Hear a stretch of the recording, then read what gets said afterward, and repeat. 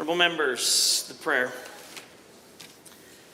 Lord, the God of righteousness and truth, grant to our King, to his government, to members of the Legislative Assembly, and to all in positions of responsibility the guidance of your Spirit.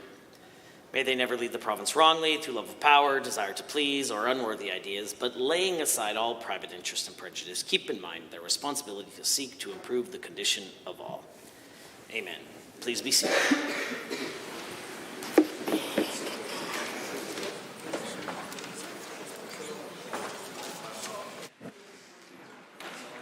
Introduction of visitors.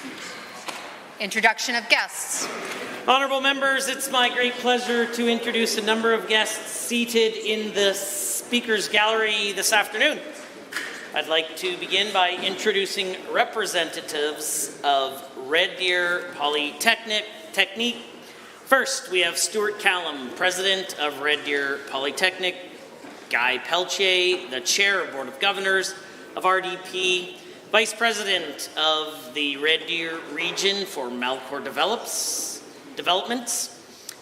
Dr. Tanya Wolf, Associate Vice President, Applied Research and Director, Centers for Manufacturing and Energy Innovation, Richard Longton, Associate Vice President, External Relations, Daryl Short, the CEO of Karma Manufacturing, and David Murray from Steelhouse Inc. I'd invite them to rise and receive the warm welcome of the Assembly.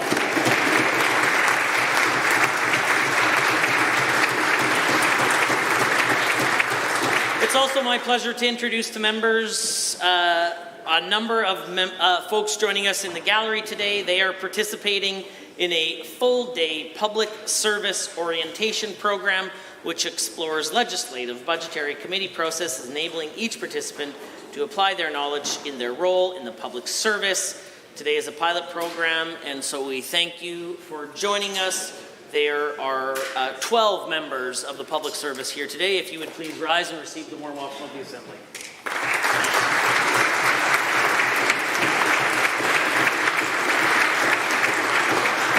That brings us to member introductions. The Minister of Service Alberta and Red Tape Reduction has an introduction to make.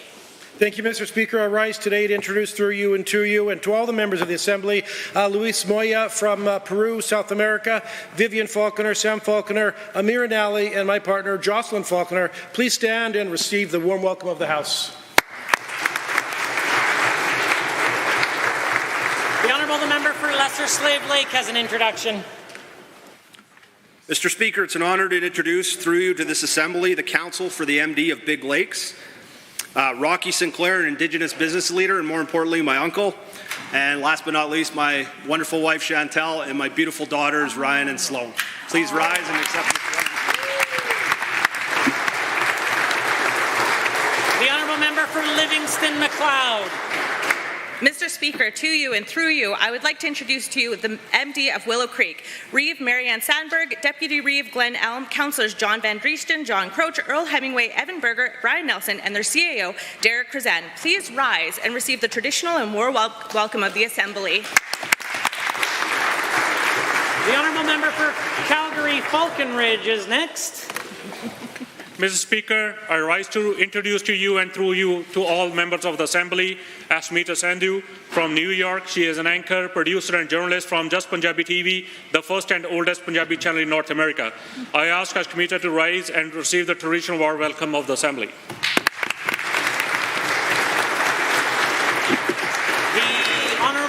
Minister of Indigenous Relations has an introduction. Thank you, Mr. Speaker. I'd like to introduce to you and through you two incredible Indigenous women here with me today. Azure Johnson from Pigeon Lake, my area, who does some of the amazing beadwork that you see me wearing, and Suzanne Life, the chairman of the First Nations Women Council on Economic Security. Please rise and receive the warm welcome of the House. The Honourable Member for Edmonton Castle Downs. Thank you, Mr. Speaker. It's my pleasure to rise and introduce to you and through you my constituency office team. I have Sunny Jahal and Jennifer Hamilton. If you will please rise and receive the traditional warm welcome of the Assembly. The Honourable the Minister of Affordabilities and Utilities. all members of this House, Janine Sullivan, Todd Detling, and Rob Litzenberger, who are here today representing Fortis, Alberta, an incredibly important business within our province. I would ask them to please rise and receive the warm welcome of this House. Are there others? Seeing none, the clerk. Ministerial statements. Member statements. The honourable member for Calgary Fish Creek has a statement to make.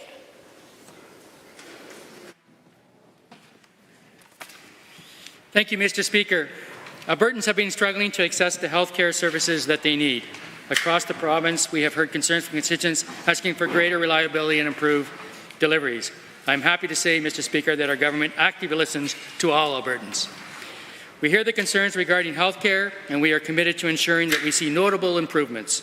We are very fortunate to live in Alberta with publicly funded health care services, but when there are opportunities for improvement, our government will act accordingly.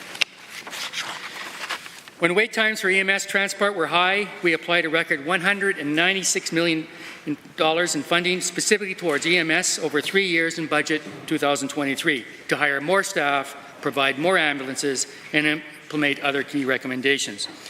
When lab service wait times were becoming a problem for Albertans, our government acted immediately.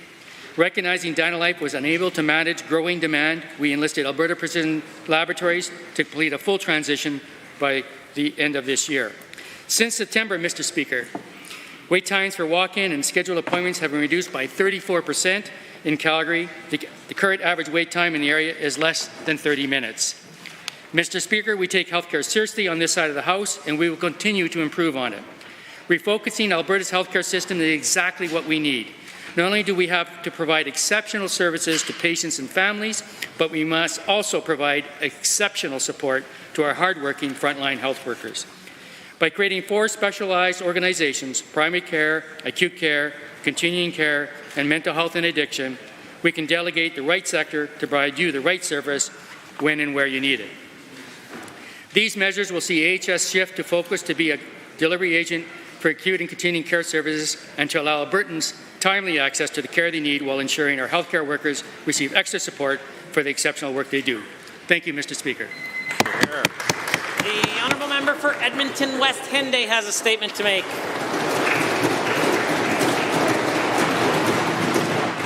Nanaskaman, Mr. Speaker. I have the honour of marking this solemn occasion for our province and our nation as a whole.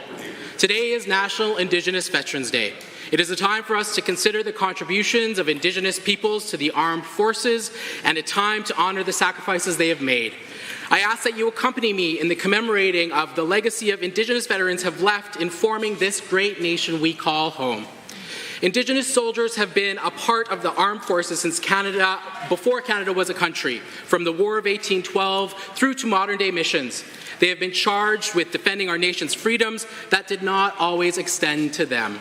As we pay our respects to those who made the ultimate sacrifice, it is important to remember that Indigenous veterans who returned home found that their battle for rights and justice was far from over at their home fires. Indigenous veterans were often disenfranchised, denied benefits and support services created specifically for returning veterans. This inequity extended into the denial of housing, health care, and education opportunities. Many found that their homes and land had been seized without their consent. Some Indigenous veterans did not even have the right to vote in the country whose uniform they wore. This is despite the great sacrifices that Indigenous soldiers made. In 1914, at least 4,000 Indigenous people, about a third of the eligible population, enlisted and traveled to Europe for the First World War. Hundreds of them remained there under the poppies of Flanders and those other bloody battlefields. Over the course of the 20th century, up to 12,000 Indigenous people have joined the ranks of the Canadian Forces. My own family have been among them. My great-grandfather, Private Mark Calder, who served with CIC, my second great-uncle, Henry Hupy, who served in World War I, and my uncle, Scott Crichton, who served both in the Canadian Armed Forces and the U.S. Marines in Iraq. Despite the many obstacles, the stories and teachings of our Indigenous veterans serve as a reminder to the importance of unity, and we all have a role to play in working towards a better and more inclusive future. The honourable member for Lesser Slave Lake.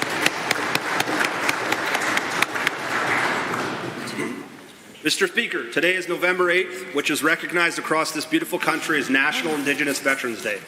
On this day, we honour and acknowledge the countless Indigenous individuals who have served in the Canadian Armed Forces. Their sacrifice and duty will forever be cemented in the fabric of this province and country. Throughout history, Mr. Speaker, Indigenous people have faced many hardships. However, they remain to hold a profound legacy of defending this land and its people. Despite traveling far to enlist, cultural and language barriers, and racism when they return home, Indigenous veterans have continued to protect our rights and freedoms. In honour of Indigenous men and women in uniform, a special ceremony was held in the Alberta Legislature today, and I was so grateful to be able to attend. Mr. Speaker, my grandfather, or Musha, Sam Sinclair, fought in World War II.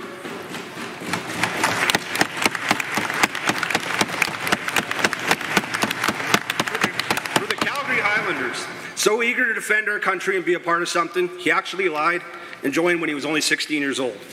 I'm honoured to speak about him briefly here today. My only regret is he isn't here to bear witness in person. Excuse me. I do have family and friends here instead. Sam Sinclair was the president of the National Aboriginal Veterans of Canada and was instrumental in advocating for them to receive proper recognition.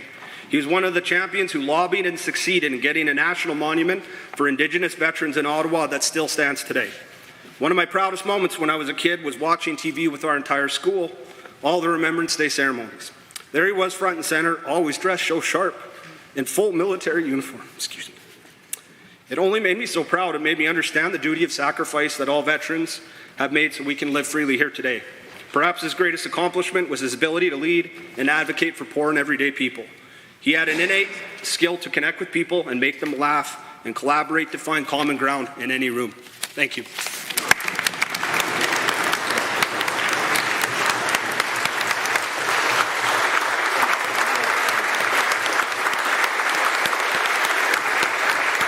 Order.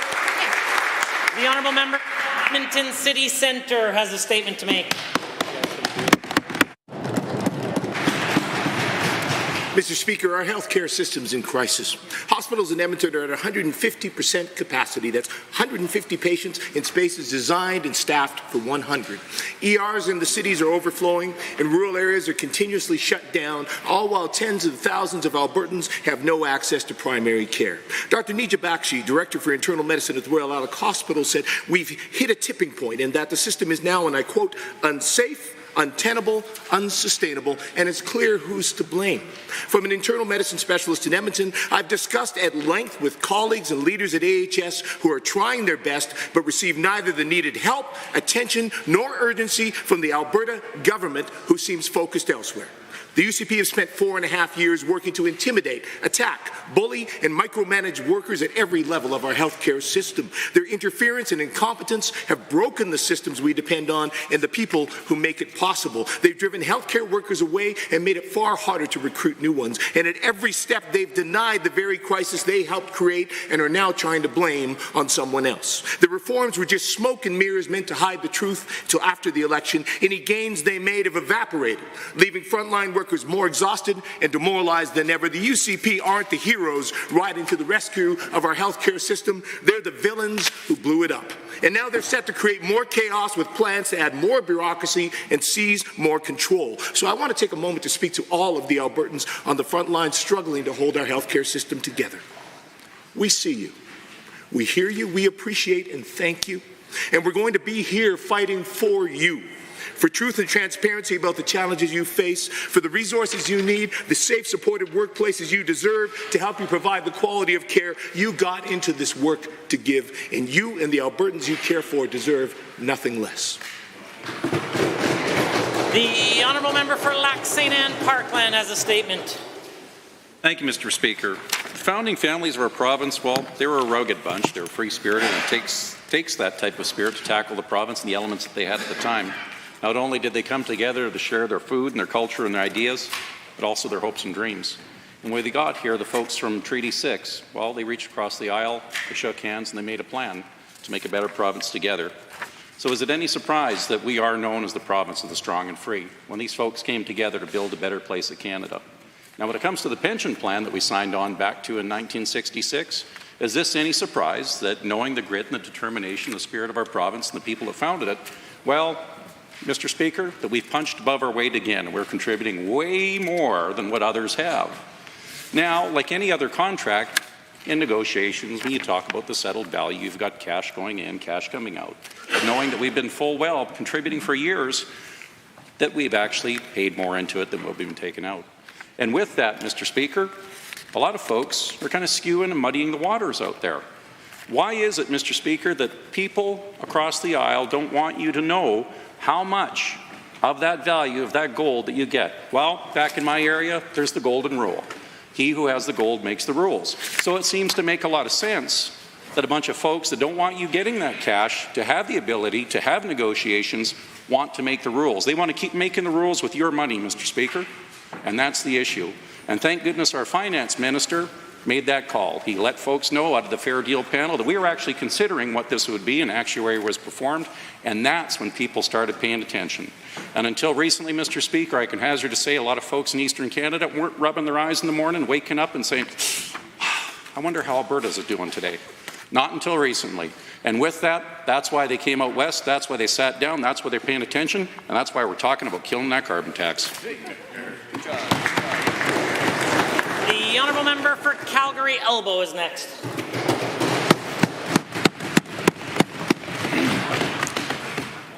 It's Hindu Heritage Month, Mr. Speaker.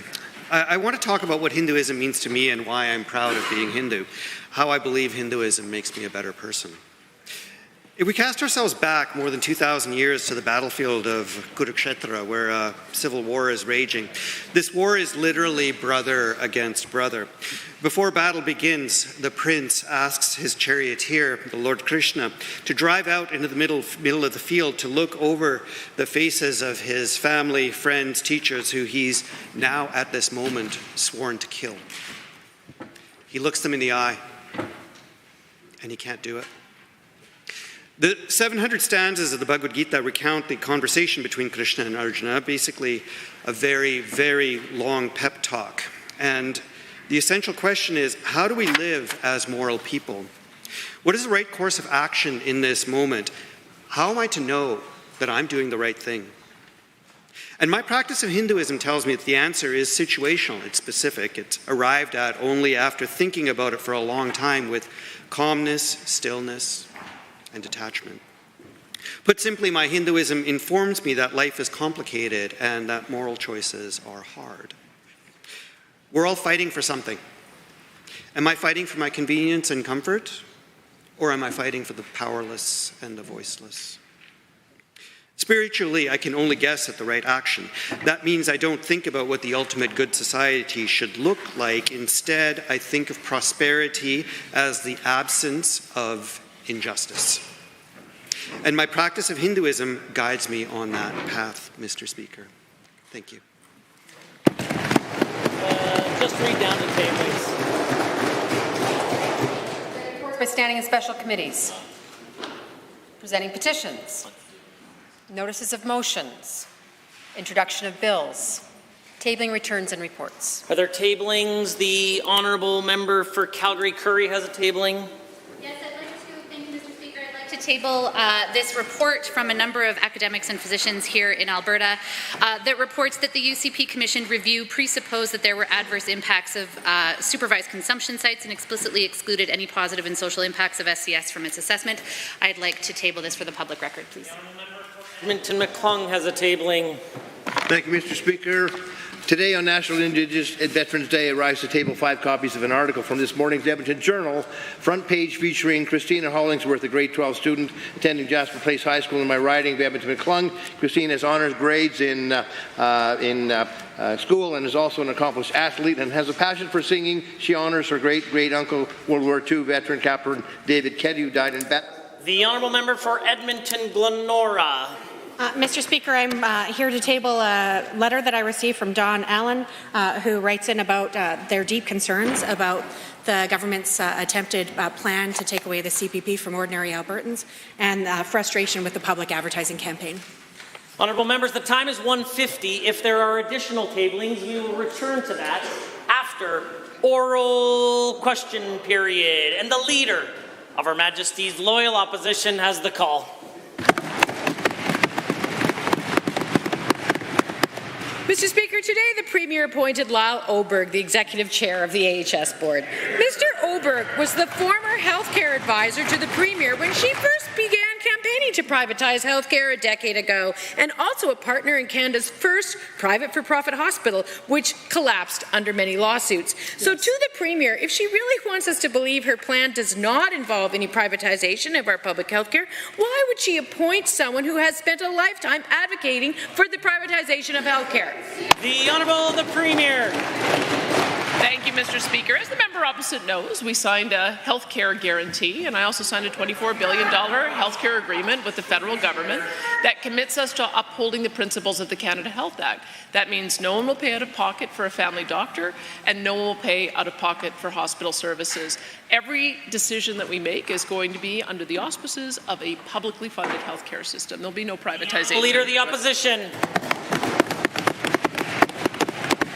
Mr. Speaker, in 2020, Mr. Oberg was appointed to the working group that failed to fairly negotiate with our doctors, leading many to leave this province, relocate their practice, and undermine the health care of hundreds of thousands of Albertans. Right. In 1990, he co-wrote a report calling routine mammogram screenings for women under 45 unnecessary, claiming it made no difference to their health. To the Premier, if you want Albertans to trust you, why won't you appoint a chair who is trustworthy?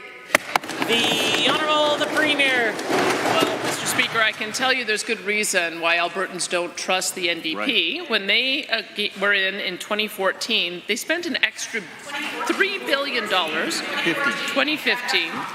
They spent an extra $3 billion and saw no results. So I could tell you, hip replacements, they were 204 days to wait by the time they were done. Near 2018, it was 265. Knee replacements, 238 days when they came in, 298 days by the time they were done. I could go on, Mr. Speaker. The order, the Honourable Leader of the Opposition.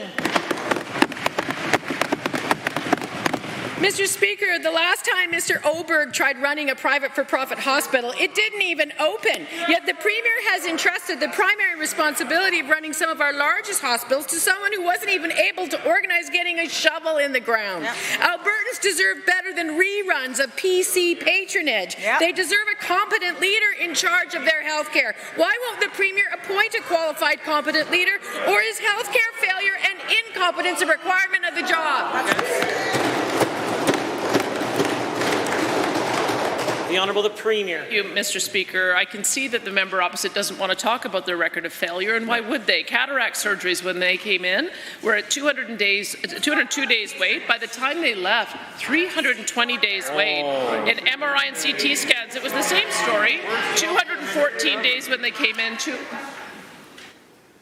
The Honourable the Premier. 214 days when they came in, 278 days when they left. CT scans, 44 days, 113 days when they left office. That's what the NDP delivered with $3 billion worth of extra spending, not one bit of service improvement. The Honourable the Leader of the Opposition.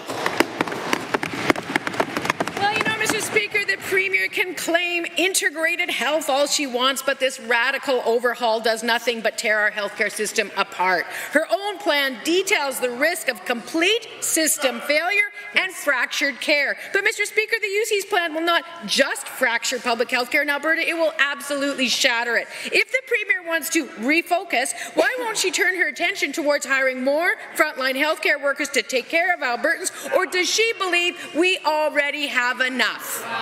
The Honourable the Premier. Thank you, Mr. Speaker. Something that the official opposition leader and I agree on. Let's make sure that resources are going to the front line. It's the reason why so many frontline health professionals had stood to validate what we're doing today.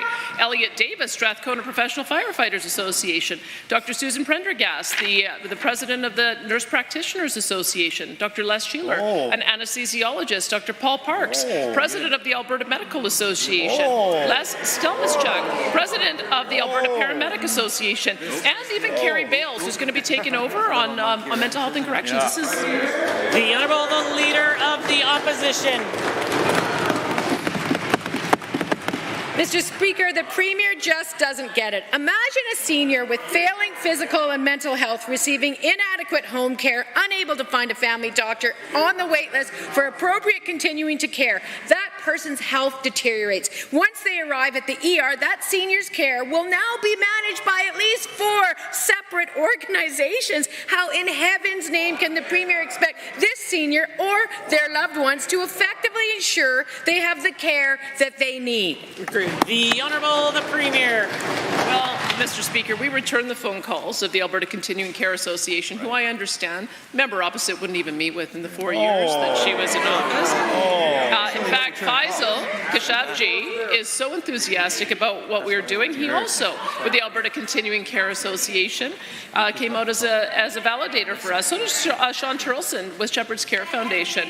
People understand that having a dedicated, focused individual in Alberta Health in order to be able to address the issues of continuing care and home care, that's the way we'll make improvements, Mr. Speaker. The Honourable Leader of the Opposition.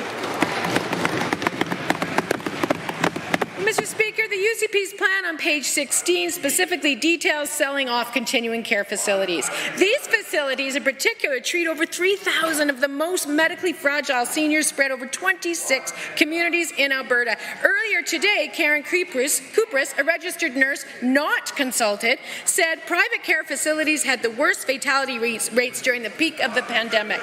Will the Premier commit that under no circumstances will the government sell Capital Care or Care West to the private sector?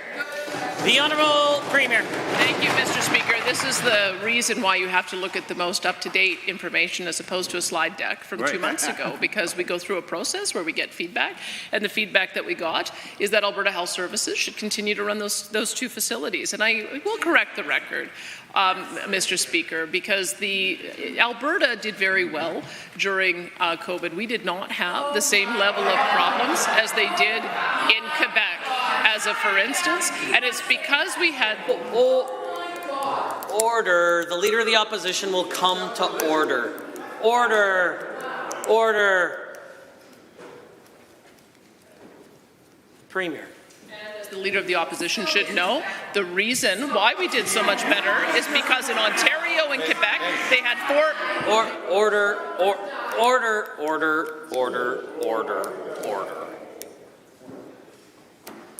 If the Leader of the Opposition would like to ask another question, she's welcome to do so. If not, I'll go to the Honourable Member for Edmonton, Beverly Clairview, who's on the list.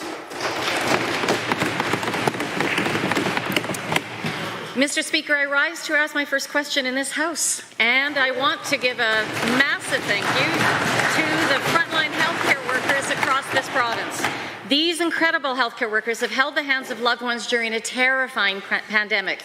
They've taken the brunt of frustration from people being denied access to healthcare due to a lack of resources.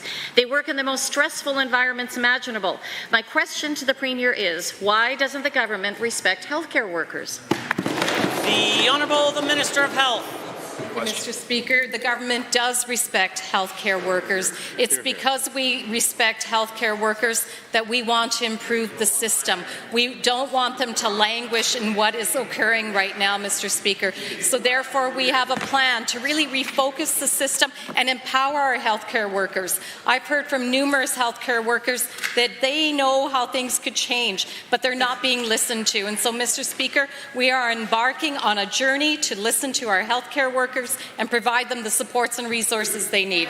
The Honourable Member for Edmonton, Beverly Clairview.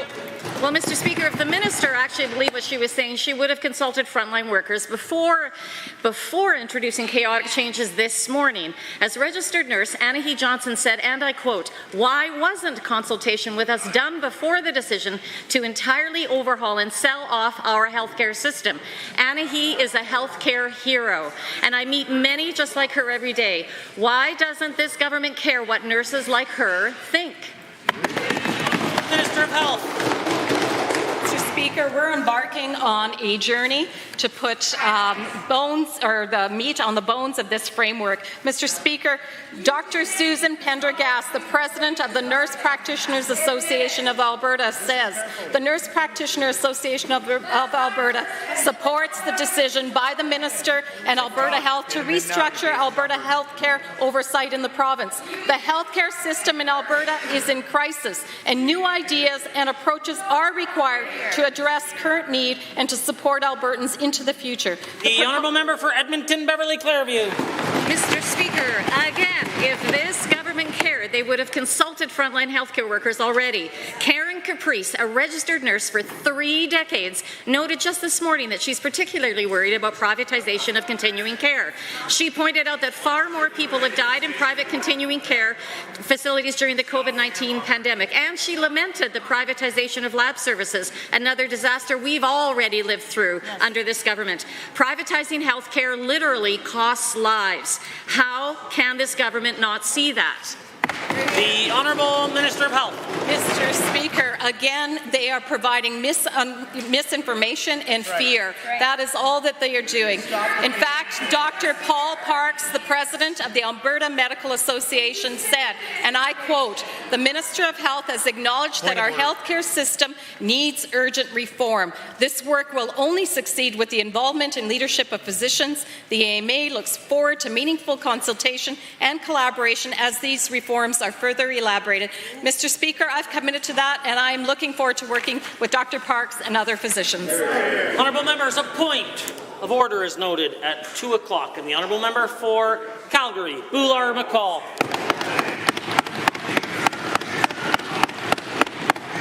Mr. Speaker, the Premier contravened the Conflict of Interest Act. Simply put, she broke the law. When a person does something wrong, they must be held accountable. Preschoolers understand this concept, but the Premier seems to have a little trouble admitting she made a pretty big mistake. In fact, she is now firing the Ethics Commissioner for doing her job. Premier is firing people who uphold the rule of law and appropriate use of power. The Honourable the Minister of Justice. Mr. Speaker, the Honourable Member knows full well that this matter has been investigated thoroughly by the Ethics Commissioner, by the Public Service Commission as well, and we've received recommendations which this party is handling seriously. We found, and we were delighted to note, that there was no prosecutorial interference in the investigation that the Ethics Commissioner found, and that the recommendations that the Ethics Commissioner provided are being implemented. In addition, we're working to ensure that the recommendations made are being acted upon. The Honourable Member for Calgary, Boular-McCall.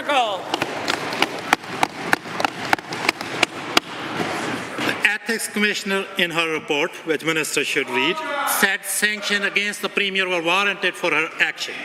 She, in fact, said that she reserves the right to make further recommendation. Given that we should be bringing Commissioner into this House to help determine the appropriate punishment for Premier's actions. Instead, the Premier wants the Commissioner gone because she is afraid of the punishment that might come. Lord knows what this government will do once the Commissioner is gone. Will the Premier admit that this is just a disgusting political cover-up? Because it is. The Honourable the Minister of Justice. Mr. Speaker, the member is referring to a decision made by a committee. That recommendation will come to the legislature. These committees are independent, they are multi-partisan, and their recommendations, Mr. Speaker, will come to this assembly for further deliberations. It would be inappropriate, and I think the honourable member should take note, it would be inappropriate to speculate on the outcome of those deliberations before they come to this House, Mr. Speaker. This highlights the opposition's lack of understanding in this matter. The Honourable Order. The Honourable Member Calgary, Boular-McCall.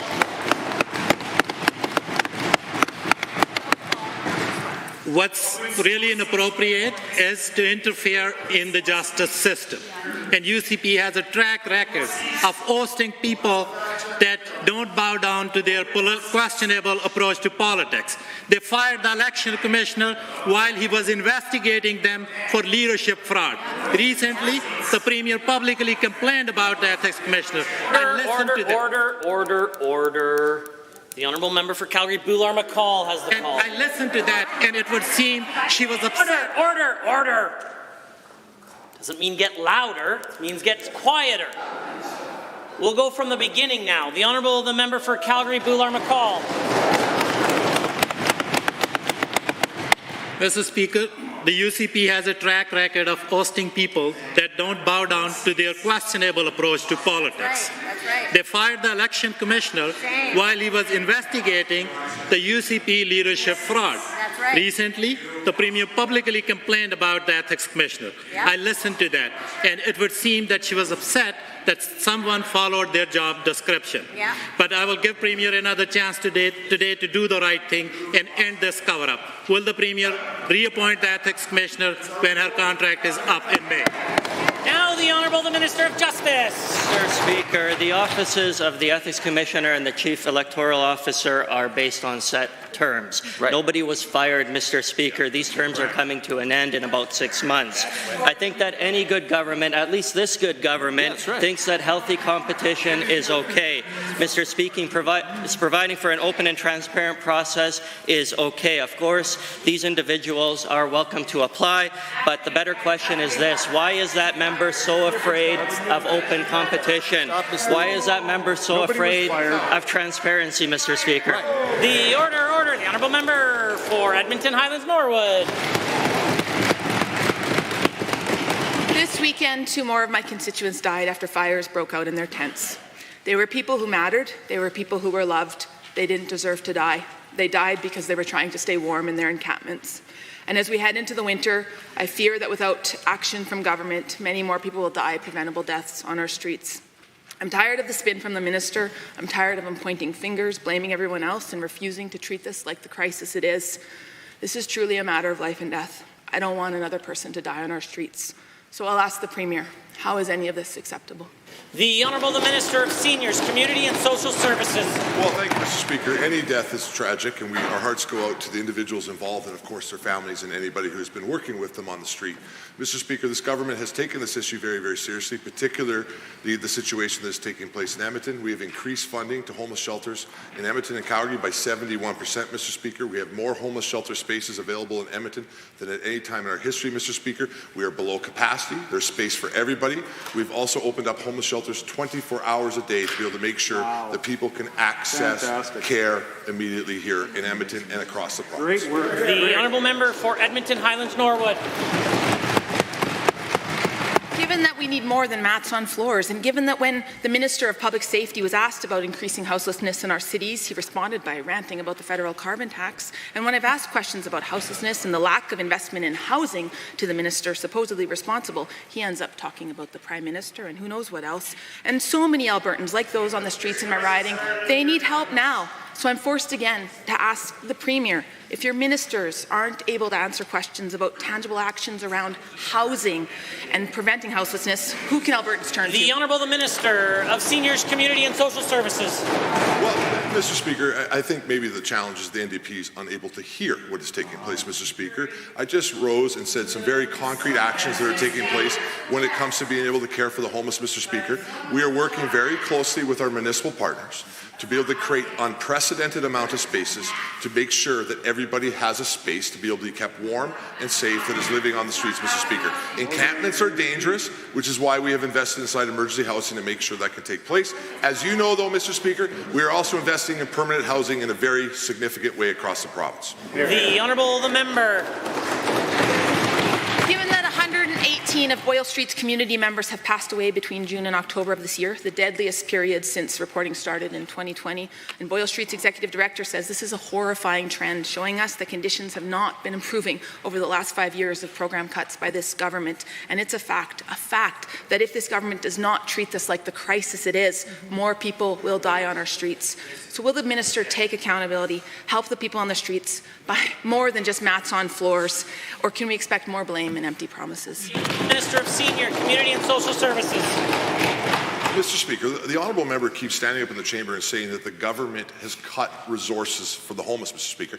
Again, I will try again, and hopefully that she will take the time to hear. This government has increased spending on homeless shelters and on emergency homeless supports by 71%, Mr. Speaker. The true reality is there is not a cut on this side of the House, Mr. Speaker. There's a significant investment to deal with this issue. The Mayor of Edmonton has complimented it, the Mayor of Calgary has complimented it, and many other organizations recognizing these efforts. The NDP did nothing when it came to this issue. The order, the Honourable Member for Grand Prairie is next. Mr. Speaker, food banks across Alberta are experiencing increased demand for services. Alberta has seen a 12% increase in food bank usage from last year, and Albertans are becoming increasingly worried about being able to afford healthy, nutritious food. I know the minister agrees that no one should be left wondering where their next meal will come from. Can the Minister of Seniors, Community and Social Services please tell the House how this government is helping food banks with the increased demand? The Honourable Minister of Seniors, Community and Social Services. Well, Mr. Speaker, the Honourable Member is right. Unfortunately, we're seeing a 12% increase in food banks all across the province, directly as a result of the challenges in the food market when it comes to inflation because of decisions that have been made by the federal government, as well as global inflation concerns that are impacting the price of food, Mr. Speaker, in our province.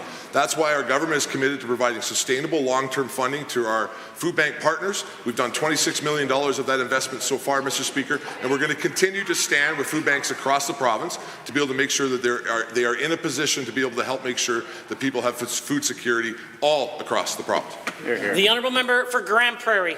Thank you, Mr. Speaker, and thank you to the Minister for his hard work on this file.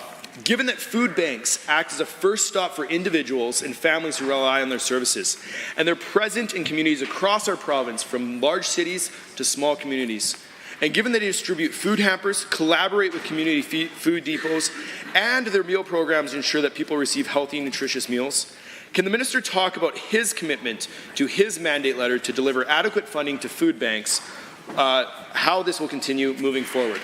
The Honourable the Minister of Community and Social Services. Well, Mr. Speaker, as I have said in the House already, we're the first government to actually invest money inside food banks here in Alberta, Mr. Speaker. Now, we're not trying to pay the whole bill ourselves. Our food banks have done excellent work for many, many decades across the province, as well as their donors and other aspects of their organizations. We want to come in and support that civil society aspect in our province and make sure that they can succeed, particularly given that we're dealing with an unprecedented inflationary market that is impacting hardworking Albertans, Mr. Speaker. We're going to continue to do that and to be able to make sure those organizations can do the important work that they're doing. Well, Member for Grand Prairie. Thank you, Mr. Speaker. Given that besides supporting food banks to help Alberta's most vulnerable, the average family are finding the cost of groceries increasingly expensive. And further, given the carbon tax is one of the biggest factors in the increasing cost of food in our society, and that Albertans are rightfully worried about how the carbon tax will continue to drive up the cost of food. To the Minister, can you please tell the House why the carbon tax is hurting Albertans' abilities to buy healthy, nutritious food for their families? Honourable Minister. Mr. Speaker, the carbon tax, unfortunately, is raising the cost of everything in our society, particularly within the social services sector, and food is no different, Mr. Speaker. All the food within our society comes by either truck, train, or airplane, so when we see the cost of fuel going up, inflation goes up, and the cost of food at the grocery store goes up, Mr. Speaker. We are doing many good things as a province to be able to help with the crisis that we face right now, Mr. Speaker, but what we really need is the federal government to stand up immediately and remove the carbon tax. It's the single biggest thing that we can do for affordable measures, Mr. Speaker. It will reduce inflation by 16%. Hear, hear. The Honourable Member for Edmonton Decore has a question to ask. Thank you, Mr. Speaker. As someone who has worked in the settlement and immigration services, I know the first hand that the benefits of immigration brings to Alberta. Alberta is a welcoming place for immigrants and newcomers. But in January, the Premier will host a conversation with Tucker Carlson, who believes that immigration divides and impoverishes. Does the Minister of Immigration and Multiculturalism have a message for Albertans who are worried about the Premier's endorsing these hateful messages from Tucker Carlson? Honourable the Minister of Immigration and Multiculturalism.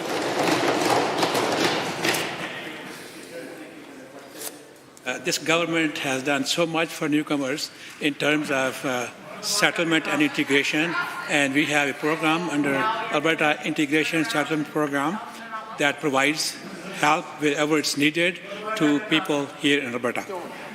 The Honourable Member for Edmonton Decore. Given that Tucker Carlson stated, quote, "Our leaders demanded that we have moral obligation to admit the world's poor, even if it makes our country poorer and dirtier." Given that the Premier will be offering her official endorsement to Tucker Carlson, including these views, and given that we know that immigration makes our province better and stronger, does the Minister disagree with Tucker Carlson's claim that immigration makes Alberta dirty? The Honourable the Minister of Immigration and Multiculturalism. Thank you very much, Mr. Speaker. I agree that immigration and newcomers in this province have added a lot of values and to prosperity and economic prosperity of this, and also cultural prosperity of this province. And we will continue to host and welcome newcomers here in this province as we go along. Order. The honourable member for Edmonton Decor. Given that Tucker Carlson has described people from Afghanistan, and I quote, not civilized. He has described Iraqis as, and I quote, semi-literate, primitive monkeys, and claimed that immigration is, and I quote, replacement of legacy Americans with more obedient people. And given that the Premier will personally sit down and welcome these views on January 24th, will the Minister rightfully condemn this hateful and offensive talk until... The Honourable, the Minister of Immigration and Multiculturalism. Thank you, Mr. Speaker, and thank you for that question. Our government condemns racism and hate and is committed to promoting and fostering respect and inclusion for all. Mr. Speaker, it is this government that launched Alberta Anti-Racism. Order. The Honourable the Minister.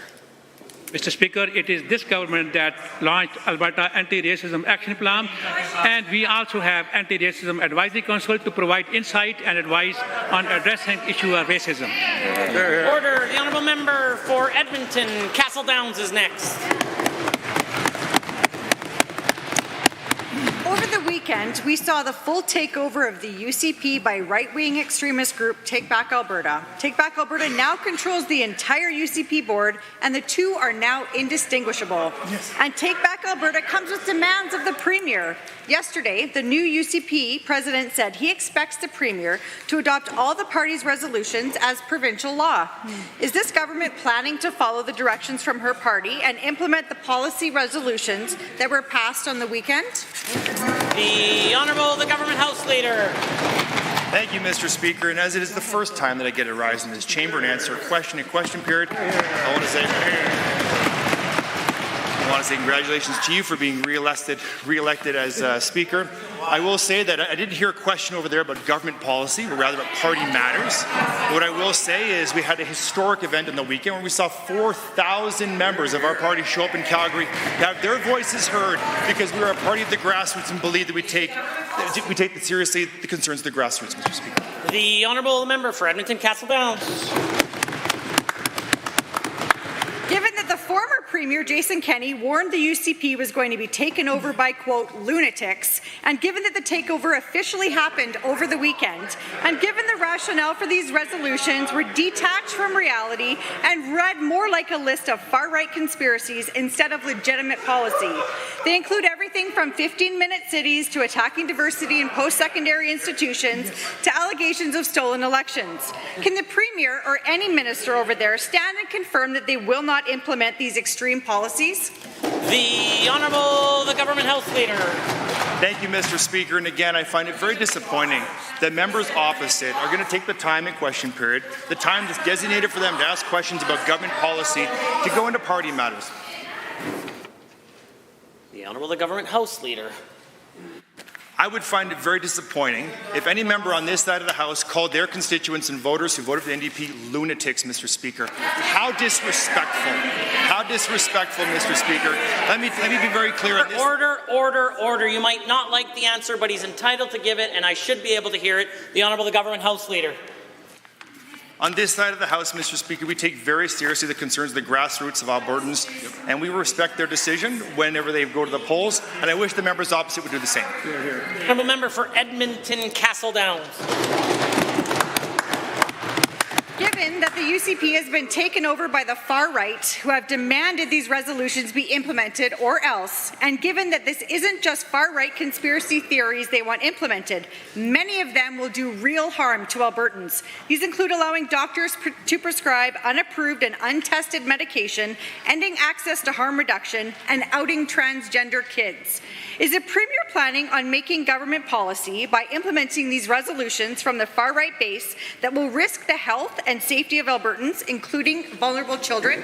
The Honourable, the Government House Leader. Mr. Speaker, thank you for the opportunity to rise again. I find it very disappointing that on this week of all weeks, member opposite...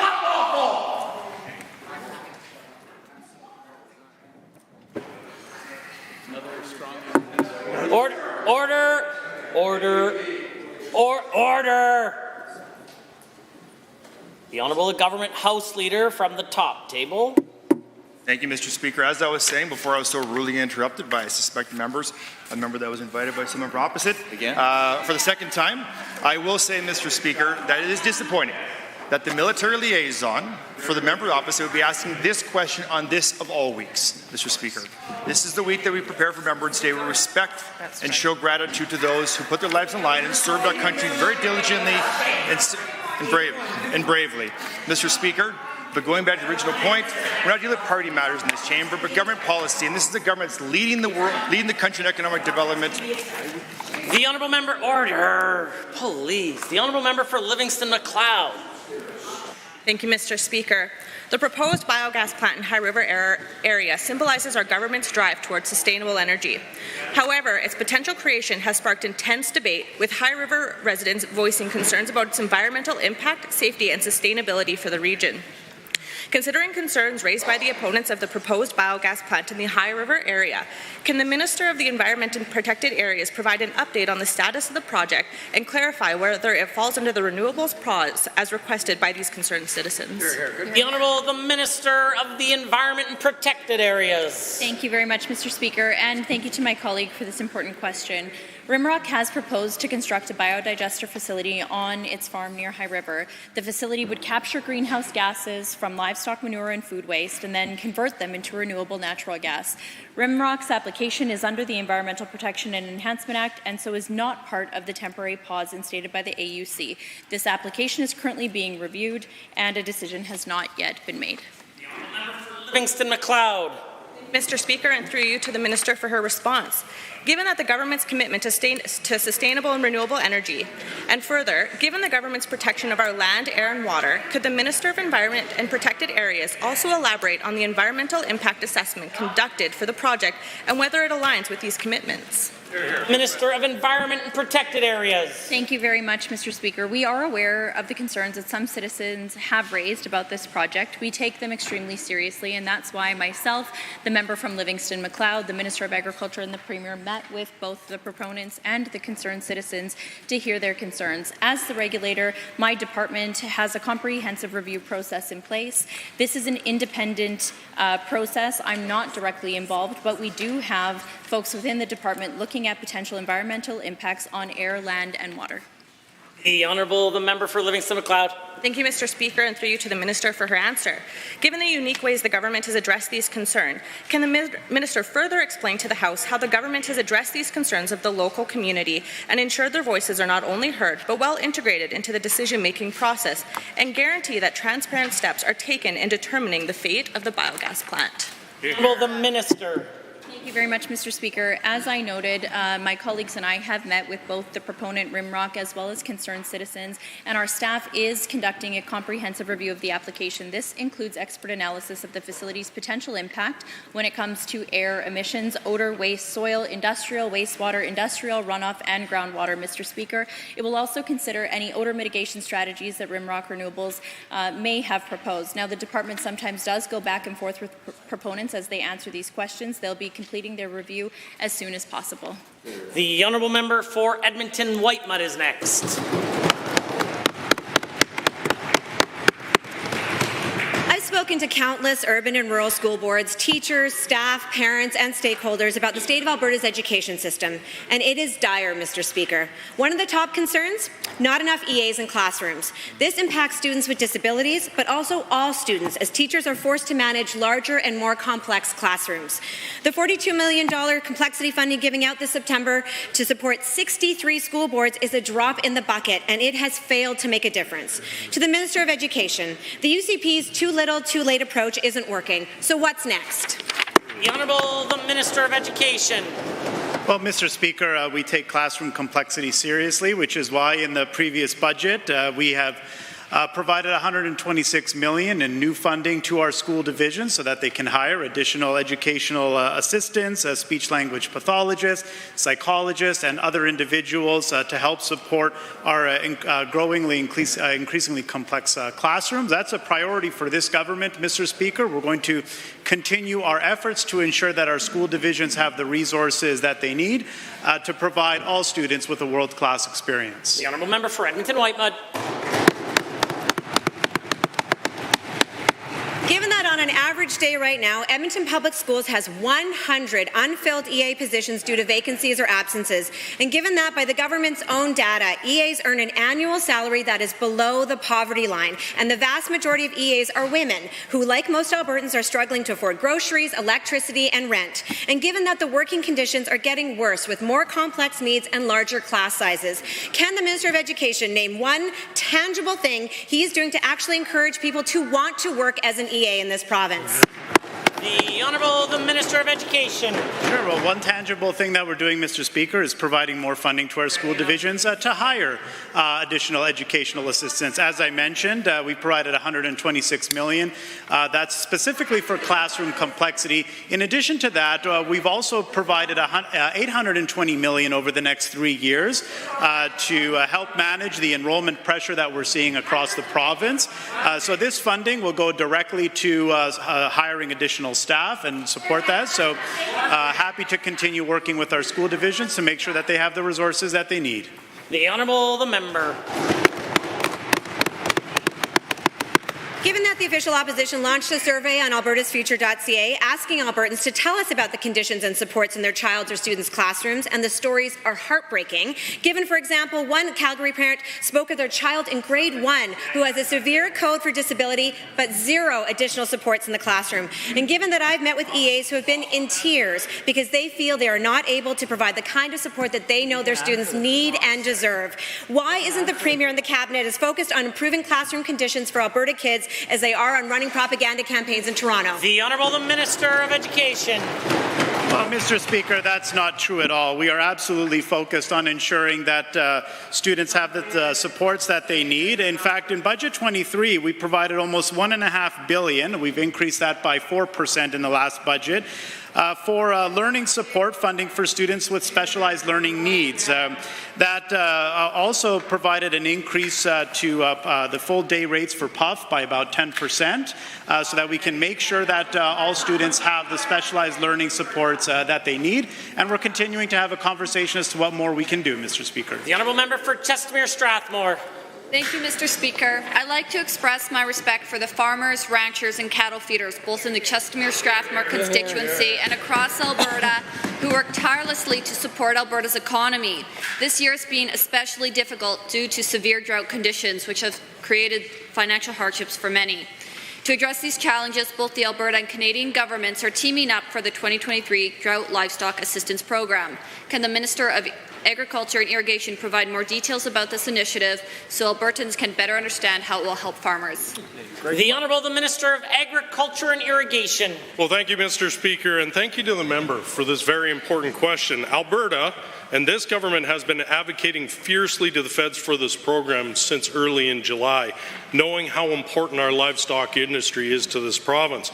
I'm now happy to announce that livestock producers in areas suffering from a 1 in 10 year or worse drought, who have lost more than 21 grazing days due to that drought, they're now eligible for up to $150 per head, and they should go to AFSC's website for more details and to apply. Honourable Member for Chestermere Strathmore. Thank you, Mr. Speaker, and through you to the Minister for that answer. Given that the Sustainable Canadian Agriculture Partnership could bring a multitude of benefits to our province's producers, farmers, ranchers, processors and organizations, and further given that many Albertans are in desperate need of the benefits that this program will bring, can the same Minister please share when we can expect to see this partnership in action? The Honourable Minister of Agriculture and Irrigation. Thank you, Mr. Speaker. Another great question, and I'm happy to announce that this partnership is already in action. ASCAP is a 5-year, $3.5 billion program that generates economic growth in the ag sector. This includes programs like our business risk management programs, the Resilient Agricultural Landscape Program, ARDAR, On-Farm Value-Added Grant Program, the water program, and so much more. And I advise everybody to look into these programs in the agricultural sector. The honourable member for Chestermere Strathmore. Thank you, Mr. Speaker, and through you to the Minister for that answer. Given that, like with any government program, the application process for Albertans to access much-needed benefits can sometimes be a daunting or confusing task, and further given that fast access to the benefits the Sustainable Canadian Agriculture Partnership will be extremely important to producers, farmers, ranchers, processors, and organizations across the province. Can the same minister please share some information on the process for applying for this relief? Minister of Agriculture and Irrigation. Thank you, Mr. Speaker. The application process varies for each program. For example, producers and processors can apply for grants at alberta.ca/sustainable-cap for SCAP programs, and our business risk management programs, including Ag Recovery, are administered by Agricultural Finance Services Corporation, and producers can apply on AFSC's website or by visiting their local AFSC branch. Well, member for Edmonton Ellerslie is next. Mr. Speaker, over the summer I was approached by two separate seniors, constituents of Edmonton Ellerslie, looking for help because they were houseless and living out of their vehicles. The subsidy for seniors requiring housing is insufficient considering the current housing market, and many Albertans are being priced right out of the market. Why is the minister sitting by and doing nothing while the people who built our province are forced to live out of their vehicles? The Honourable the Minister of Seniors, Community and Social Services. Well, Mr. Speaker, the province of Alberta will spend close to $9 billion on senior supports this year alone, Mr. Speaker. We take it very, very seriously, particularly when it comes to housing, Mr. Speaker. Our government has been laser focused on many different aspects of being able to make sure that we get housing built. One of the ones I would like to talk about today is the work that has been done over the last several years to reduce red tape. Over 60-some significant measures to be able to reduce red tape on residential construction, Mr. Speaker, which is why we see residential construction up in Alberta, the only place in the country where it is increasing, Mr. Speaker, and we're going to continue to do that, Mr. Speaker, to be able to make sure everybody has a home. Hear, hear. Honourable member for Edmonton Ellerslie. Given that housing is a human right and that houselessness is a growing concern in Alberta and across Canada, and given that the government has a responsibility to respond to the basic needs and human rights of Albertans, and given that the average rent of a one-bedroom apartment in Edmonton has increased by over 16% between October of last year and October of this year, when will this government finally step up and address this housing crisis that is forcing Albertans out of their homes?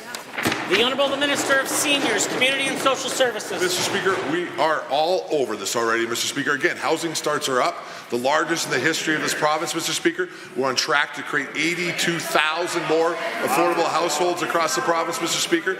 Over the last little bit, Mr. Speaker, we've already built 5,000 more affordable units, Mr. Speaker, about triple what the NDP built in their entire time in government, Mr. Speaker. And all of this is at a time when housing starts are down 8% everywhere else inside the country, Mr. Speaker. So we're going to continue to work our plan, Mr. Speaker, and we're going to get it done. Triple.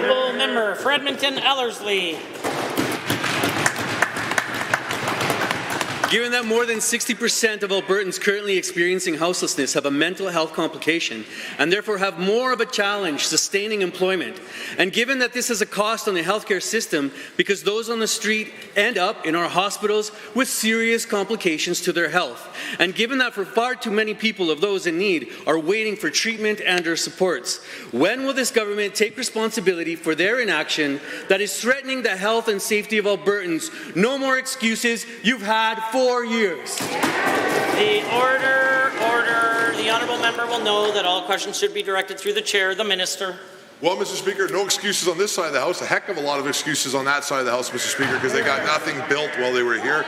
I'm proud to be part of a government, Mr. Speaker, that's working on the Stronger Foundations Plan, Mr. Speaker, to create almost 100,000 homes all across this province, Mr. Speaker. We're going to continue to work that plan, Mr. Speaker. And the great news is it's happening.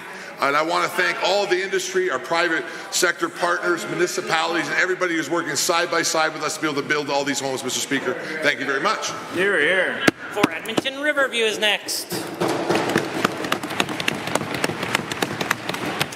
Mr. Speaker, We witnessed the highest mortality rates for COVID among seniors at the height of the pandemic, particularly those living in long-term care homes. And now we're hearing reports that these very seniors are denied their COVID vaccines. And when seniors dare to inquire about this, the response is a cryptic, "It's up to Alberta Health." Can the minister enlighten us on why she is keeping COVID vaccines out of the reach of seniors in long-term care homes? The Honourable the Minister of Health. Mr. Speaker, that is just not true, Mr. Speaker. Vaccine availability is provided right across the province, and in fact, Mr. Speaker, we were making sure that all pharmacies and all homes are able to get the vaccines they require. Mr. Speaker, I think the members opposite should stop creating fear. Honourable the member for Edmonton Riverview. Given that this issue transcends long-term care homes, with healthcare workers granted the authority to distribute flu shots but not COVID vaccines, and given that pharmacists were given a pay cut for administering COVID-19 vaccinations without consultation from the UCP whatsoever, can the minister shed some light on why her administration is reducing the pay of pharmacists and taking away Albertans' access to COVID vaccines when we are seeing more and more respiratory cases? The Honourable the Minister of Health. Thank you, Mr. Speaker. Pharmacists were receiving an additional stipend up and above what anyone else in Canada was receiving, Mr. Speaker. So we were actually looking to align that with other provinces, Mr. Speaker. But in consultation with the pharmacists, we have delayed that amount until January, Mr. Speaker, and then it will be a reduced amount and then a further reduction until it is aligned with other provinces, Mr. Speaker. Mr. Speaker, we are looking to make sure that vaccines are available for all who want it. The Honourable Member. Given that the UCP is withholding life-saving COVID vaccines from seniors while exclaiming our healthcare system is in shambles and requires a complete teardown, is like taking a wrecking ball to a house and then complaining about the crumbling walls. And given that the UCP has created chaos in our healthcare system, my question to the minister is simple. Why is this government so determined to destroy our healthcare system? The Minister of Health. Mr. Speaker, again, that is just not true. Mr. Speaker, we had doctors, nurses, nurse practitioners, mayors, our firefighters, our paramedics. They're all excited about the change. They were present with me today. I have pages and pages of quotes to give to me. And I want to share one with you with Faisal Kavashi, Chair of the Alberta Continuing Care Association. And I quote, "The Alberta Continuing Care Association applauds the recent healthcare reforms by the Alberta government and its commitment to advancing healthcare services for seniors. These reforms align with our mission of creating a sustainable and..." The Honourable Member for Calgary, Fish Creek. Thank you, Mr. Speaker, for my first question in the House. Mr. Speaker, a topic on the minds of many Albertans and one of that many of my constituents have brought up to me is this government's exploration of a potential Alberta pension plan. Recently, the Minister of Finance met with his counterparts across the country, across Canada, to discuss the potential plan and share with them the promise and potential such a plan might have. Can the Minister of Finance please provide the Assembly with an update on the outcome of that meeting? The Honourable the Minister of Finance and the President of Treasury Board. That's a great first question, Mr. Speaker. Thank you. I was able to make it clear to our colleagues across the country that we are committed that any potential creation of an Alberta pension plan will not leave our fellow Canadians without a stable pension and its associated benefits. I repeatedly have asked Minister Freeland to provide the federal government's opinion on Alberta's asset transfer and to please show their work. I'm happy to say that the federal government has committed to the chief actuary to provide a comprehensive analysis of the asset transfer value, and we look forward to that conversation. Honourable Member for Calgary, Fish Creek. Thank you for the information, Minister. Given, Mr. Speaker, that members opposite have stated on the record that they would not listen to the voice of Albertans on a potential Alberta pension plan, and given that this government is committed not to move forward without a referendum, can the same minister please outline with this House the role of the independent engagement panel and share the many ways in which Albertans can make their voices heard. The order. The only one with the call is the Minister of Finance. Thank you, Mr. Speaker. The engagement panels conducted 2 telephone town halls focusing on northern and southern Alberta, and will hold 3 more this month, which will focus on Edmonton, Calgary, and central Alberta. Tens of thousands of Albertans have participated in this conversation with the panel, and over 70,000 have participated in the online survey. I encourage every Albertan to engage with the telephone town halls and complete the survey. These are passionate Albertans that are passionate about this conversation. Jim Dinning, Mary Ritchie, and Moyne Yaya. The Honourable the Member. Given, Mr. Speaker, that members of the opposition have spent months, even years, misrepresenting and spreading fear about a potential APP, can the same minister please share with this Assembly and with all Albertans the potential benefits of an APP so that Albertans may be well informed and equipped to make the best decision for themselves, and share how Bill 2 will ensure that the decision ultimately remains in the hands of everyday Albertans? Minister of Finance. Thank you, Mr. Speaker. The possible creation of an Alberta pension plan has the potential to keep more money in the pockets of hardworking Albertans, Alberta businesses, and the potential to provide higher benefits for seniors. Mr. Speaker, recently we introduced Bill 2, the Alberta Pension Protection Act, that if passed would ensure Albertans would receive the same or better benefits and would have the same or lower contributions. We have promised Albertans that they will decide whether or not we move forward with an Alberta pension plan, and the Alberta Pension Protection Act would lock in. Honourable members, this concludes the time allotted for oral question period. In 30 seconds or less, we will continue with tablings.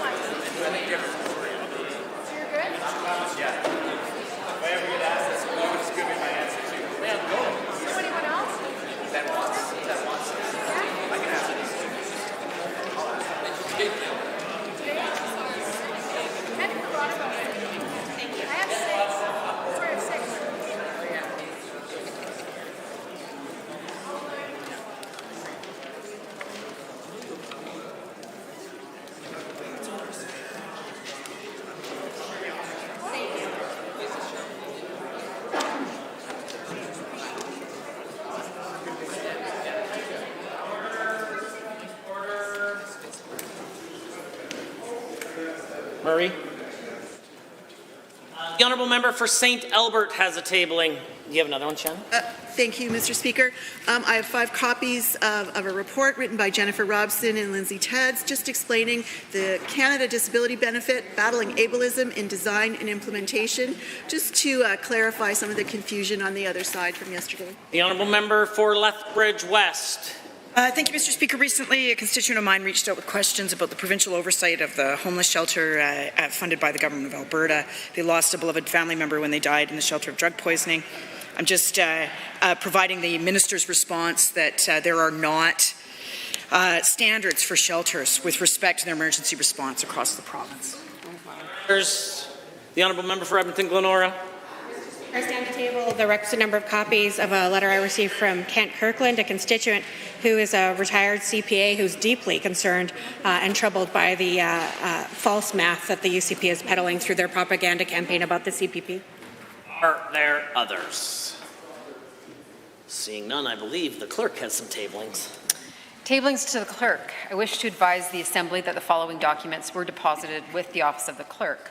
On behalf of Honourable Mr. Horner, President of Treasury Board and Minister of Finance, pursuant to the Sustainable Fiscal Planning and Reporting Act, Government of Alberta 2023-24, First Quarter Fiscal Update and Economic Statement. Government of Alberta 2022-23 Final Results Year-End Report, Government of Alberta Annual Report 2022-23.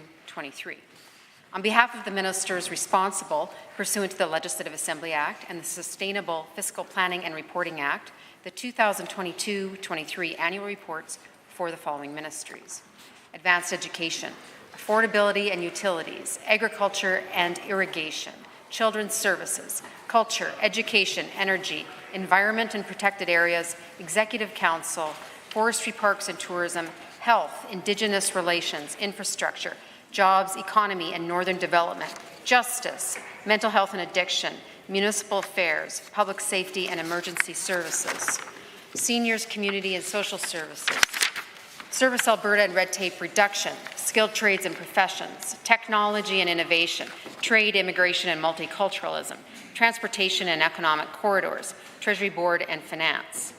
On behalf of Honourable Mr. Turton, Minister of Children and Family Services, pursuant to the Protection Against Family Violence Act, Family Violence Death Review Committee 2021-22 Annual Report. On behalf of Honourable Mr. Sigurdsson, Minister of Agriculture and Irrigation, pursuant to the Farm Implement Act, Farmers Advocate Office Annual Report 2022-23, pursuant to the Agriculture Financial Services Act, Agriculture Financial Services Corporation 2023 Annual Report, pursuant to the Livestock Identification and Commerce Act, Livestock Identification Services Limited Report to the Minister and Summary of Activities, April 1, 2022 to March 31, 2023. Gold star to the clerk this afternoon. Honourable members, that brings us to points of order. And at 2 o'clock, the Honourable the Government House Leader rose on a point of order. Thank you, Mr. Speaker. At the time that you just mentioned, the Honourable Minister of Health was speaking and answering a question from the member from Edmonton Beverly Clareview regarding Alberta Healthcare and the changes that were announced this morning. The Minister of Health said, again, they are providing misinformation and fear. At that time, Mr. Speaker, the Leader of the Opposition yelled, I believe very clearly, you say the misinformation.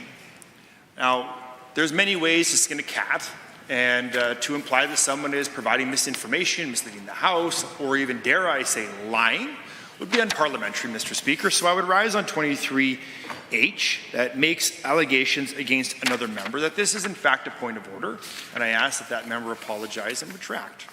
That member, not the House Leader opposite. The Honourable, the Opposition House Leader. Very much, Mr. Speaker. Mr. Speaker, I agree with the Government House Leader on the facts, but not on his conclusion and interpretation. The Minister at the time was accusing the NDP of creating fear and sharing misinformation, and the Leader of the Official Opposition was pointing out the UCP is creating fear and spreading misinformation. She was speaking about the government, and I think it was a debate, given we were saying the same things back and forth. This issue is obviously very contentious with the health system reorganization, the concerns we're hearing from healthcare workers and many, many others. I believe that this is part of the debate, that the two sides may have differing opinions on where the misinformation lies. I tend to side with the Leader of the Official Opposition on this one, but I leave it to your ruling, Mr. Speaker, on whether this is a point of order or a matter of debate. Thank you. Are there others? I am prepared to rule. I was going to remind the House of page 624, chapter 13 of House of Commons Procedures and Practice, that the Speaker is unable to rule on comments in which they did not hear. But since we have an admission of the facts of what the Leader of the Official Opposition did or didn't say, which sounds to me like they said, you are creating misinformation. And I have provided lots of rulings around the difference between you and they, as well as the government or members of the opposition. I believe those two things are different, perhaps the same by half. But I think in light, in this case, we shouldn't be making accusations about individuals spreading misinformation. In this case, the Leader of the Opposition clearly said, according to the Opposition House Leader, you're creating fear and you say the misinformation. This would be an allegation against the member, and if the Opposition House Leader would like to apologize and withdraw, we will move on with our day. Mr. Speaker, on behalf of the Leader, I apologize and withdraw. I consider this matter dealt with and concluded. We are at orders of the day, orders du jour. Consideration of Her Honour the Lieutenant Governor's speech. Adjourned debate. Honourable Ms. Gray. The Honourable, we are considering throne speech replies. Order. I believe the Honourable Member for Calgary Glenmore is prepared to provide a maiden speech, a reply to the throne speech.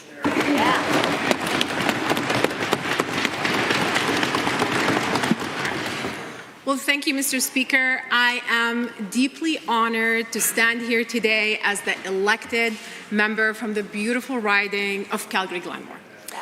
I'm grateful to the constituents who entrusted me with this responsibility. Thank you to the members who served and represented Calgary Glenmore before me. Each one of us decided to serve for different reasons, bringing different perspectives and different lived experiences to Alberta's Legislative Assembly.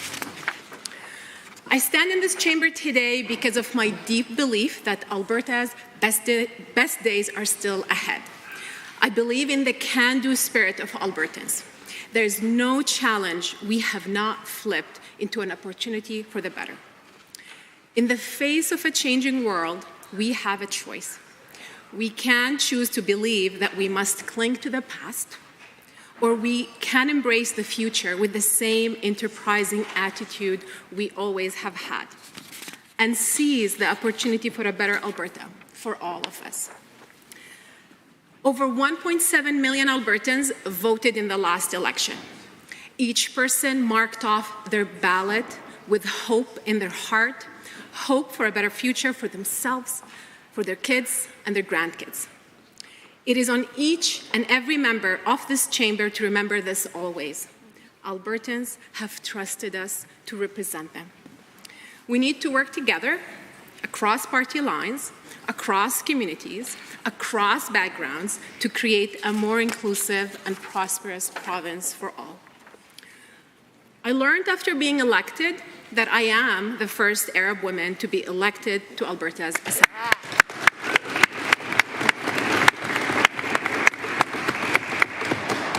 This historic moment is not only a milestone in my life, but a testament to the progress of our democratic system. I'm proud to serve with a number of other elected MLAs who have also made history. This is progress and a reminder that we are a province that makes the possible a reality. But it's also a reminder of the work that lies ahead. We should ask ourselves, why has it taken 117 years for this to happen in our democracy? What have been the barriers to entry? And what are the opportunities to bring more representations to Alberta's Assembly? As members, we need to work together to make this workplace not only more inclusive and representative of our society, but more accessible to mothers and parents with young children.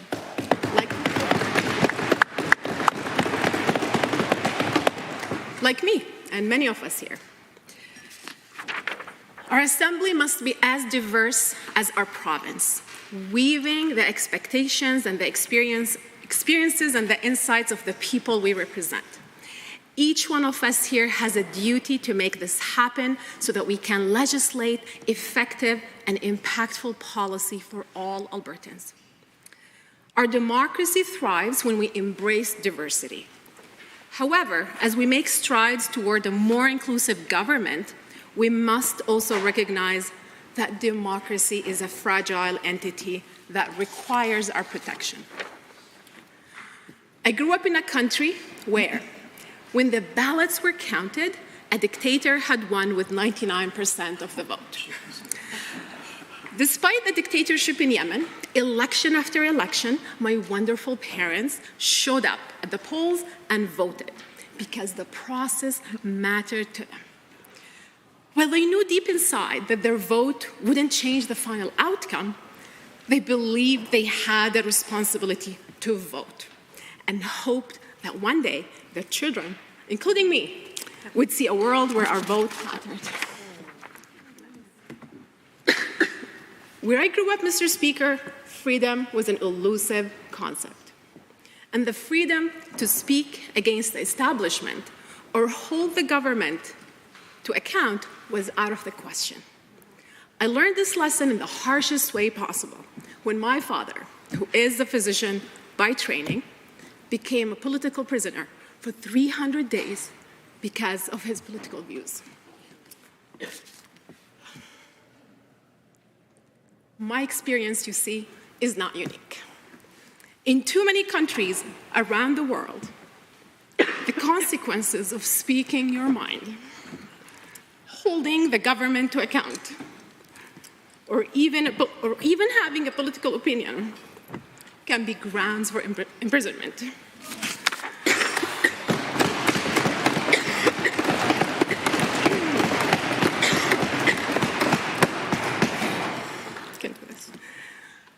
That's why our democracy in Alberta and in Canada matters.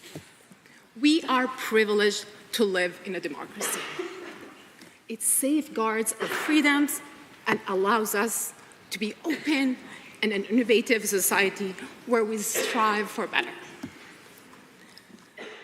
But democracy is fragile, Mr. Speaker and fellow members. As an elected official, I strongly feel the responsibility of this institution and the privileges and the responsibilities that come with it. We must never put politics over our democratic institutions.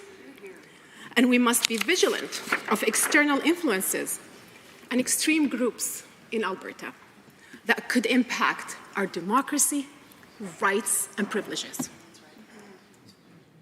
We also must be careful with heated rhetoric, misinformation, and extreme polarization in our debates that could alienate constituents and fellow Albertans. I have heard a lot from my constituents in Calgary-Glenmore. Many feel disillusioned with governments, politics, and our democratic processes and institutions. We owe it to them. We owe it to them to make them feel that their voices matter here in this chamber by elevating the discourse and speaking to what matters to them. We, elected officials and Canadians, must protect the process with all our might and encourage Albertans to show up, vote, run, and be part of our democracy. The process matters. The people I serve come from diverse backgrounds, but they also share a concern for the planet. Our democratic system allows them to elect leaders who recognize the urgency of addressing climate change. I want my children, your children, and your grandchildren to enjoy long summer days outside. I want us to protect Glenmore Park and all the green spaces that Albertans enjoy every day in our urban and rural areas. I want more hiking, camping, and biking days outside, and less smoky days spent inside. I want our children to see our majestic glaciers and fresh snowfalls in the mountains. I want less dry land and more farmland for wheat, barley, and canola. I want our children to experience the full splendor of the Rocky Mountains, from our turquoise lakes to the larches that turn gold in the fall. We cannot let them inherit burnt down forests or coal-mined mountains. Mr. Speaker, I spent 15 years in the energy sector, in renewables, oil and gas, and the oil sands, in Canada and abroad. I have worked for global energy companies and environmental non-for-profits. And I know that Alberta can develop stronger and credible climate policies to propel us towards a future economy and allow us to continue to be leaders on the global stage. We are not on the cusp of an energy transition. We are already living it. The jobs, the industries, and the livelihoods of our constituents are directly tied to this transformation. Calgary Glenmore is home to many professionals, tradespeople, and skilled workers in Alberta's energy sector, specifically in oil and gas, oil sands, and renewables, as well as related engineering know-how and supply chain businesses. They have shared with me their hopes, aspirations, and worries for the energy economy. Many, including myself and my family, have benefited from the prosperity and the career rewards that the energy sector brings. Albertans expect us to have a plan. Albertans expect us to better manage our energy resources. Albertans expect us to prepare for the changing energy and climate landscape and lead Alberta into the future. We must ensure that Alberta remains prosperous. I want to end by saying it is people who are leading the work and innovation in Alberta. It is people who will be impacted by the decisions in this chamber. It is people who are at the heart of this energy transformation. It is people who hope for us to build a future where they can thrive and prosper. We have been elected to represent and to listen to our constituents, to care, to ask questions, and to plan for the future of this province to the best of our ability. We cannot take this lightly. I'm truly grateful and humbled to have the opportunity to represent the people of Calgary Glenmore. I thank them for the trust that they have placed in me, and I look forward to working with all of you.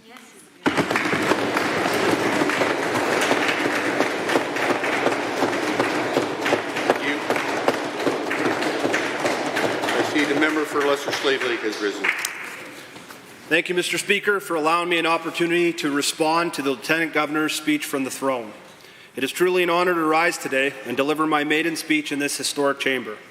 Mr. Speaker, it's especially an honor to do so with so many of my family and friends here in attendance, but also the tens of millions of people I'm sure are watching at home. My name is Scott Gordon Real Sinclair, and I'm the MLA from Lesser-Slave Lake and the 980th member of the Legislative Assembly of Alberta. Mr. Speaker, I'm also the first Indigenous member of the UCP to get elected to this great House. I'm extremely proud to be, and I take the responsibility of being a role model and a beacon of hope for others quite seriously, and I look forward to fighting for them and all the people in Northern Alberta. I would like to take a moment and congratulate my two other Indigenous colleagues across the aisle for their election wins as well. We will probably disagree quite often on politics in this chamber, but I'm proud that we are collectively providing a path for others that will follow in our footsteps. Because, Mr. Speaker, you can't be what you can't see. My parents are Gordon and Valerie Sinclair, and they're both here in attendance today, and I promise you, Mr. Speaker, if they could, they would cheer very loudly. For those who know me, they know my journey to get here has been both improbable and extremely difficult. But I wouldn't have made it without my loving parents. I often tell people that I had a tough childhood from humble beginnings. But Mr. Speaker, for all the difficulties and struggles we had, our house was often filled with laughter and love. Sorry, it's a long speech, so I got to try getting through this. My parents may not have given me everything I wanted, but they gave me everything I needed. My dad was an accomplished boxer, along with my grandfather, are both in the Canadian Boxing Hall of Fame. He was my childhood hero. He didn't just teach me how to fight, he taught me how to be a man. He taught me to speak clearly, look someone in the eye, shake their hand, and always treat elders with respect. And to my mom, who I believe may be one of the strongest people I've ever met. Excuse me. Your whole life I've watched as you've always put yourself last and put the needs of your family above your own. I love you, Mom. Thanks for teaching me how to love and how to take care of my own family.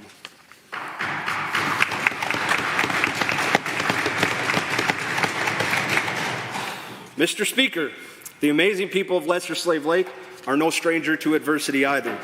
I always have been and continue to be proud to call Slave Lake my home. Even this year, during wildfire season, I was again reminded of why Northern Alberta is one big small town. Mr. Speaker, I witnessed firsthand the compassion and care that folks in our community have always and continue to demonstrate to protect not just their homes or livelihoods, but their neighbours as well. I watch frontline workers risk their lives all day for strangers they will never meet, and then volunteer to put together cots or deliver food or toys at night as well, because they look out for each other, Mr. Speaker. That is why it makes it such an easy riding to represent. I also believe it's why they chose me to be their MLA. We share the same values. We try hard. We care about each other. My hope is that when everyday Albertans hear me speak, they hear a little bit of themselves. Or when they see the way I treat people, they see a little bit of themselves. Because it's not just what you say, it's how you make people feel when you say it. Every day I wake up with this naive idea that I can make a difference in someone's life, or quite simply, be a reason they laugh or smile. Mr. Speaker, what the people of Lesser Slave Lake ask for in return, it is not a thank you or a reward, but to be treated both fairly and equitable to our fellow Albertans to the south of us in the cities. The North remembers, Mr. Speaker, and we believe our roads need to be safer and infrastructure needs to be better to balance the amount of revenue that we contribute to our great province. An easy example of this is, of course, Highway 88. This is an important economic corridor, a popular highway used to transport both our natural resources and, more importantly, our families and essential workers. Mr. Speaker, I've heard people say that the Clearwater regions is one of, if not the, most profitable oil plays in North America, and my constituents are very grateful for all the jobs and opportunities that it continues to provide folks in and around our communities. But, Mr. Speaker, we feel Highway 88 is long overdue for a much-needed upgrade. After all, a life in Northern Alberta is worth just as much as a life in Edmonton or Calgary. Mr. Speaker, another of the major challenges the people of Lesser Slave Lake face is affordability, brought on by the ridiculous inflationary practices of the Liberal NDP alliance. I believe it's worth mentioning the incredible failure of the federal government and our Prime Minister on this issue.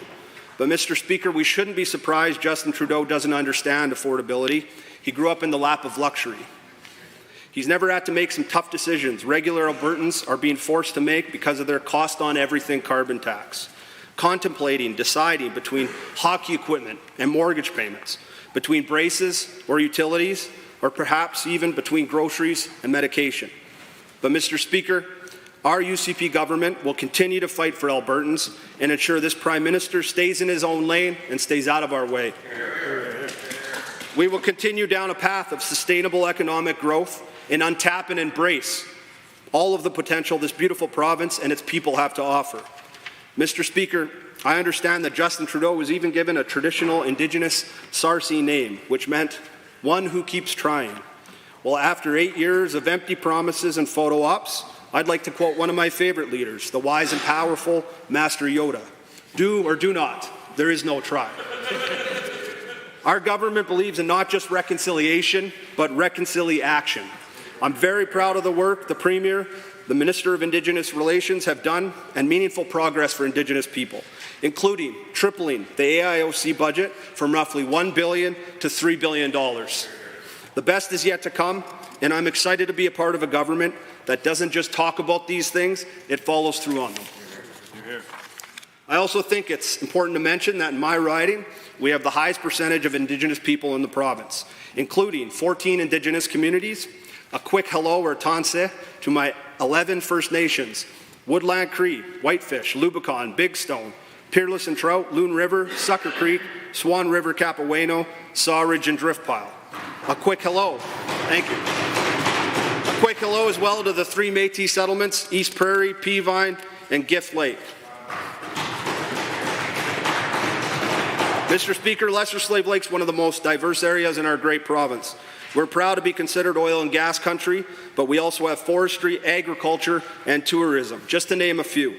But I cannot mention my riding without giving a shout out to its amazing group of small businesses and nonprofits. These people often wear many hats, Mr. Speaker, not because they want to, but because they have to. I would also like to thank Mayor Frankie Ward from the town of Slave Lake, the High Prairie Town Council, the MD of Lesser Slave River, the MD of Opportunity, and the MD of Big Lakes County. I've often repeated the age-old phrase, it takes a village to raise a child, because Slave Lake was that village, and I was that child. So much to the chagrin of the people in this chamber, I'm going to rattle off as many names of my village that I can because I want to share my election victory with all of them. Sean Gramlich, my brother-in-law and oldest friend, and the single biggest reason everyone here must put up with me for a minimum of 4 years. And thank God for the green phone. My mother-in-law, may she rest in peace. For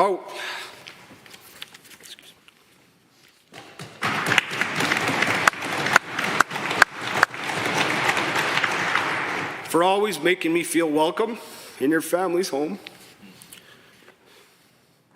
or sending me a box of groceries my last year of junior hockey in Yorkton, because she knew I wasn't getting enough to eat. To Dwayne, Wild Horse Hangartner, Sarge, Shelley and Shane, Bob and Char Jensen, my sisters Casey and Jess, my brother Kelly, Benny and Lori, Uncle Daver and Auntie Julie, Auntie Wanda and Uncle Leonard, Uncle Joey and Auntie Teresa, Uncle Alex, Uncle Rocky, Auntie Chooks, Auntie Pups, Jackson, Damon, Caleb, Sheldon, Westland, Jana, Kelsey, Ryan Sinclair, Blair Sinclair, Brad Sinclair, Cody Sinclair, maybe just all the Sinclairs, Mr. Speaker. Stephen Bezan, Hortense Kalsher, Judy Finkel, my old friend Elroy, and all the people at the Box Factory, Ricky from New Jersey, Ray Stevens, attorney at law, Daryl Marcoux, Brent Hill and Blatchy, Jared Robin, Logie Pierogi, Brad Yorosh, and Ghosty, may rest in peace, Daryl Guerin, Tommy Gunn, Jamie, Dustin, Brian Carlton, Mr. Bartlett, Mr. Turnbull, Hugh and Dale McAvoy, Patty and Dustin Ghostkeeper, Michael Loroff and all the Loroffs, Les Price, Darby, Ronnie, Chad Bowers, Trish, Britt, Linda, Marilyn Dawson, Sonia, Colton, Ann, Barry, and Gordon. And not to mention the best teacher of all time, Mr. Brett Arlinghouse, who was my grade 6 teacher that toured me through these very halls 28 years ago, who took the time to challenge me with extra work, expect more out of myself, and not settle for anything less than my best effort.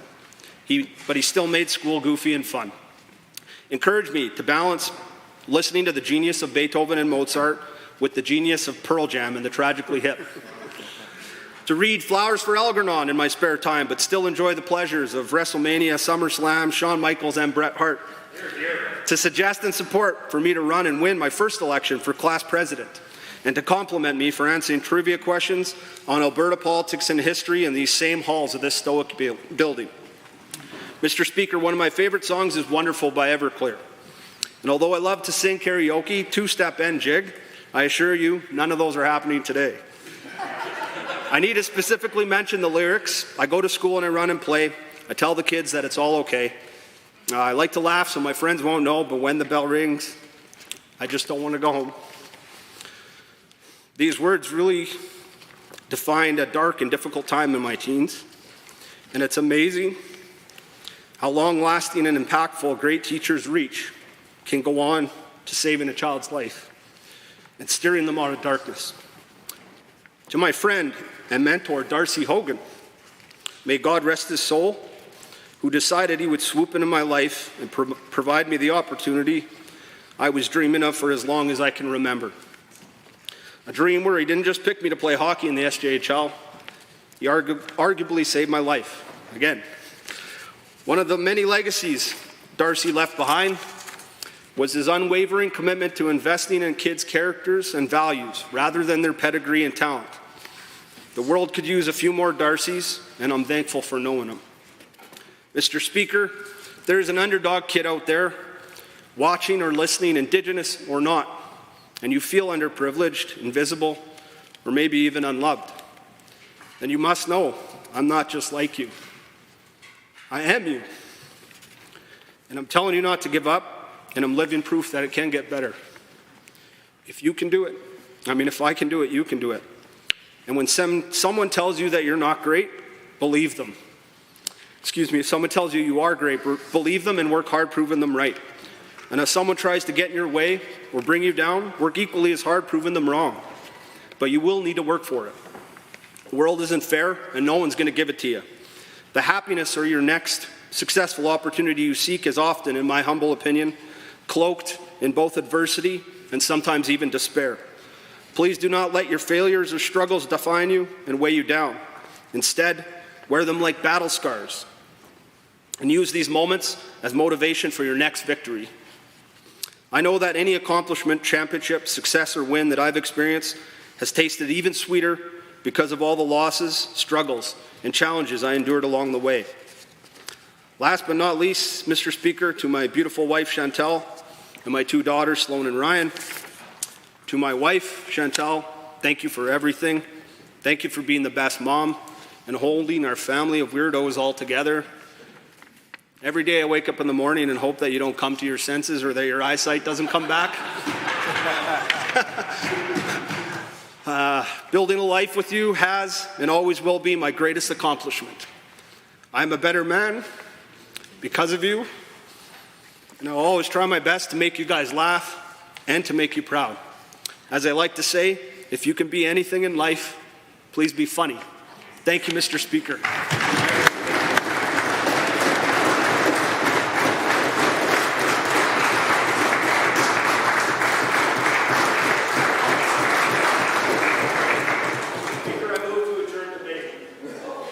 Is that okay? That's what I was told to do.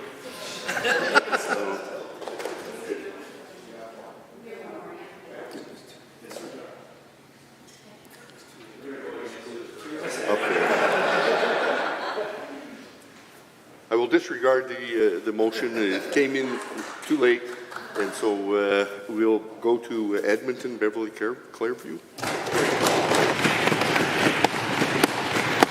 Thank you very much, Mr. Speaker. I am so very grateful and honored to be the MLA for Edmonton, Beverly, Clareview. I stand before you today with immense gratitude for the support which I received during the election from the many dedicated volunteers and activists who gave of their time, and of course the voters of Edmonton, Beverly, Clareview for placing their trust in me. That collective effort by everyone involved, from nomination right through the end of the election, doors knocked, leaflets dropped, phones called, and signs installed, all those incredibly important conversations, is a testament to the strength of our democracy and a testament to what can be achieved when people work together. Edmonton, Beverly, Clareview is a gem of Northeast Edmonton. This is a place that is firmly rooted in the land of Treaty 6 and Métis Nation 4. The people who live, work, and play here have a deep sense of place, links to history and their ancestors, and an immense gratitude for the community which surrounds and supports them. It's an area which is about heart, relationship, connection, and community. Its eastern edge runs along the banks of the North Saskatchewan River, and because of that, Beverly Clareview is home to 2 of the best parks anywhere, Hermitage and Rundle Park. There are picnic areas, boat launches, cycling, running, and walking trails, dog parks, swimming, family centers, golf, and even Frisbee golf, which I am no good at. If you happen to visit either Hermitage or Rundle Park on any given weekend day, you'll see and hear laughter, people, families, dogs, soccer games, events, and fundraisers. And on a lovely fall or spring day, you might just see a classroom or 2 exploring some of the trails that Edmonton's River Valley is so very famous for. And if there's any sort of dividing line in the riding, it's the Yellowhead, Highway 16. That's the road that often carries folks back and forth to work, sometimes near and sometimes far. To the south of the Yellowhead lie the communities of Bergman, Abbotsville, Beacon Heights, Beverly Heights, and Rundle Heights. And to the north, you'll find Belvedere, Homesteader, Belmont, Overlanders, Hermitage, Bannerman, South Clareview, and Haresine. Each one of these neighborhoods has its own feel, its own sense of where it fits, and its own understanding of just how important its community is in what makes Northeast Edmonton so very, very special. Beverly is located south of the river. Many folks take pride in the fact that their family has resided in this former coal mining town for generations, and many folks take an awful lot of pride in their Ukrainian roots. Cherimosh makes its home here. Parts of the area feel very much like a small town. And if you walk down 118th Avenue on a lovely Tuesday in the summer, you'll pass by mom and pop stores, the farmers market, bakeries, restaurants, pharmacies, and the Somali Inn, to name a few. Clareview, to the north of the Yellowhead, may be a bit younger than Beverly, but it very much shares that same spirit. During the 1987 tornado, folks in Clairview came together to support and care for one another. And that sense of care and focus on community remains. It's there that you'll find the Clairview Rec Centre, the Edmonton Soccer Centre, which I have to say is the coolest floor ever, the Clairview Skate Park, green spaces, walking paths that link one area to another, and of course, Sobeys, one of the many important community hubs. Community is the reason why this riding is home to active community leagues, seniors organizations, and faith groups. It is also why the area is home to not one but 2 libraries and a number of little libraries. Community is also the reason why the Beverly Business Association and the Fort Road Business and Community Association work so very hard to promote not only their members' businesses, but also their vision for the area, a future firmly focused in that place and on its community. Community is also the reason why Beverly Clairview is the home to many nonprofits, not-for-profits, cooperatives, and other organizations that have long served the people of this area. It's the work of those service providers and agencies like WeCan, Candora, the Tegler Youth Centre, the Abbotsfield Rec Centre, and C5, among many, many others, which serves to underscore another facet of reality of life in Edmonton, Beverly Clairview, that sometimes things can be really tough for folks. And these days, it seems, things are getting only tougher, particularly for those who experience any level of vulnerability. These organizations provide services and programs that are essential.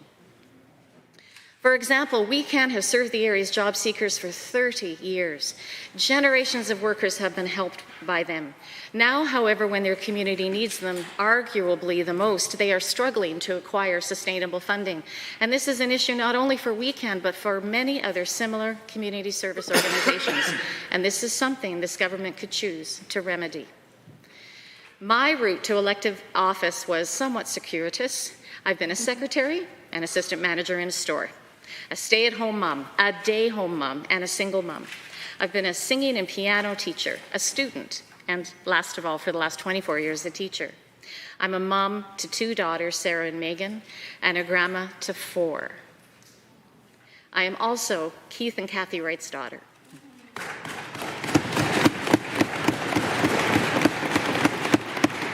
When I was a child, politics was a daily occurrence. My parents were both politically active.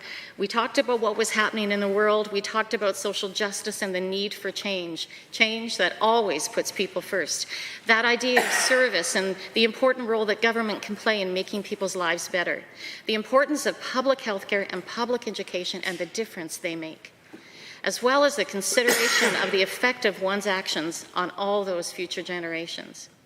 Those talks with my family and my extended family, those sometimes heated talks owing to just a few differences of opinions now and then, those conversations about all those things that matter, conversations at supper, during backyard family gatherings, conversations with my incredibly strong mom and my grandmother spurred me into action and landed me on people's doorsteps, talking to folks in support of candidates.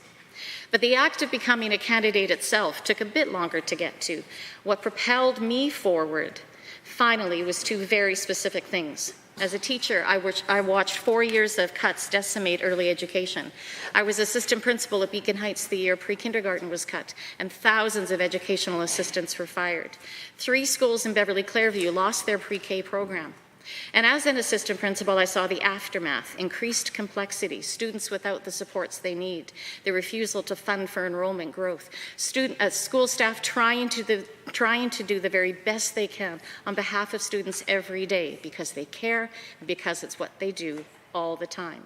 But because those supports aren't there, because there aren't enough teachers and EAs, what we are seeing is a negative, long-lasting effect on kids, parents, and school communities. Education is the great equalizer. It must be funded appropriately. Hear, hear. I also saw firsthand what was happening in our healthcare system as my mom went in and out of hospital and finally into home care and later palliative care. The nurses, doctors, and other healthcare workers were, to a person, fabulous. But this government and its creeping steps toward privatization and the offloading of services let my mom, my dad, and quite frankly, my entire family down. Publicly funded and publicly delivered healthcare is what Albertans expect. And Mr. Speaker, that is what the people of Beverly Clairview expect and deserve. Those are the personal stories I shared with folks on the doorsteps this past May. Edmonton-Beverly Clareview, just like the province, is also an incredibly and increasingly diverse place. It is home to people who work incredibly hard. These are workers who work in the oil patch, in education, in healthcare, in administration, in retail, in restaurants, in fast food, in administration, in restaurants. They are proud of the work they do to support themselves and their families, but right now, as we grapple with this affordability crisis, they are struggling. They are struggling to pay rent, to buy groceries, to pay for their children's school fees, to find a job that can provide more than just adequately for their needs. They expect their government to do better. As MLA, I'm thrilled to follow in the footsteps of all of the past MLAs from Beverly Clareview. People I have the deepest respect for, but most particularly Ed Owaziak, Ray Martin, and Darren Billis. Their combined commitment in advocating and working on behalf of those hardworking folks who call Northeast Edmonton their home paved the way for progress and growth in Edmonton-Beverly Clareview. It is not an exaggeration to say that without their support and guidance that I wouldn't be here today. Certainly, when I first began teaching music at both Beacon Heights Elementary and Sifton School all those years ago, I could not have imagined that I would find myself years later representing the voices of not only the folks of those two fabulous communities, but the entire riding of Beverly Clareview itself. Yet, here I am. So let me close as I began with an immense gratitude to all those who helped me get here and who continue to lend me their time and effort. I wish I had time to mention all of you by name. But to our mighty Beverly Clareview team, those lovely and amazing folks who dedicated their time, who spent so many hours working for that better future, who canvassed when the temperatures were absolutely horrendous, to my family, my mom, my dad, my daughters, and my grandchildren, know that I hold you in my heart. And to the folks of Edmonton-Beverly Clareview, please know that I will strive to represent all of you in the very best way I can. And I'm going to close by saying something that I've often said at functions just before we all sit down to eat. We are thankful for these and all the good things in life. We recognize that they are a part of our common heritage and come to us through the efforts of our brothers and sisters the world over. What we desire for ourselves, we wish for all. To this end, may we take our share in the world's work and the world's struggles. Thank you.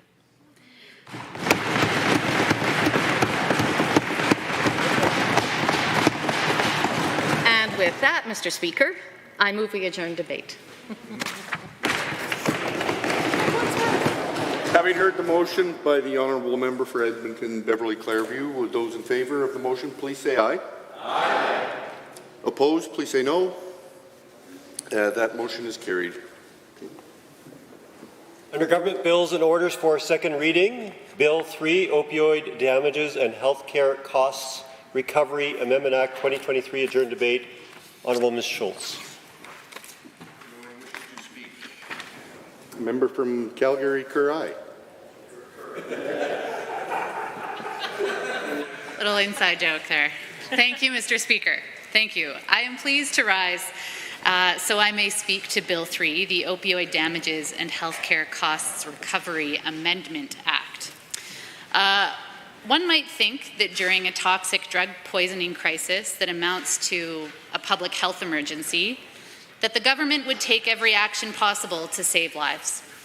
But instead of passing legislation to, I don't know, address wait times for treatment, expand opioid replacement therapies, improve health care for people who use drugs, or deliver on permanent supportive housing, instead we have a bill that is purely technical in nature. It's a housekeeping bill, and that's important. But Alberta and jurisdictions across this country are losing people at truly staggering rates. 6 people a day, Mr. Speaker.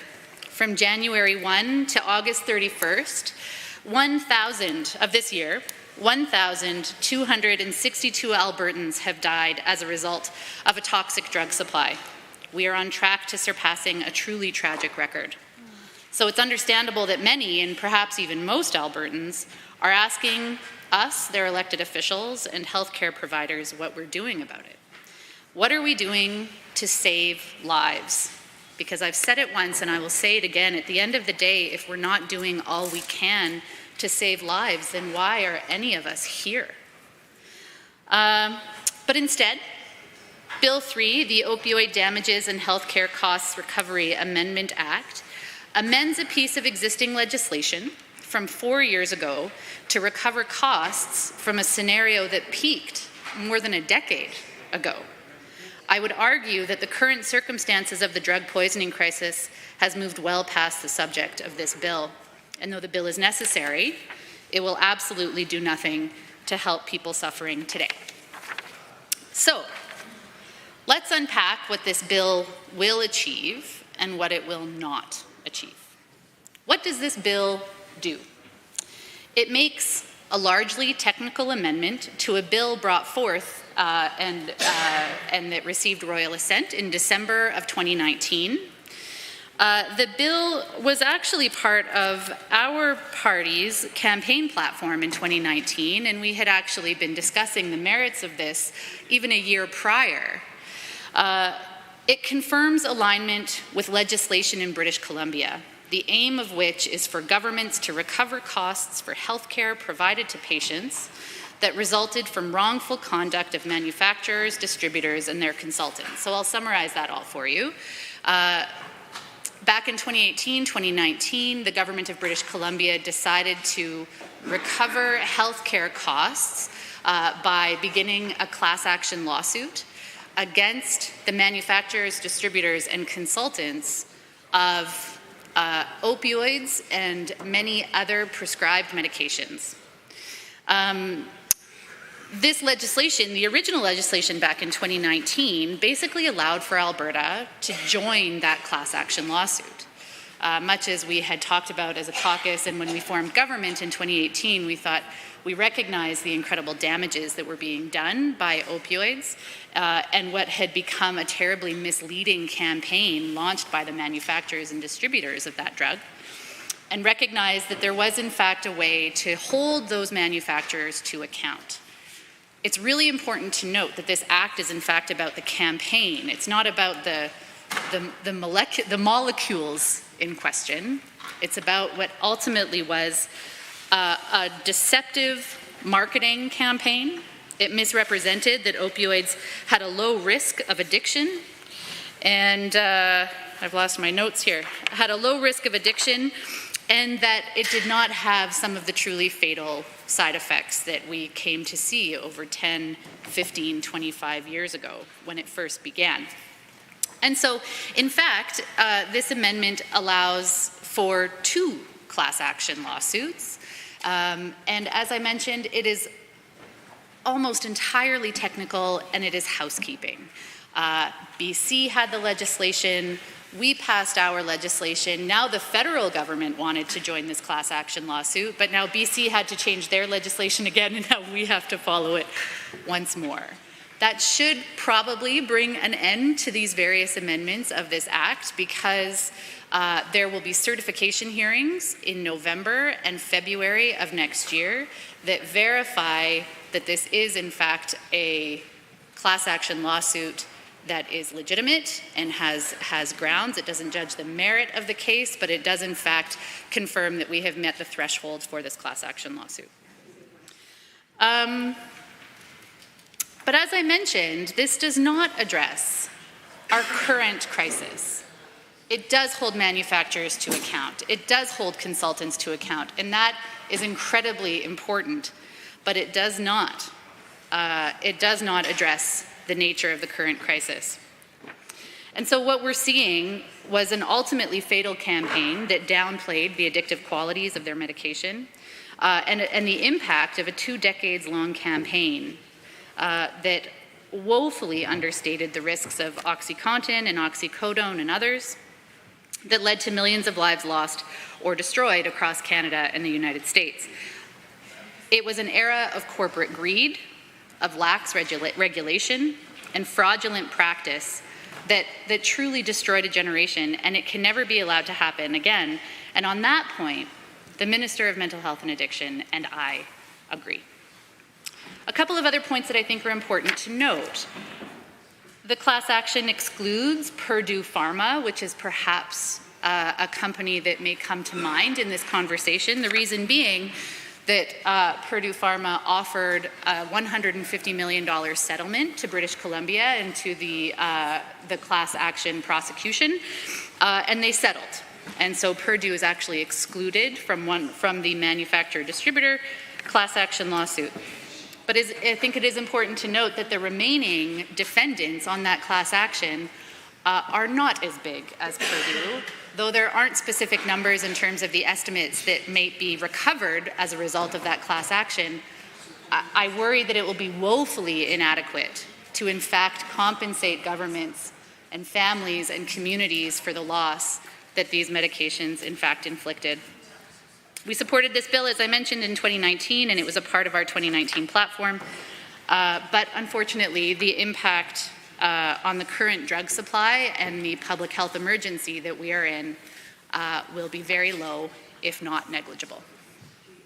So that's what the class action, this is what the Amendment Act is, but I think it's important to discuss what it is not. Let's look at Bill 3, the Opioid Damages and Healthcare Costs Recovery Amendment Act. What it doesn't achieve, and in many cases with truly fatal consequences.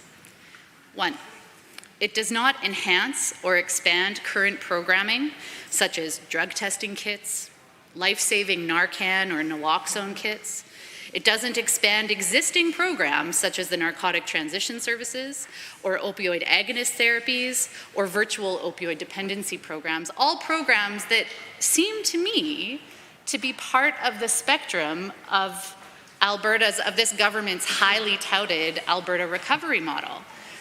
Because these are in fact programs that exist currently, albeit terribly limited, with incredible and kind of baffling barriers to access. On one point, actually, I want to mention that the virtual opioid dependency program and the drug overdose recovery system that allows for people to call in and have somebody on the line if they're using drugs by themselves requires cell phone coverage. There's big portions of our province that have very shoddy, if not zero, connectivity. What are those folks supposed to do? Unfortunately, given the limited data that is currently available, I think the uptake of those programs has been quite slim. The bill does not address the often immensely complex, concurrent, and compounding physical and mental health issues experienced by people with substance use disorders. It fails to address a toxic drug supply. This is really important, that has created what by any description would qualify as a public health emergency. Members in this chamber were sounding the alarm when 2 people a day were losing their lives. We're up to 6. And yet we still have a government that is refusing to recognize that their current approach is not working. And so I woe the fact that those numbers may very well continue to climb. It does not direct funds to evidence-based, proven harm reduction programs and services that save lives. It does not guarantee that the funds recovered will be used specifically and exclusively for treatment or detox. And contrary to the minister's opining last week, it absolutely does not suggest that we are entering a new opioid crisis as a result of prescribed opioid replacement therapies like methadone or hydromorphone. For the last 5.5 months, I have done a truly deep dive into my file, and it has been an absolute honor to meet with the frontline responders, with the people who use drugs, with the people who love those people, with the healthcare providers, with the academics and the decision makers that have this incredible decision-making influence, decision-making power and influence. And opioid replacement therapies save lives. and to villainize all prescribed opioids, as the minister has been inclined to do, misses the forest for the trees. What we have here is a lawsuit and an amendment act that allows for us to continue to participate in that lawsuit that was about a fraudulent marketing campaign that misled prescribers and the people who were prescribed those medications to believe that what they were taking was not addictive and it was okay. I'll repeat, this is not about the molecules of those substances. And to conflate the two means that we are denying critical life-saving treatments for people who so desperately need it. Targeting the prescriptions is dangerous. And we have seen currently with the Narcotic Transition Services, for example, that the government has demonstrated really significant overreach into the practices and the prescribing protocols of healthcare providers that is in fact impeding their ability to do their jobs and to do no harm and to save lives. So 6 people a day, Mr. Speaker, good people use drugs. Bad drugs kill good people, and I want the needless loss of lives to stop. Each of those deaths were preventable. They are Indigenous folks dying at completely disproportionate rates. Members of reserves that are losing 10 people and more in a single weekend can hardly catch their breath for the grief. They are teenagers taking what they think is something pretty benign and dying alone in their family home on a weekday because what they took had trace amounts of fentanyl. They're tradespeople whose pain has become unbearable and they just want it to stop. And yes, they are the men and women that perhaps many members in this room are currently thinking of when they walk downtown or they're going to an event down at the Hyatt in Calgary, and they're folks who haven't got anywhere else to go. And they are wrestling with a brutal addiction, and they've lost everything. They've lost their jobs, their families, their health, their hope, and I don't want to lose any more of these people. But when we insist that recovery, whatever that means to this government, because I think there's some ambiguity in that, whatever that means is that when we say that recovery is the only answer, the losses will continue to mount. Every single one of these lives was worth saving. Albertans who use drugs deserve our care, consideration, and compassion. It is imperative that Albertans not be duped into believing that this government's response to the drug poisoning crisis is one of compassion, no matter how often they may refer to it as such. Because when you're offered an ultimatum, that's not compassion. It's unkind. And it's even cruel. And let me tell you what that ultimatum is. Currently, if you are someone struggling with substance use disorder, you can get support if you are repentant and want treatment. Anything else, and you have to jump through phenomenal hoops. You have to travel across town. You have to access space that may not always be accessible, and that is not compassion, Mr. Speaker. If a person doesn't access treatment voluntarily, they may be forced to access it instead.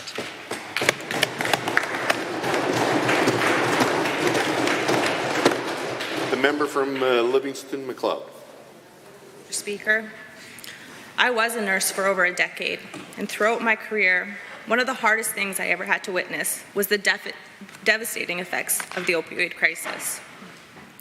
It feels like we've been fighting an uphill battle, caring for those who suffer from the disease of addiction while also supporting their loved ones.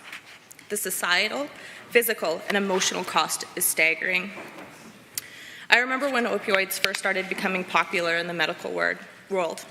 They were hailed as miracle painkillers, able to provide relief to those suffering from chronic and acute pain. But we weren't fully aware of the lurking shadows behind them, that of course being their powerful addictive nature. And before we knew it, a crisis was upon us. Alberta saw this, and in a move to hold companies accountable for the part they played, a law was passed. This wasn't about pointing fingers, but about seeking justice.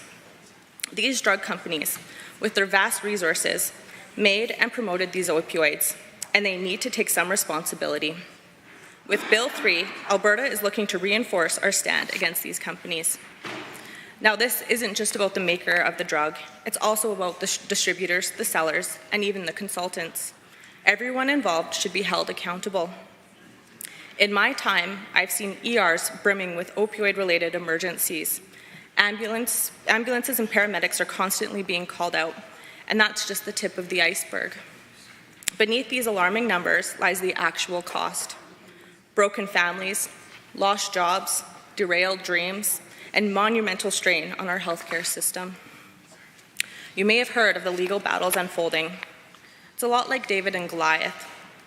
Alberta, together with other provinces, is seeking justice from massive pharmaceutical companies. Some settlements have already occurred, like Purdue Pharma Company Canada.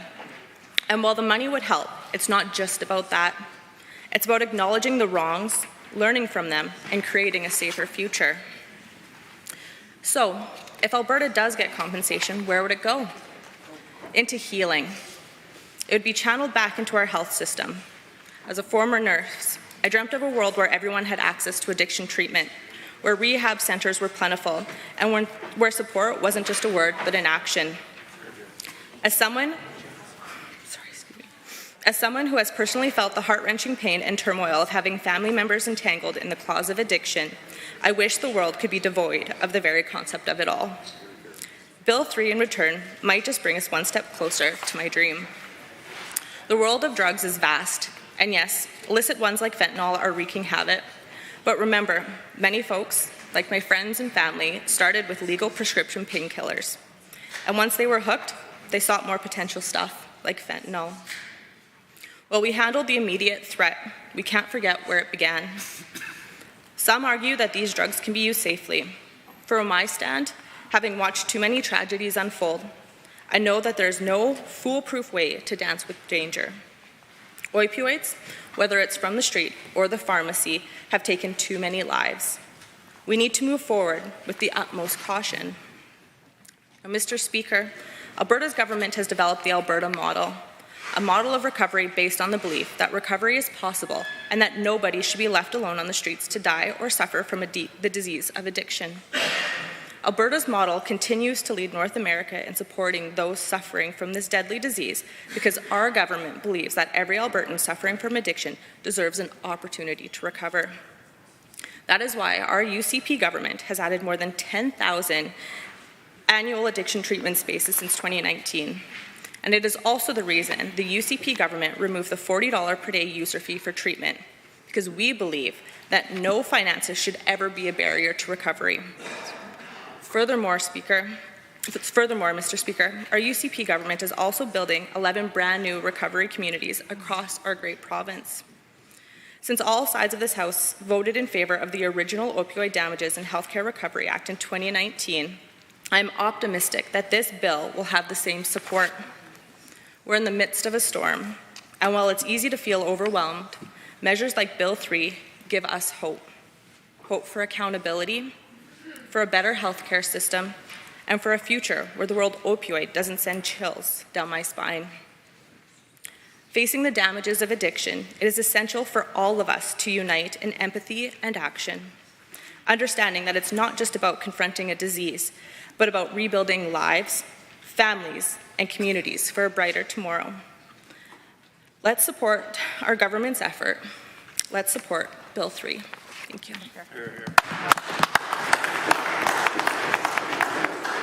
The member for Edmonton Highlands Norwood. Thank you, Mr. Chair. First time actually rising in bill debate this session, and so I must, of course, thank my incredible constituents in Edmonton Highlands Norwood and all who've supported me. And I'm just so proud to represent my riding, and many folks who were in the previous legislature know that often throughout the pandemic, every time I would rise, I would give a shout out to frontline workers. And I think we still need to acknowledge we are still in a pandemic. And so shout out to those on the front lines in harm reduction, in retail, and especially in healthcare. Many of whom we're hearing from right now who are incredibly concerned about this government's plans to blow up healthcare. But before the Speaker gets worried about me, I will speak to the bill, Bill 3.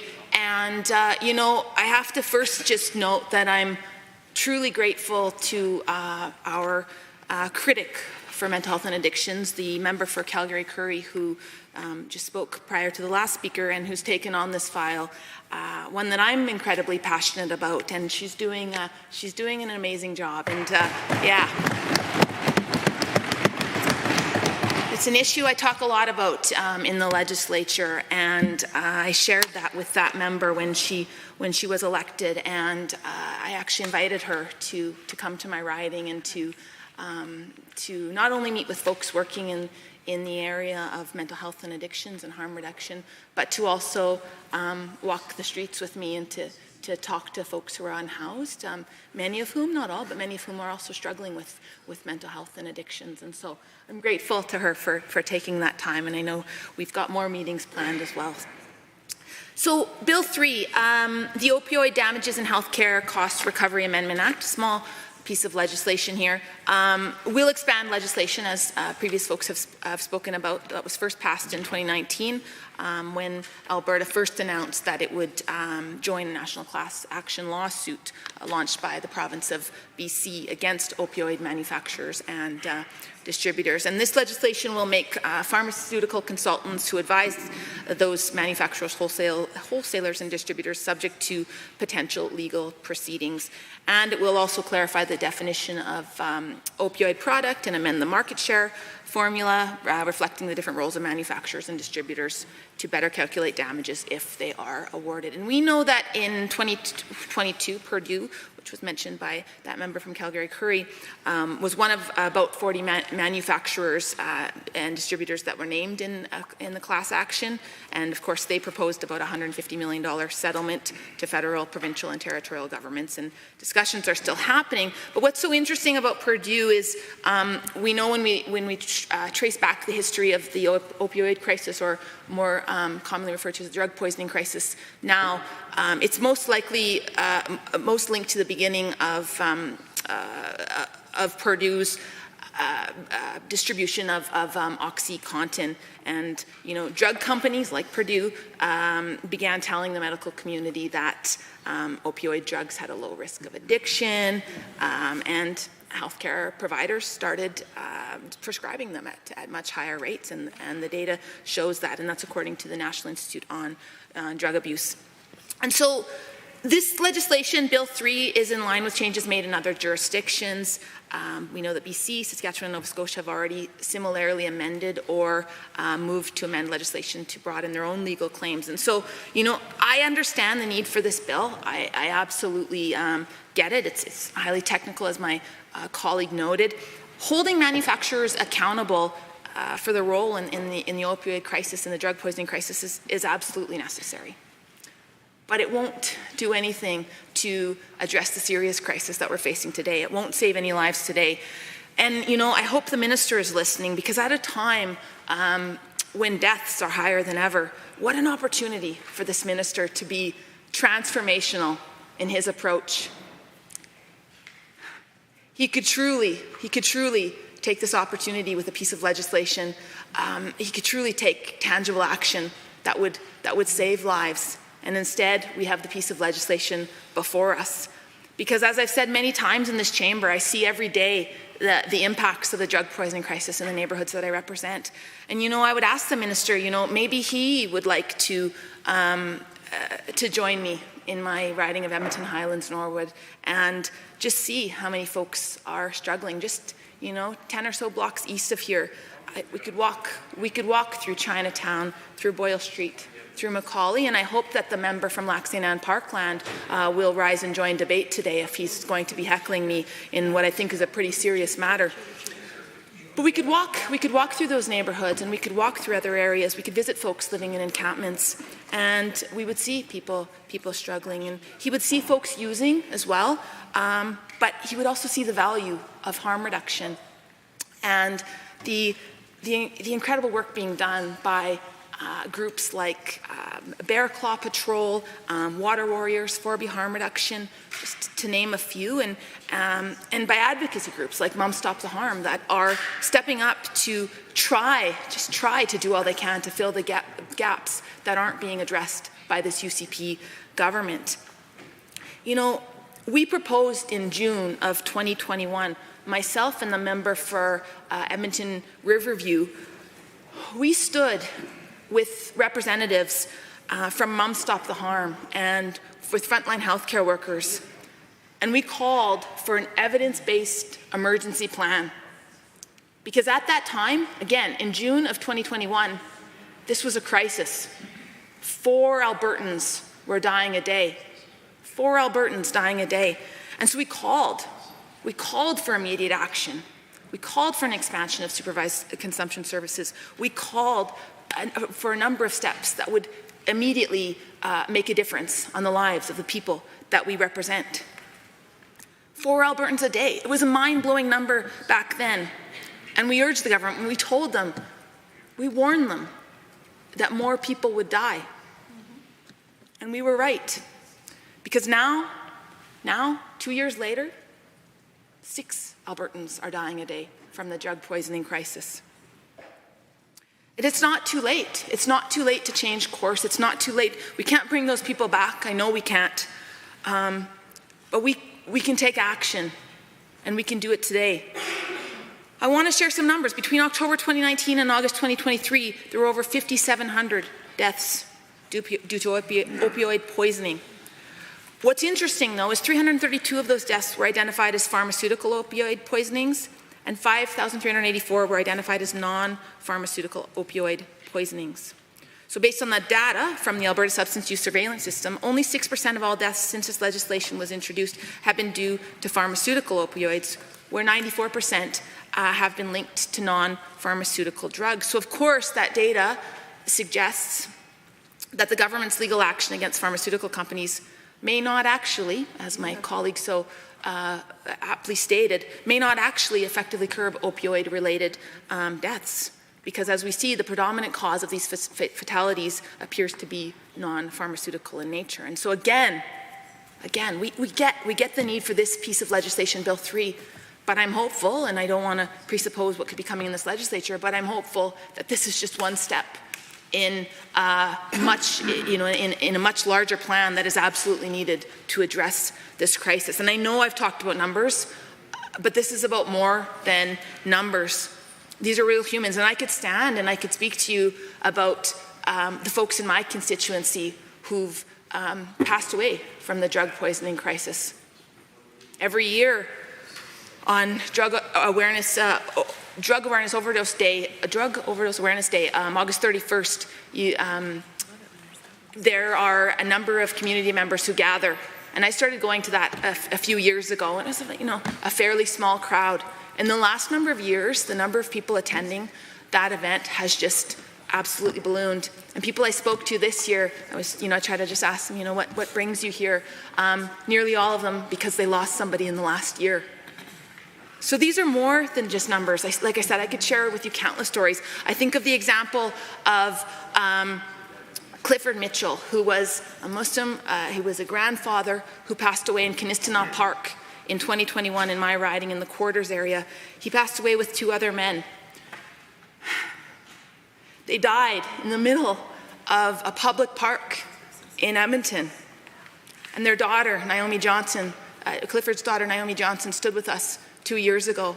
And she said, how is this possible that my father, the grandfather to my kids, could pass away in a public park due to a drug overdose? With no one there to support, no one there to respond. And she said, substance use and mental health disorders do not discriminate when claiming their victims. It can happen to anyone regardless of age, gender, religious affiliation, or socioeconomic class. And of course, I talk a lot about the folks who are on the streets and who are living rough, who've lost their lives to drug poisoning. But as we know, there are a whole lot of people from all backgrounds who are dying. And as I've said many times, that number just continues to grow. And so, I mean, many of you have heard me speak at length on this topic here in the legislature, and I don't know how many times we can stand and we can urge this government to do the right thing. I've stood many times and said it's not just the moral thing, it's not just the right thing to do, it's also, there's an economic argument, the costs on the healthcare system. You know, I've said the same thing when we talk about permanent supportive housing. There are countless examples in my riding of Edmonton Highlands Norwood where folks who are struggling with addiction are supported. They're provided wraparound support. It's a great example. Ambrose Place, member from Edmonton Curry and others have joined me to visit Ambrose Place. There are solutions. The data is clear that Ambrose Place, it saves lives and it saves money. Yeah. We know the solutions, but this government refuses to act. And when given a chance to invest in permanent supportive housing, 2 years ago, the City of Edmonton asked them for a measly $9 million out of a multi-billion-dollar budget to just house some of the hardest to house folks, some of the folks who've been struggling with addictions their whole adult lives. They refused. They refused to give that small amount of money. And this is the track record we've seen with this government. And I hope that they'll listen, because we can't afford another death on our streets. Thank you.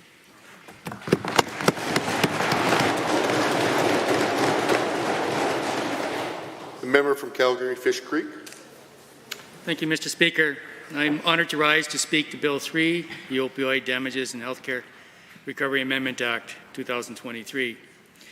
As I consider the reasons for this legislation, I reflect and ponder on the kinds of lives that have been impacted or even destroyed by the opioid epidemic that has devastated our communities. This bill is not just about the unfortunate souls that we increasingly see on the streets of our inner cities and rural communities, or the thousands that have died from overdoses, or the black market and crime that the demand for these highly addictive drugs has stimulated. All these victims are sons and daughters, mothers and fathers, siblings and friends, all individuals with dreams and lives to live, people like us. This bill is quite personal to me, as someone who has seen firsthand the horrors of addiction and the effects that it can have on the family and loved ones for those who are struggling with addiction. I would like to share with you and all members of the Assembly, if you'll indulge me, the reason why I so strongly believe in the need for this bill to pass.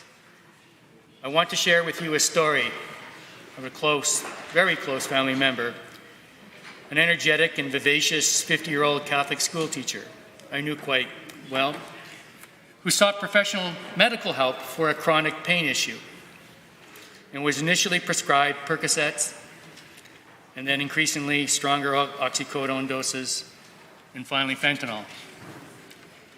Opioids like Percocet, oxycodone, and fentanyl are not appropriate for long-term treatment. They are highly addictive, and as time goes on, the body builds a resistance to such medications. This results in an eventual and predictable need for more or stronger doses to provide the same degree of pain relief. However, because of the addictive qualities, it is extremely difficult to get off the opioid in favor of other more benign pain medications. With stronger and more powerful opioid doses come several negative side effects that make normal productive living increasingly difficult and eventually impossible. Because of her addiction and opioid side effects, this intelligent, formerly active school teacher came to a point that she was forced to take early retirement. By the time she was 60, this otherwise physically healthy woman was required to move into assisted living to manage her opioid addiction and its consequences. The final 25 years of her life, years that should have been spent enjoying her family and friends, travel, other retirement benefits, were instead dominated by isolation, the consequences of addiction, and the management of the side effects of the opioids.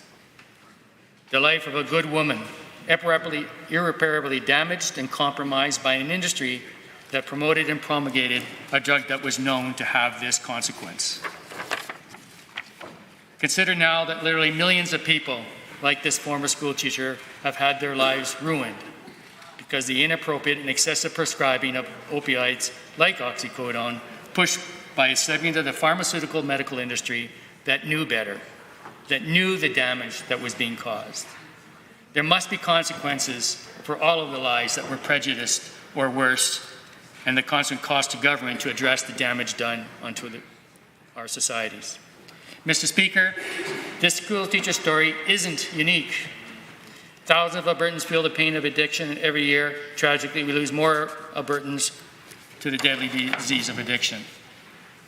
For those who are struggling with addiction to opioids that pharmaceutical companies pushed on our society, for those who have gone through addiction and have recovered, and for those who have been tragically lost, it is our utmost moral duty to do everything we can to ensure no Albertan will ever again be caught in the claws of addiction. And Mr. Speaker, as far as opioids are concerned, that means holding accountable those who have caused this crisis to take place in the first place. That means holding to account the opioid manufacturers who worked hard to promote their drugs as a harmless way to treat pain. This means holding to account the wholesalers and distributors who flooded the market in our hospitals with the addictives and deadly substances. And of course, this also means holding to account the consultants who provided advisory service to opioid manufacturers and wholesalers and distributors. These people all insisted that opioids were no different from other medication for treating pain. They said the opioids were harmless. They said that opioids were safe. As we have found out, nothing could be further from the truth, and the time has come for them to take responsibility. These proposed amendments to Bill 3 further strengthen our legislation that was originally passed unanimously in 2019 and would align Alberta with other provinces, including British Columbia, who have adopted similar legislation. Furthermore, the proposed amendments would bolster Alberta's position in any legal recourse taken against those responsible for the opioid crisis, which has caused pain and suffering for so many Albertan families. Well, this would be a key step to ensuring justice for the Albertans who have been affected by opiate addiction. It is also critical that we as a society ensure that we are supporting those who are battling the disease of addiction. That is why our government has taken multiple steps towards ensuring that Albertans have access to the resources they need. Since 2019, we have added 10,000 new treatment beds so that 10,000 more Albertans can get the help they need and deserve. We have removed the $40 per day user fee for addiction treatment, as ability to pay should not determine the care we provide to our most vulnerable. And we have introduced the virtual opioid dependency program, which allows same-day access to life-saving treatment available anywhere in the province. Furthermore, we are building 11 recovery communities for free long-term treatment throughout the province, including 4 being built in direct partnerships with First Nations. While other jurisdictions, and even Alberta's previous NDP government, have focused on failed policies like safe supply, we have restored hope by prioritizing treatment and recovery. Mr. Speaker, the crisis of opioid addiction has been a scourge on our society now for decades, and it is more important than ever that we form a united front as a nation. Addiction knows no boundaries. And so I call on all members of the Assembly to come together, as we did for the original legislation in 2019, and vote unanimously in favor of the next step forward towards justice for all those who have been affected by opioid addiction. Thank you. Hear, hear. The member from Camrose is... Thank you, Mr. Speaker. The Government of Alberta is committed to building a province where people can thrive. We believe that no matter the background, Albertans can and should have access to the necessary resources and support to live good and fulfilling lives. Lives where they have access to quality education, health care, and job opportunities. Lives where Albertans can work, buy their own homes, start a family, and engage with their community.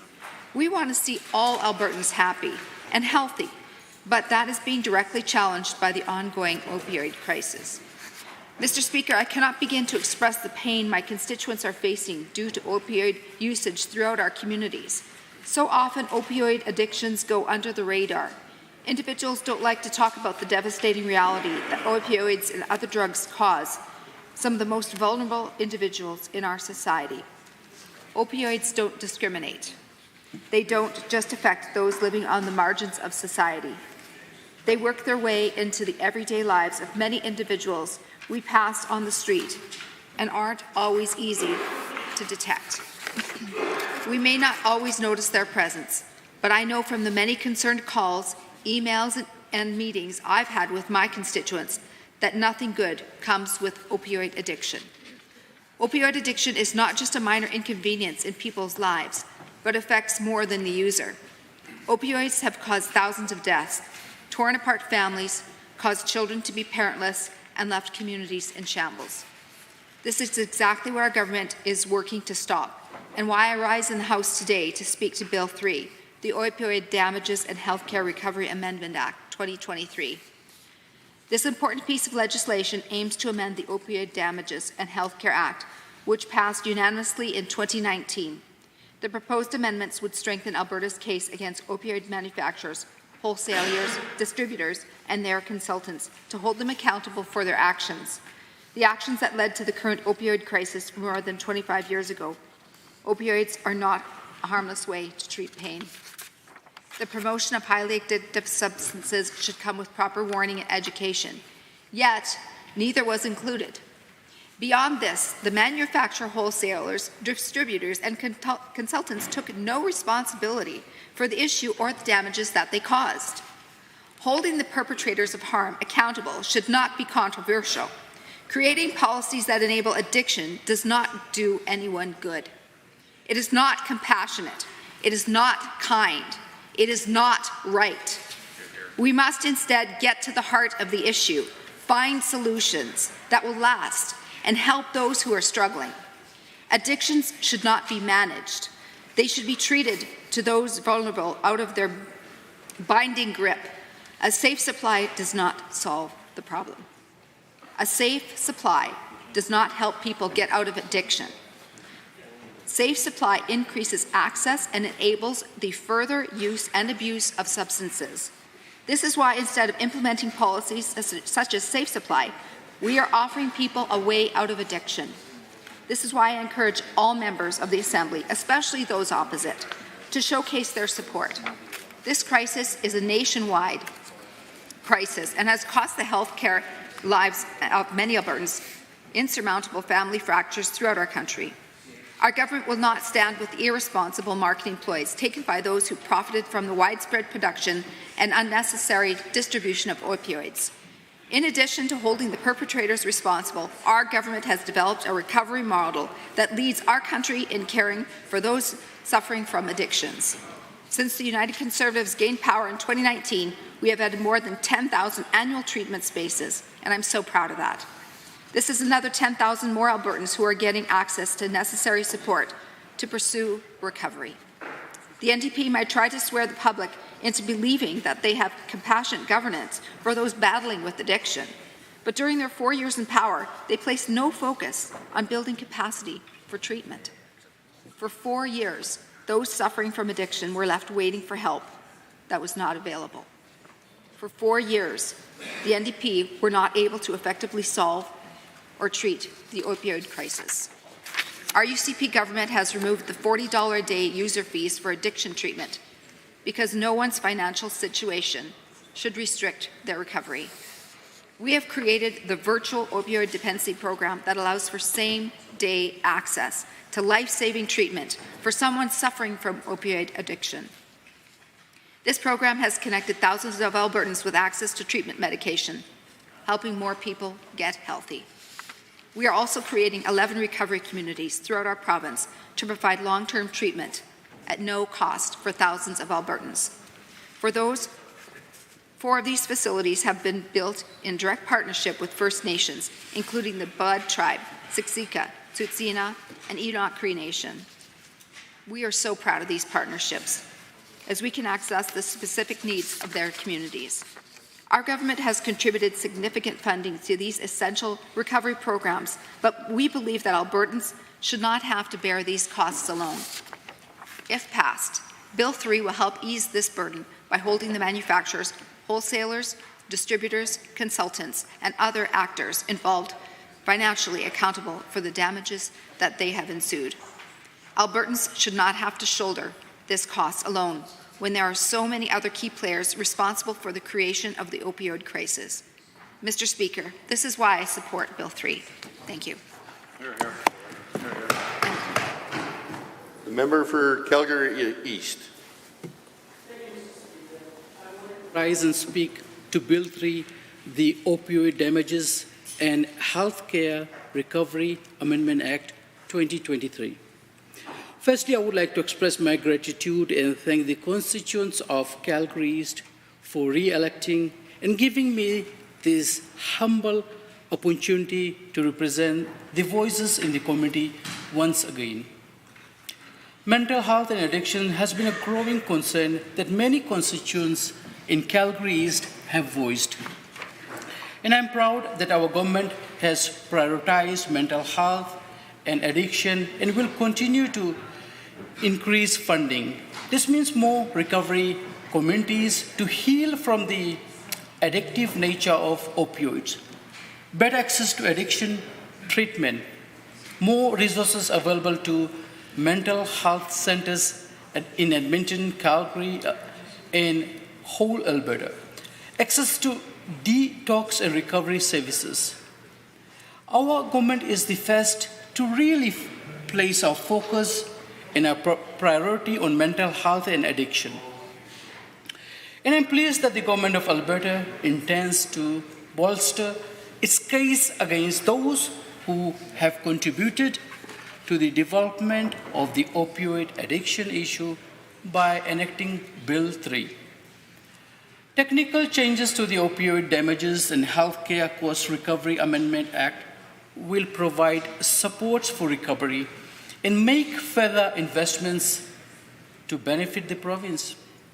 And Mr. Speaker, the opioid addiction crisis began in the late 1990s with the high rate of opioid prescriptions for acute and chronic pain. Opioid manufacturers, wholesalers, distributors, and marketing representatives misrepresented the harmful effects and addictive nature of the medication, which is leading to over-prescribing of these medications, which rates for addiction. This resulted in thousands of lives lost and substantial cost to healthcare system. According to estimates from the Canadian Centre on Substance Usage and Addiction, opioid usage and other drug use cost the Alberta economy more than $7 billion annually just in 2020.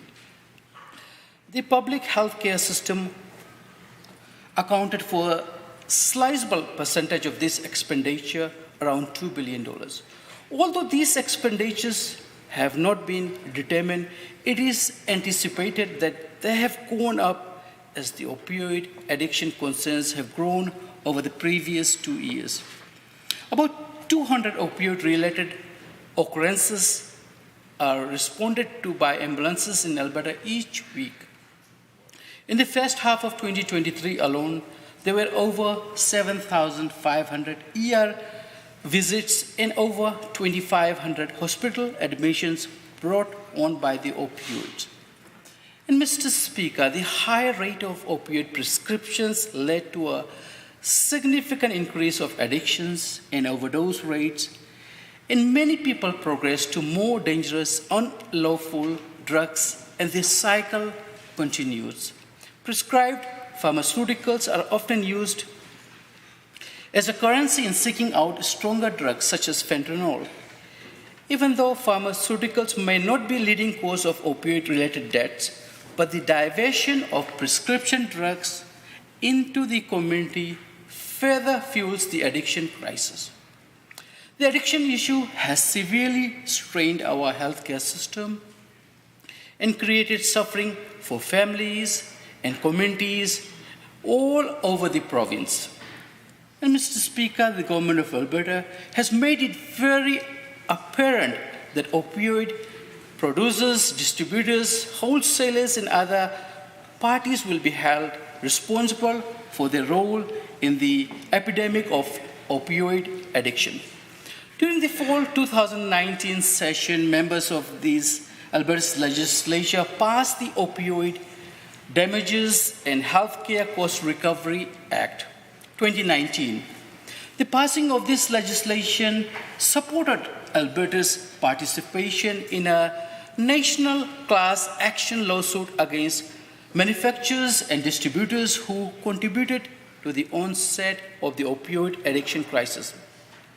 Amendments within the Opioid Damages and Healthcare Cost Recovery Amendment Act 2023 include adding consultant to the Act to provide a case against those who provide advisory services to opioid manufacturers and wholesalers distributors, and will allow persons who act as a consultant to manufacturers and wholesalers to be included in the class action. Including active ingredients in the definition of opioid product to provide more clarity that an active ingredient itself is an opioid product. Amending the market share for the formula to distinguish between the market share of the manufacturers and the market share of the wholesalers and distributors to calculate damages more accurately if awarded. And Mr. Speaker, the proposed amendments align with the original Act passed in 2019 and provide updates to best position Alberta in any legal proceedings. And with these changes, we want to make a stronger case for Alberta against producers, sellers, and advisors that fueled the current opioid addiction problem and the expenses that followed for residents of the province. Anyone suffering from the fatal disease of addiction deserves the chance to rehabilitate. The Alberta model provides compassionate care to families, communities, and Albertans affected by the devastating effect of addiction. We are working hard to increase capacity and remove barriers so that any Albertans may recover. Mr. Speaker, opioid makers, wholesalers, and distributors, as well as their consultants, worked hard to promote their medication as a safe approach to relieve pain. There were no warnings about the addictive nature of the product, and no responsibility was accepted for the harm they would eventually cause. For far too long, the devastating disease of addiction has harmed families and shattered communities. The national issue has claimed lives, and immediate actions required. Mr. Speaker, Alberta is currently a participating member in two proposed class actions initiated by British Columbia seeking recovery from opioid manufacturers and distributors, as well as, if these amendments are passed, their consultants. In 2022, BC reached a settlement with Purdue Pharma Canada, and as a part of the settlement, Purdue Canada agreed to provide $150 million to federal, provincial, and territorial governments. Purdue Pharma is one among more than 40 manufacturers and distributors named in the class action. And in anticipation of the future certification hearings in the BC class action cases, British Columbia and Saskatchewan have already revised their legislation. Other provinces are anticipated to make similar changes in order to comply with BC's law. These proposed changes will only enhance the province's position in any class action lawsuits seeking to recoup opioid-related healthcare expenditures and losses. Mr. Speaker, if passed, Bill 3, the Opioid Damages and Healthcare Cost Recovery Amendment Act 2023, will further strengthen Alberta's position in current class actions to recover opioid-related healthcare costs and other damages. As well, Mr. Speaker, the government has committed that any money ordered back to Alberta will be invested into the mental health and addiction system, so we can continue to expand our programs and services. Our government is committed to support those suffering from mental health challenges or addiction in the pursuit of recovery. In Alberta, this government has developed a model for recovery that is leading North America in caring for those suffering from the deadly disease of addiction. Since 2019, more than 10,000 annual treatment spaces have been added, which means 10,000 more Albertans are getting access to support in the pursuit of recovery.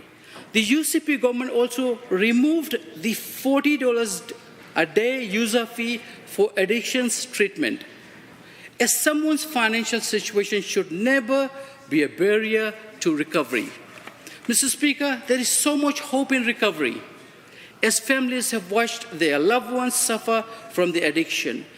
Recovery allows people to rebuild lost relationships and retain as a strong member of a community. The government is committed to removing barriers at every level, which is why I wanted to mention the virtual opioid dependency program. This is a program that allows same-day access to the life-saving treatment for someone suffering from the opioid addiction. And this is available everywhere in the province and has already connected thousands of individuals with access to treatment medication. We have 11 recovery communities throughout the province.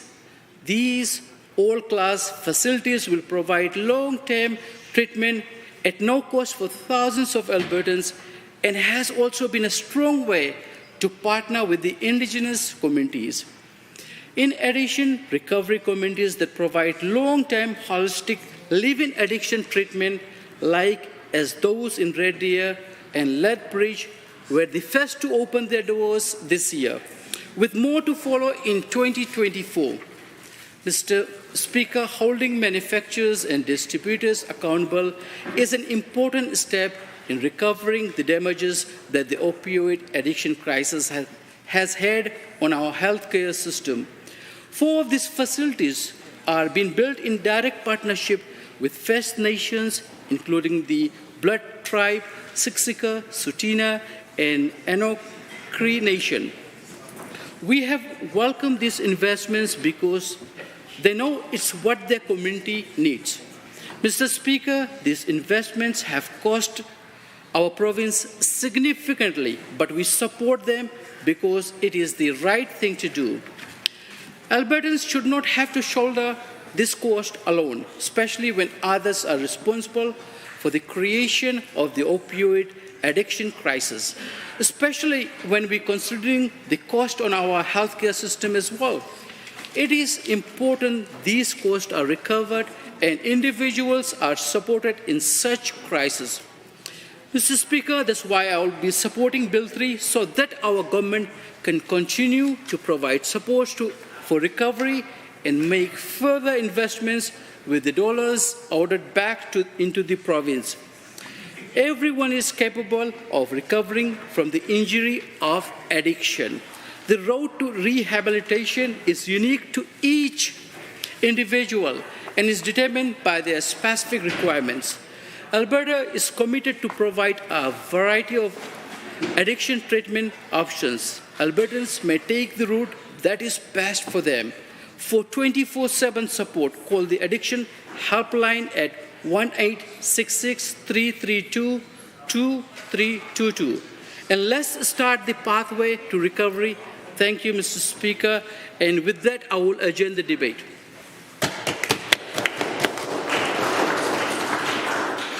Having heard the motion by the member for Calgary East, does the Assembly agree with the motion? All those in favour, aye.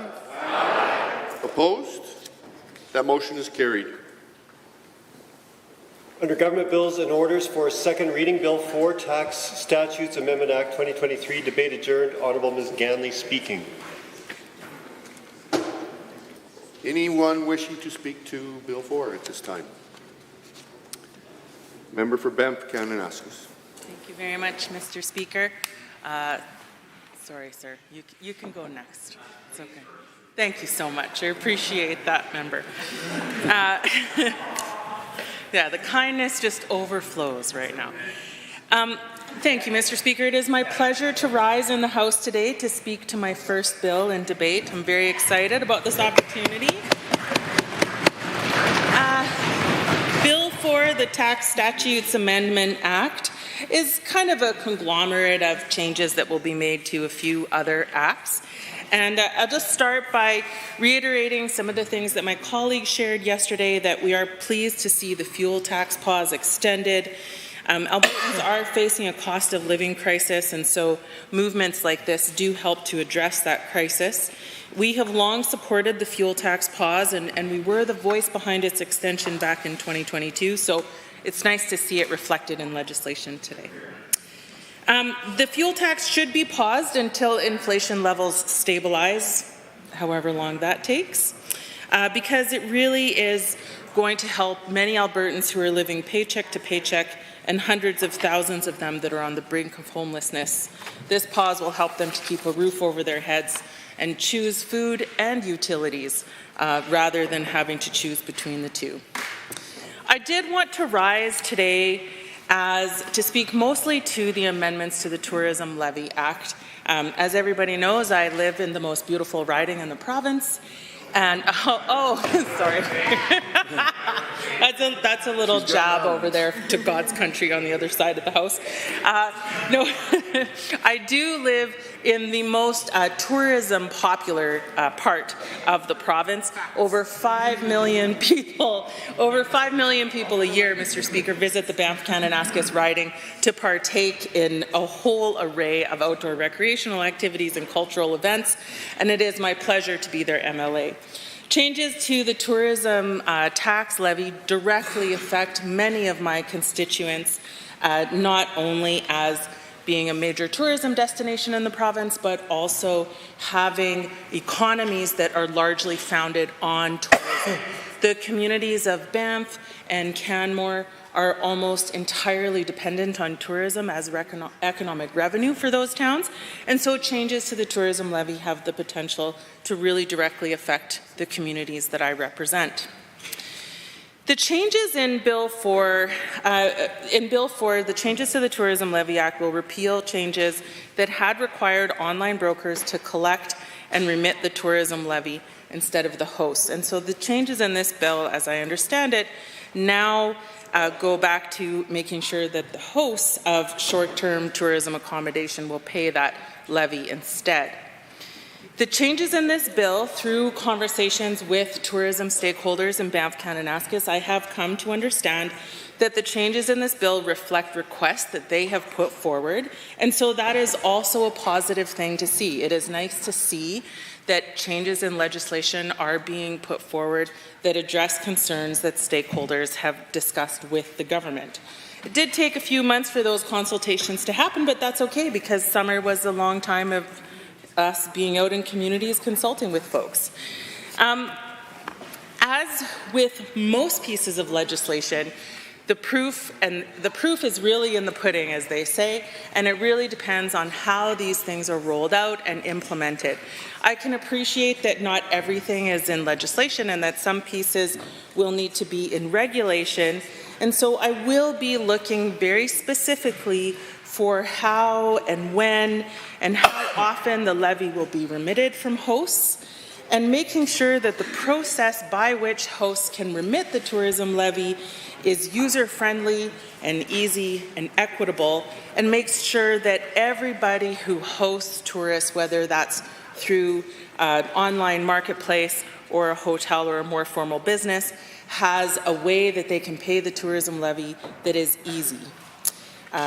And we also need to have some transparency around what happens to that tourism levy once it is collected. Transparency in how revenues are gathered and spent, I would just offer, has not necessarily been the strong suit of this government over time, particularly with things like the Kananaskis Conservation Pass, which in effect is another tourism levy that dramatically affects my riding. And we saw the Kananaskis Conservation Pass being collected, but it wasn't really reported on how that money was spent. So I would like to see that improved. And while that may not be reflected in legislation, that will be something that I will be advocating for. The original Tourism Levy Act was implemented with the intent of ensuring that those dollars we're going back to tourism marketing destination organizations like Travel Alberta or like Tourism Canmore Kananaskis that work to draw people to that specific tourism attraction or that specific part of the province. That has not been completed as of yet. And so I'd really like to see, that could be an amendment in the Act that the tourism levy revenue is generated and directed towards marketing, destination marketing organizations. So that could be in the Act. The current mandate letter for the Minister of Tourism does talk about assessing the advantages and disadvantages of having the tourism levy invested in tourism-related growth initiatives and making recommendations.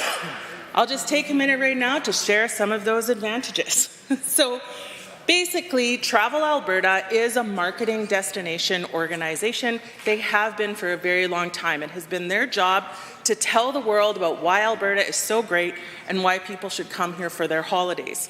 Recently, however, Travel Alberta has expanded their mandate to include not just marketing, not just destination marketing, but also to include things like small business grants to help small businesses in communities develop products and initiatives that can bring more tourists to Alberta to enjoy this great province that we have.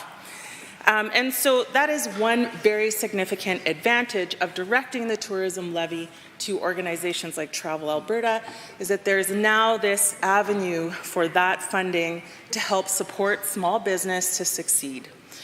Canmore and Banff, Mr. Speaker, are communities made up mostly of small businesses. The innovation in the tourism sector is awesome, and it's something that we should always be encouraging to flourish. It's incredible to me to see how many people just carve out their own little unique niche in the tourism offer to take people around and show them the amazingness that Alberta has to offer. That is small business that we need to foster and help grow across communities in Alberta. Travel Alberta also is on the precipice of releasing a strategy for tourism, hopefully very soon, and that identifies 10 tourism destination zones.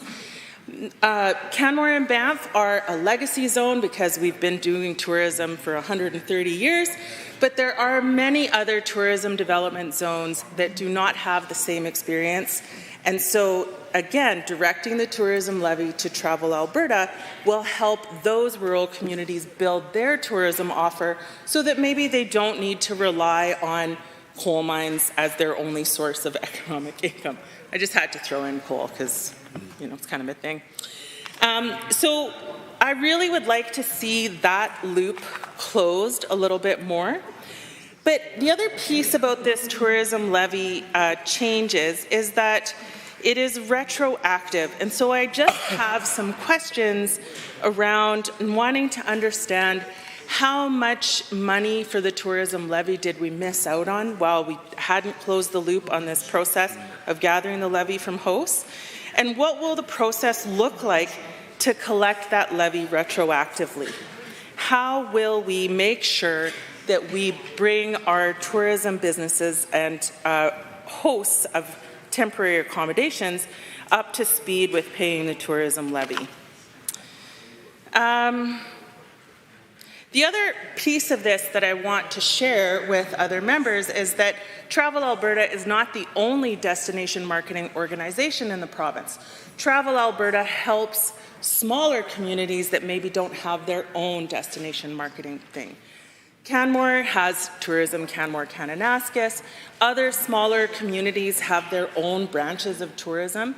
These organizations operate independently of government and independently of businesses, and their sole job is to help create a draw for their community, for tourists to come to their communities.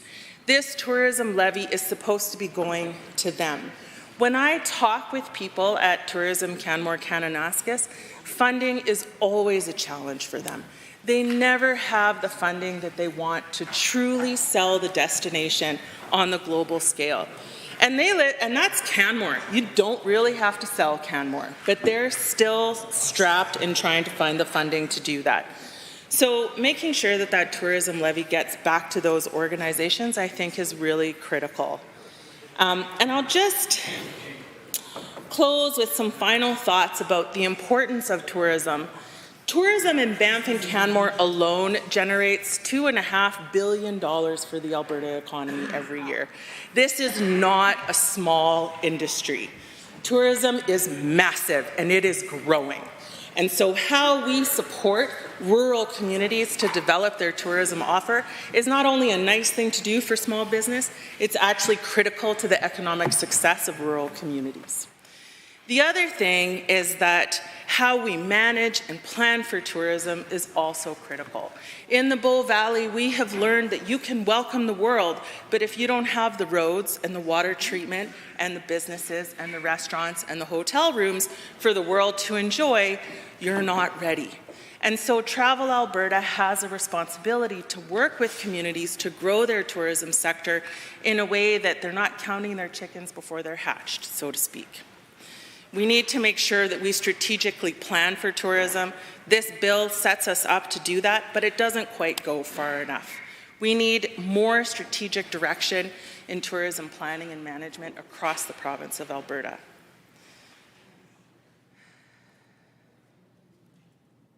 Yeah. Thanks.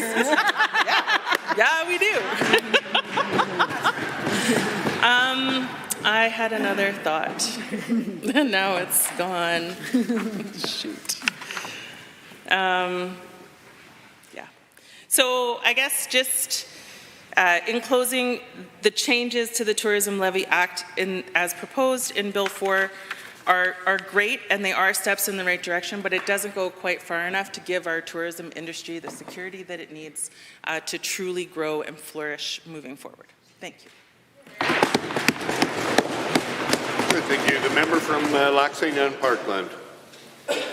And you know, I really like getting to know the new members both on our side of the aisle here and across from the other side. The last member from Banff Kananaskis, beautiful part of the country. You've got the skies out there, you've got the parks, you have the mountains, some beautiful lakes, but you don't have a lake that was blessed by the Pope.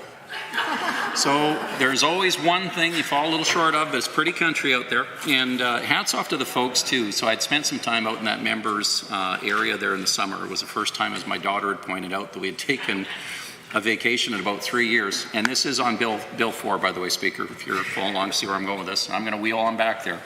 But I did spend some time out there with the folks over at, I believe it's called Rafter 6 Ranch and Resort. Spent some time on the ponies out there.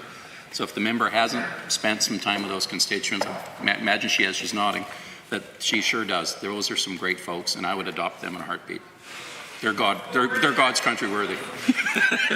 So, Mr. Speaker, it's my pleasure to rise today. And again, thanks for the member for the comments back and forth. Look forward to maybe having a coffee with you one day furthering that discussion. Pleasure to rise today and talk to the bill at hand, which is about the Tax Statutes Amendment Act, so Bill 4 for us here. The purpose of this Tax Statutes Amendment Act is to ensure that the laws remain clear and consistent. The amendments aim to modify various parts of the Act in the province, such as the Fuel Tax Act, the Tourism Levy Act, the Alberta Personal Income Tax Act. How many times can I say Tax Act in a row? Alberta Corporate Tax Act. So on the fuel tax pause, what we're up to, so our government's committed to keep life affordable as much as possible as we can for all families in Alberta so that our economy can continue to grow and prosper. In June, our government kept our campaign commitment to extend the fuel tax pause until the end of this year. The pause saves Albertans 13 cents every time they fill up in their vehicle, and now we're updating the legislation that will align with the tax pause. And again, Mr. Speaker, I'd be remiss if I didn't explain the background on some of that. Obviously, we've been hit with the carbon tax, or the carbon levy, I should say, because again, not supposed to tax a tax, but you can tax the heck out of a levy. And that poor thing keeps hitting everything. And there's only so many levers that we have over here as the government that we can try to offset that for the affordability. And that was one of the items that we managed to do. And with those items, it's also tied to the fuel prices in that context as well. But at least we can do something with those revenues to try to offset and try to keep more affordable. Bill 4 would retroactively legislate the extension of the provincial fuels tax, pause to the end of 2023, which reflects a decision that we announced here earlier this year. So we're keeping that commitment, Mr. Speaker. This includes legislation extension of fuel tax pause to help our government formalize our commitment to keeping life more affordable for Albertans. Again, sometimes it seems like a death of 1,000 cuts. There's only so many levers that we can pull, and we're trying to do everything we can to recognize the challenges that, quite frankly, everyone's having up there with the affordability issues. The extension of fuel tax pause ensures economic relief for Albertans and is in line with our government's commitments to maintain affordability. If you see a trend line there, Mr. Speaker, it's because we honestly mean this one, and we're doing what we can. On the Tourism Levy Act, my back gets sore sitting down so much in here, I don't know how anyone else is doing. Additionally, the Tax Statutes Amendment Act would include amendments to the Tourism Levy Act. These amendments would include implementing a new framework that would address the complexities surrounding the collection and remittance of tourism levies by online brokers. These changes align with industry concerns and streamlining the process, making the system more efficient for everyone's involved. And again, Mr. Speaker, coming back to that comment for death by 1,000 cuts and efficiencies, if we can debottleneck and try to reduce some of these items, that helps everyone in that industry. Again, collecting tax, nobody likes to do it, and if you have to, let's at least make it efficient so you're not wasting everyone's time on that one. Alberta has a booming tourism industry, and these changes will allow the industry to continue to prosper and even grow. So one item that the member from Kananaskis and I are in 100% violent agreement with, tourism often gets overlooked as an economic engine. And I'm going to regale a little bit of an item here, the way I kind of see the tourism industry and how it relates to economic corridors. So those economic corridors, when we're talking about those conduits, if you would, for commerce and trade, Mr. Speaker, through you to the member, that is 100% inclusive of tourism. And I have this little theory myself, Mr. Speaker, I'm not sure if you share it, but I honestly believe that Mickey Mouse and Tony Soprano are the same person. So they're little gangsters, you feel good about them, and they clean you out every time you go there. Now I can say that full well, I haven't met Tony, but I absolutely have met Mickey. And when I take my kids down to Disneyland and we go on a ride, and the way they've got this set up is that you go on the ride, you have that experience, and your endorphins are up, everyone's pumped, it's a great time and everything else, and when you get off that ride, you're so pumped up that you want to try to remember it for whatever reason it is, natural instinct. You go through that darn little gift shop, and sure enough, you spend another 15 or 20 bucks to grab that little toy. And the first thing that they do as soon as you're exiting that gift shop, there's a little finger sending you somewhere else. You're heading off to the next ride. So the concept that we could probably start using and trap lining a little bit better through the province, not just within our own constituencies, but sending them to the next ride. So when I'm in here shamelessly saying God's country, it is to facilitate that same conversation, to get folks talking about their areas, their gift shops, if you were, the attributes that they have, and how we can send that traffic, that foot traffic around, or send that message out. One of the things that we have to be cognizant of too is when we start talking poorly, whether it's by accident or through partisan type of conversations, that's what the world sees. And what we have to do is be loud and proud here as all Albertans, all strong and free, same flag, same colors, and promoting each one of our communities to the other, and make sure that we do a good job of that regardless of which side of the aisle we happen to sit on. Because again, to the member, through you to her, and others that are nodding in the other aisle, we got a lot of attributes that places around the world are envious of. When I was recently over in Germany talking about the energy file, I had my phone out sitting in a cafe showing folks in Berlin but what we had here, and they couldn't believe these type of areas. One lady said to her boyfriend that this is prettier than your homeland of Austria. So I take that as a high compliment and high regard. So back to Bill 4 here, because the member from Calgary is obviously getting bored with talking about our province. So that was the whole idea, was to make sure that we can make the tourism industry help out with that tax act on there as well. Now, in the personal income tax portion of it, if Bill 4, if passed, would also include impending changes to the Alberta personal income tax, as I'd mentioned.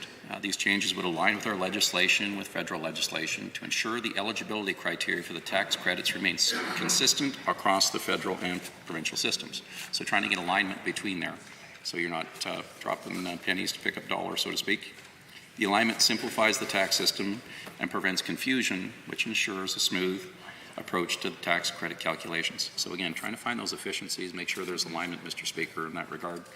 And I know you've talked to me many times before on your personal income tax, how frustrated you were that those didn't have any alignment, so hopefully this will help you out too. Trying to get the Speaker to smile is not working. He's as solid as a rock over there today. The corporate tax points, the proposed amendments in the Alberta Corporate Tax Act are crucial for maintaining provincial policy and providing clarity to business. Again, making sure that we have the clarity and that everyone kind of knows what the rules are and it's predictable.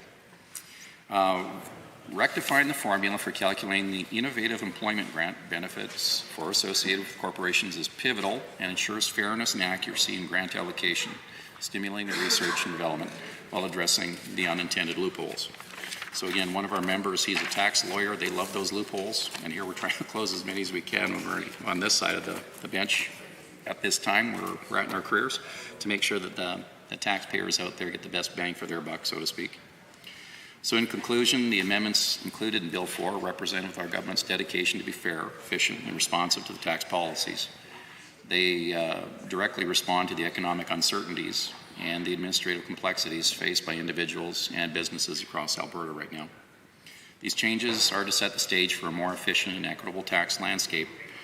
The proposed amendments are not only administrative adjustments, but they also streamline the process. So looking for those efficiencies, rectifying inconsistencies, providing clarity, and to foster a robust economic environment for our province.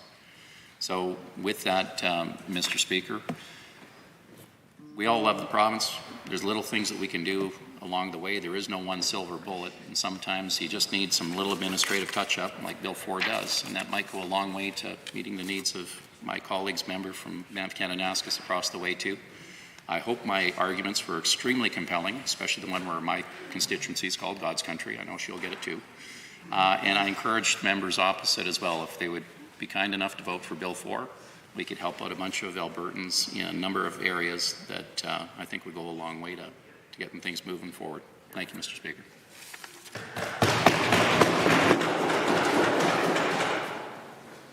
The member for Edmonton-McClung. Thank you very much, Mr. Speaker. I rise today for the first time in the 31st Legislature to speak to a bill, and it's my privilege to do so, to represent for the third term the fantastic residents of Edmonton-McClung in Edmonton's West End. And I might remind the member for Banff-Kananaskis that although she has the mountains and probably the most attractive tourist destination in Alberta, we have the largest and most effective and most attractive non-mountainous tourist attraction in Alberta, that being, of course, West Edmonton Mall in my riding. So be mindful that when it comes to Edmonton-McClung, as a transportation critic, I'm certainly making sure the world knows that all roads lead to West Edmonton Mall. So, with that in mind, though, Mr. Speaker, Bill 4 Statute Amendment Act is more than a housekeeping bill. As we talk in this legislature about bills, they sometimes are described as housekeeping bills, but they have an impact and they're important, and this bill is no different than others that have been described as housekeeping bills before. Now, we as others have mentioned, are pleased to see the fuel tax pause extended. We worked to have that extension back in 2022, to have that pause extended, and we support the move to continue that. But as far as the bill goes with respect to the short-term levies that are on that are regulated as part of the Tourism Levy Act. It amends Chapter 5 of the Revised Statutes of Alberta, and while it's important, of course, to ensure that the retroactive levy collection is part of this legislation, I think it's also very important to make sure that the operators are given proper notice, because, as was mentioned by one of our other members in debate earlier on this bill, there's going to be a requirement that those operators need to have a reserve fund saved up in order to have that money available to pay it on time. And that's not something that every small business operator necessarily finds easy to do. So I think that it's important that all the operators receive good direction, that there's a way that they have to go ahead and save up so that they have the cash on hand to cover that levy when it becomes due.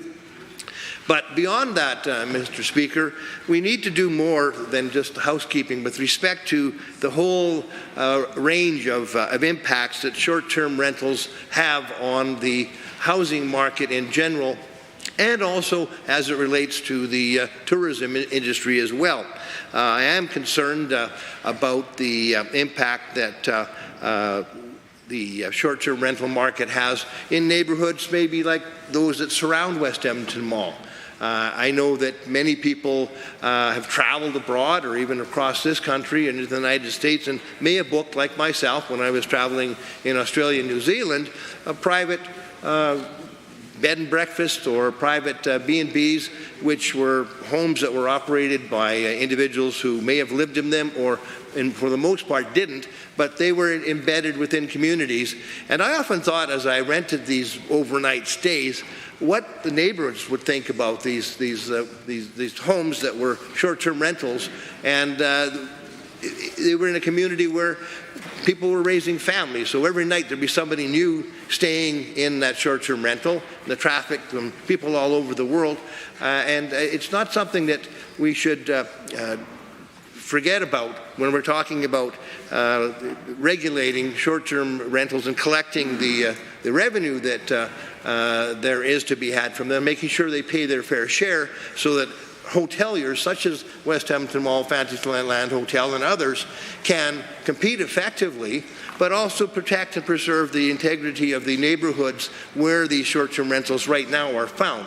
There are good questions to be asked, Mr. Speaker, about whether or not these short-term rentals should be permitted in communities which are normally reserved for single-family homes or for long-term residential dwellings. So that is one thing that I hope to see a lot more discussion about beyond what is in this bill, Bill 4, around the whole concept of short-term rentals and where they should be able to exist and what part of the market they should be able to occupy when it comes to a level playing field and their competitiveness with the regular hotel market. So I look forward to more discussions on that. We need to do more. There are implications for our housing market, and people who live beside short-term rental, I think, would have a lot to say about where they belong and where they shouldn't be allowed. So with that, Mr. Speaker, I'll say that West Edmonton Mall may not have the mountains that we see in Banff Kananaskis, but there is a significant attraction there with practically a small ocean under a large dome, and it's always going to be developed into something new. I know the major roller coaster is disappearing, but it's going to be replaced with another huge attraction. Stay tuned and take one road that leads to West Edmonton Mall soon. Thank you very much. Honourable members, before the Assembly is Bill 4, the Tax Statutes Amendment Act 2023. Is there anyone else wishing to join in the debate? Seeing none, I am prepared to call on the Honourable the Minister of Finance to close debate, should he wish to do so. Honourable members, the Honourable the Minister of Finance has moved second reading of Bill 4, Tax Statutes Amendment Act 2023. All those in favour of the motion for second reading, please say aye. Aye. Any opposed, please say no. In my opinion, the ayes have it. That motion is carried and so ordered. Bill 4, Tax Statutes Amendment Act 2023 is now read a second time. For second reading, Bill 5, Public Sector Employees Amendment Act 2023, adjourned debate. Honourable Mr. Horner. The Honourable the Minister of Finance, President of Treasury Board, has 14 minutes remaining should he choose to use it. It would seem he doesn't. Are there others wishing to join in the debate? The Honourable Member for Calgary Elbow has risen.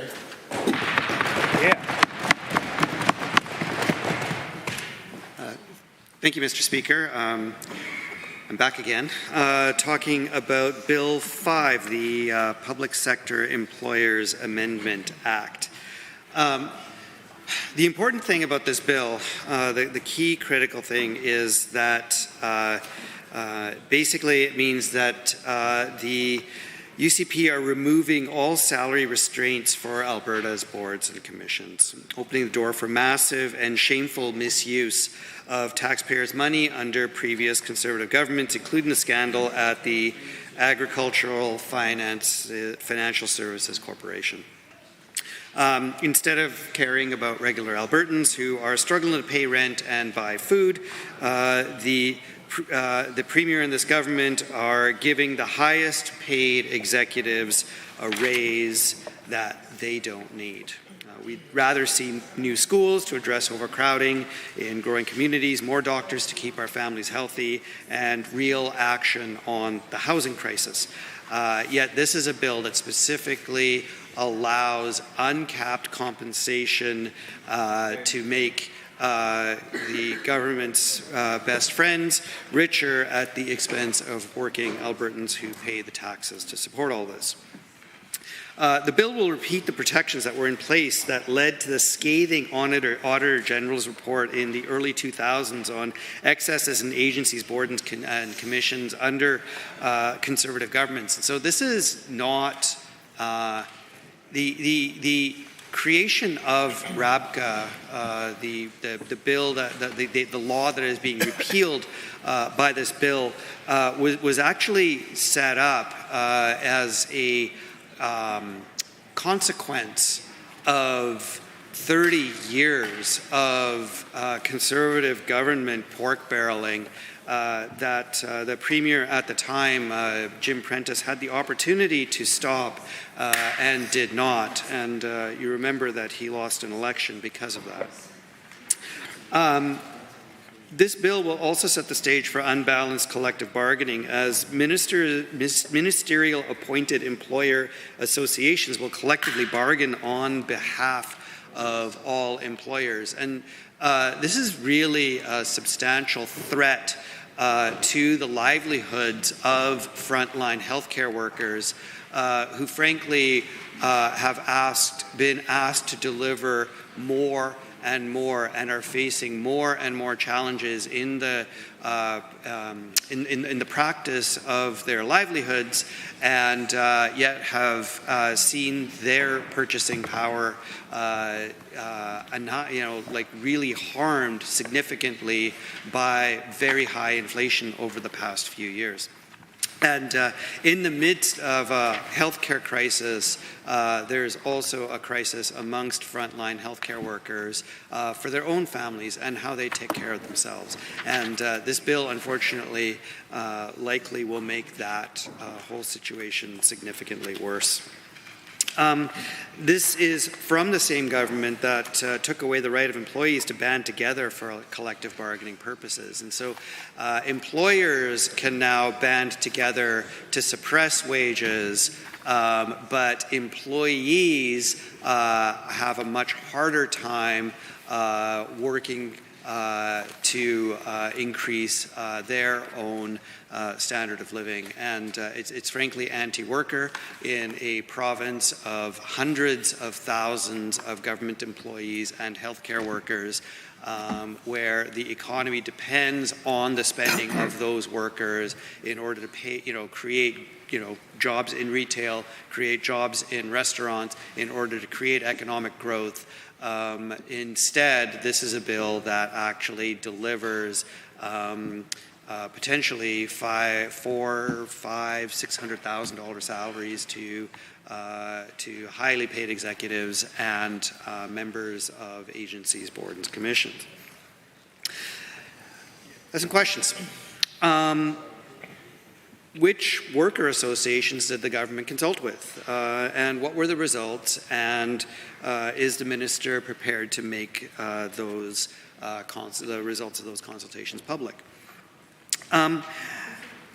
The government has exempted portions of this Act from the Regulation Act and the need for transparency through publication. And it's actually very interesting because the minister, I believe, in introducing this legislation commented that it was very similar to the British Columbia's framework that's used for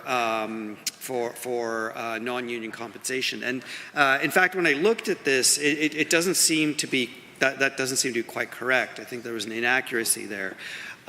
Because the BC government actually has a substantial burden of transparency and is required to make their compensation plans public to an extent, and their mandates are also public. And so here's an example of the public sector bargaining mandates and agreements starting in 2022. This is a shared recovery mandate from the British Columbia government. And I'll quote, "The shared recovery mandate applies to all public sector employers with unionized employees whose collective agreements expire on or after December 31st, 2021. Negotiations are focused on providing a fair and reasonable offer to public sector workers that includes significant inflation protection while ensuring that the government has the resources to continue to invest in building a stronger province for everyone." Key priorities of the 2022 shared recovery mandate include protecting the services that people in British Columbia depend on, improving health care and preparing for future needs and challenges, and supporting a strong economic recovery that includes everyone in BC. Elements of the 2022 mandate include three-year term, general wage increases, and it goes through schedules, and negotiable family flexibility allocation that is tied to those increases. And so this is something that's on the website that I can just read to you. There's no commitment that I could see within this bill for a similar level of transparency. And unfortunately, what that means then is that this is all kind of done in secret, because obviously where there is no transparency, there are instead secrets. Employer associations are banding together and creating a situation where they have compensation plans that are not adequately disclosed, and so that means that people just don't know what to expect. There's portions of this act that are exempt from the Auditor General Act, and I have questions about why that would be. Why are there significant portions of this act that the Auditor General is not required, in fact not allowed to investigate as part of their office? Which failed candidates and former ministers should we expect to see appointed to these new associations and councils? Just kind of want to know. Will the minister go through a public recruitment process for these associations and councils? You will recall that the NDP in its term in government revamped the selection of agencies, boards and commissions and made sure that they were selected on the basis of merit. And sadly, those commitments were taken away. And unfortunately now, this is once again, an approach for that in which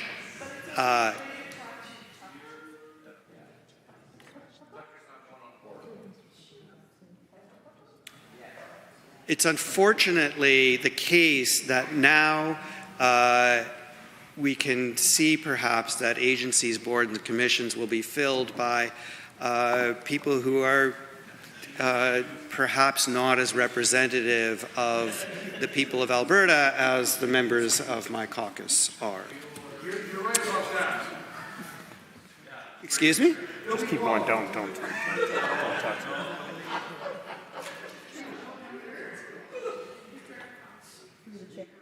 Apologies.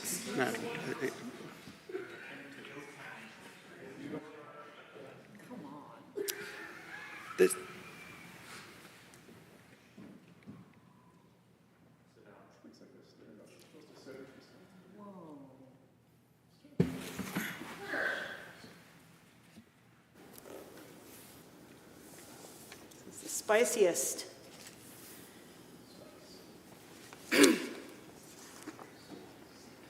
Let's reset. Honourable member.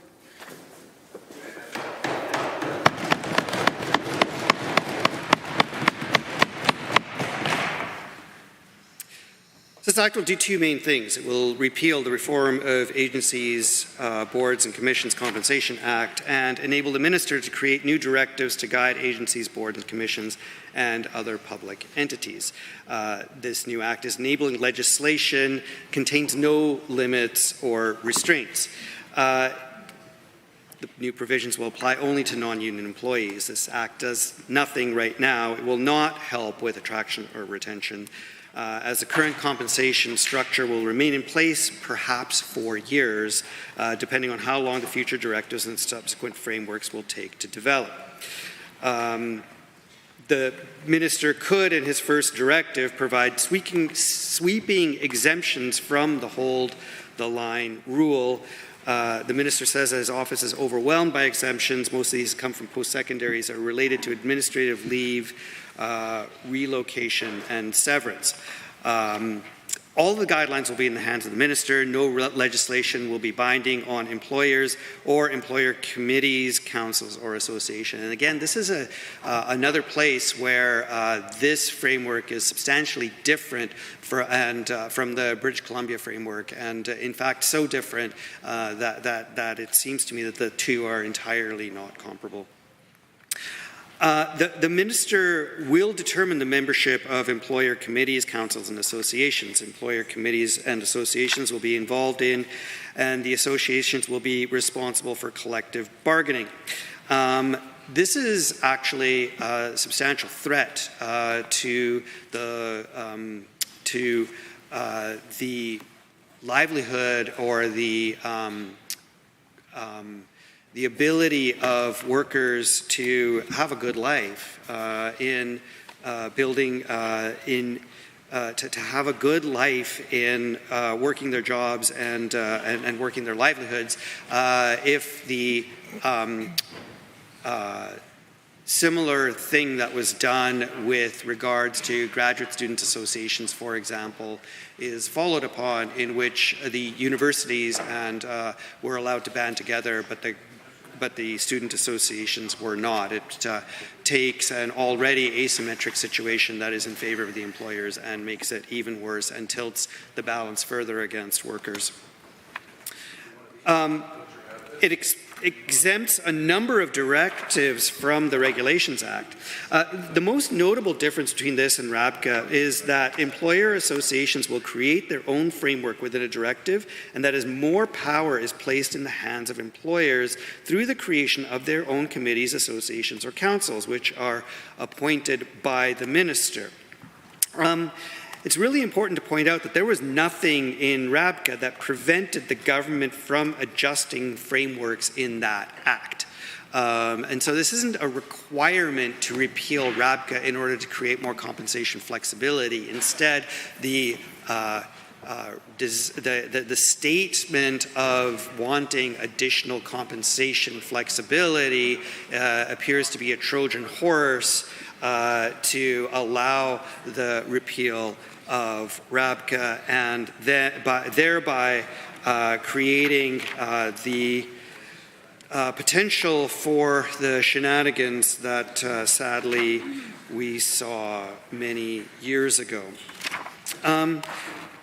What do some of these shenanigans look like? Well, let's take you back to 1992. I remember this because that year expenses caused outrage after taxpayers ponied up more than $1.3 million to finance living allowances for MLAs, including some who lived less than a 30-minute drive from the Legislative Building.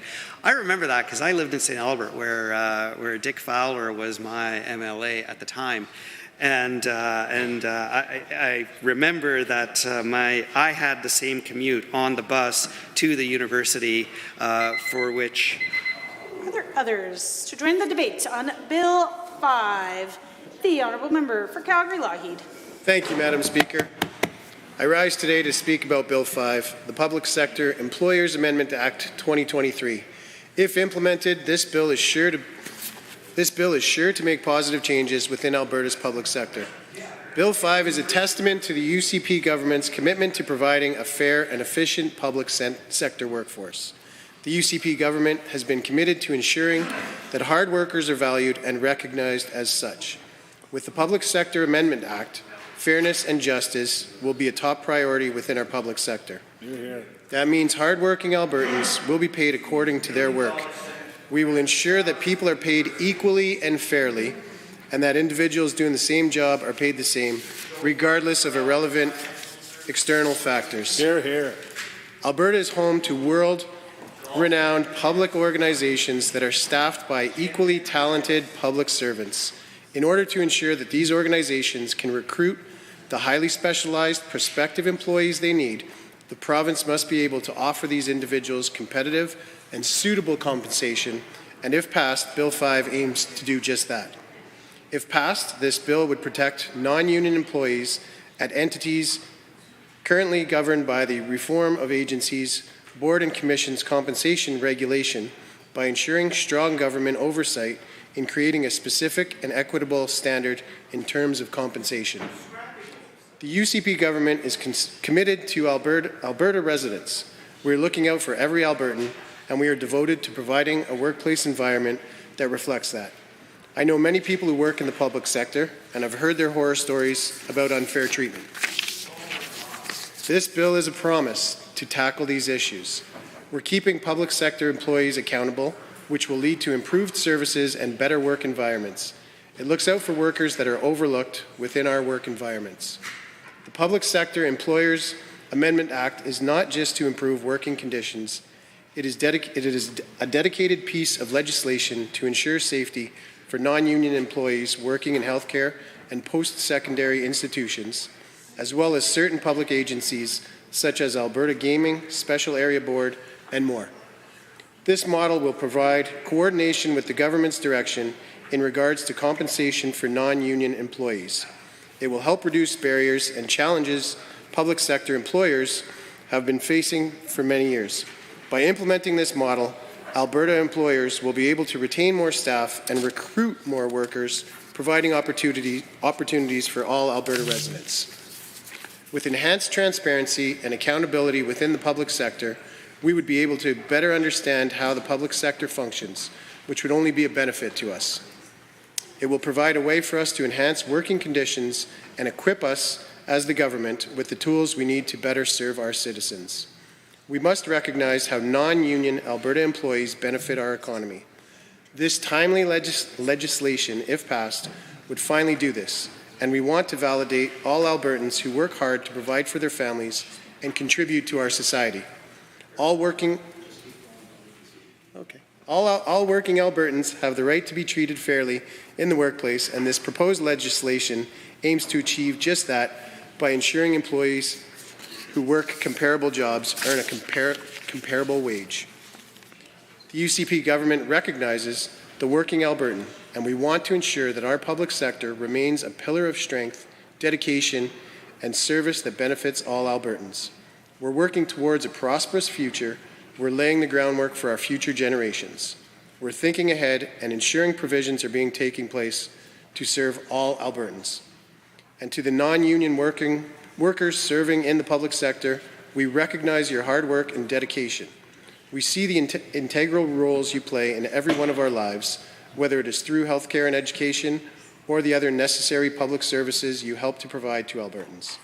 With Bill 5, we're making an active commitment to continue to recognize your roles within our beautiful province. As a member of Calgary-Lougheed, I want to express my gratitude for what you do. I urge all members to remember that we are here to serve our constituents and to serve all Albertans. This piece of legislation will only be a benefit to our residents. It will ensure that those working in public sectors and non-union employees are fairly acknowledged for their positive roles within the Alberta economy. Make the right decision and vote for Albertans. Thank you, Madam Speaker. The Honourable Member for Edmonton Beverly Clareview. Very excited. This is the very first time I rise in debate. So I shall begin. As as a result of that, I will begin by admitting that I am not yet an expert on the minutiae of bills. So I was very grateful for the briefing that myself and my colleagues were offered last week when the bill was introduced. I do, though, as a result of that briefing, have a couple of wonders.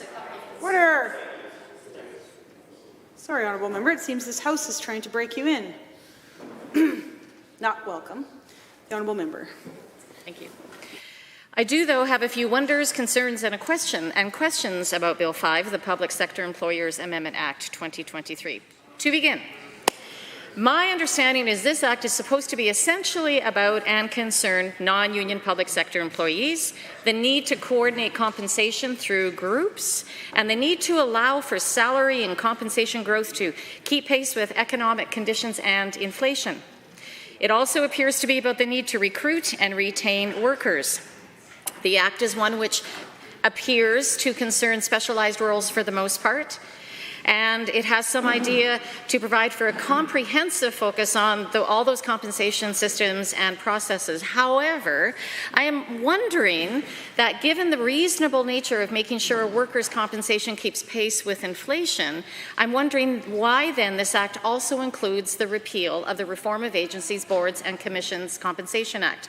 Why this government felt that was necessary. Since the repeal really only seems to apply to those at the top of the salary chain rather than those on the bottom. Because my understanding was the original purpose of RABCA was to make sure folks weren't taking advantage of privilege, of position, through exorbitant and out-of-whack salary or benefits or things like flashy cars or evenings out.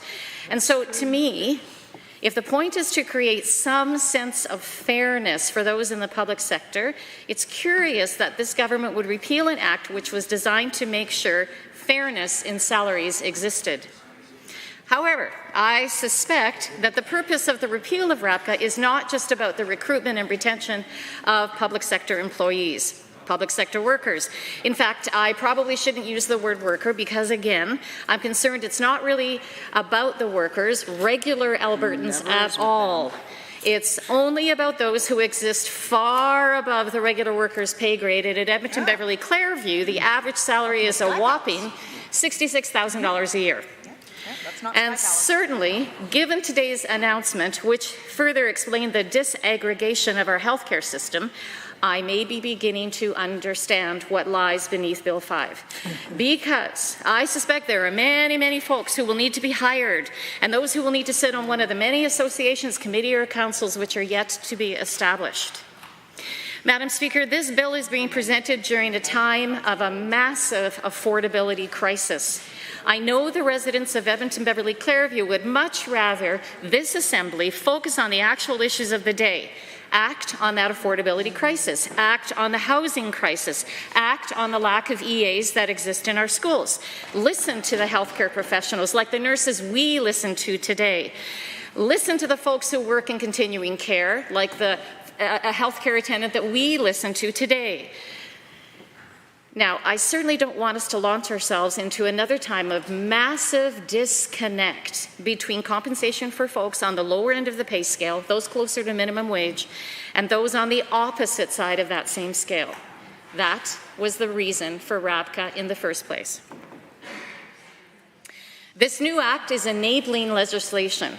It appears to contain no limits, no restraints. And my read of the act says that there's an incredible amount of discretion that exists in the hands of the minister. So one question I will be asking, and I'll ask it now just because I can, has to do with assurances. What assurances can we expect? What regulations? What ministerial orders are going to come down that we can expect to see that will guarantee pay and compensation grids for those who serve on those employer committees and associations will actually be reasonable rather than point to those massive, out-of-whack, absolutely unreasonable pay increases that we saw before RABCA. And now another question that I have, perhaps more of a bit of a worry, a concern, has to do with the matter of employee pay. And I wonder, given that all those committees and associations will have scope to establish salary grids for their collective employees, does this act then open the door to, an employer association or a committee doing a comparison, looking at salaries between different jurisdictions for workers like healthcare aides, and then perhaps noticing that a healthcare aide in one province perhaps gets paid a couple dollars less than a healthcare aide does here, and then say, hey, all my lovely board and committee people, look at this, they get paid $2 an hour less. I think that our healthcare aides, to achieve parity with people in those other jurisdictions, should also get paid $2 less. Shame. That's instead of the increase in pay these workers absolutely deserve. Now, given that there are numerous references to employees not being subject to collective agreements, those who are out of scope, one could be forgiven for thinking that this act has nothing to do with public sector employees who belong to a union, except I think it probably has ramifications for union workers too. For example, the need to allow for salary and compensation growth to keep pace with economic conditions and inflations, quite frankly, that sounds great. If I'm a union employee and if I haven't gotten a raise for the last 5 years, and if I'm looking at a potential year-over-year inflation rate that exists somewhere around 15%, then I suppose that if the particular employee association that I'm affiliated with is giving that 15% raise to other folks, then I'll be getting a 15% raise too, and I think that would be great. That is why this is exactly the type of legislation where government should be consulting with unions. Unions, too, are major stakeholders. Public sector employees who are union members could, as I just noted, be affected by everything that is in this bill. Unions should have been consulted about this framework, but perhaps, once again with this government, that wasn't something this government considered when the bill was originally written. What I would also be interested to find out more about is how that consultation is working. Which groups were consulted? Which worker groups were consulted? And more than that, I'm really looking forward to hearing which groups are going to be consulted from this point forward. Which worker associations are going to be consulted? Which unions are going to be consulted? This bill also provides government and employers with the benefits of a central bargaining table for employers without the same benefit for employees. This is because all those employer committees, associations, and councils that are being created at the discretion of the minister, which are created by the minister establishing one or more committees to collect collective bargaining and compensation information, coordinate collective bargaining, and develop, support, and monitor the implementation of compensation and bargaining strategies. It also adds in employer associations, which also allow for the minister to establish employer associations to coordinate compensation for non-union employees, collective bargaining, human resources, and other matters, including consultation with employer representatives. There's lots of collective bargaining going on here. Yet these associations that are about to be set up are exempt from the Fiscal Administration Act, the Alberta Public Agencies Governance Act, the Sustainable Fiscal Planning and Reporting Act, and the Auditor General's Act, and I'm wondering why.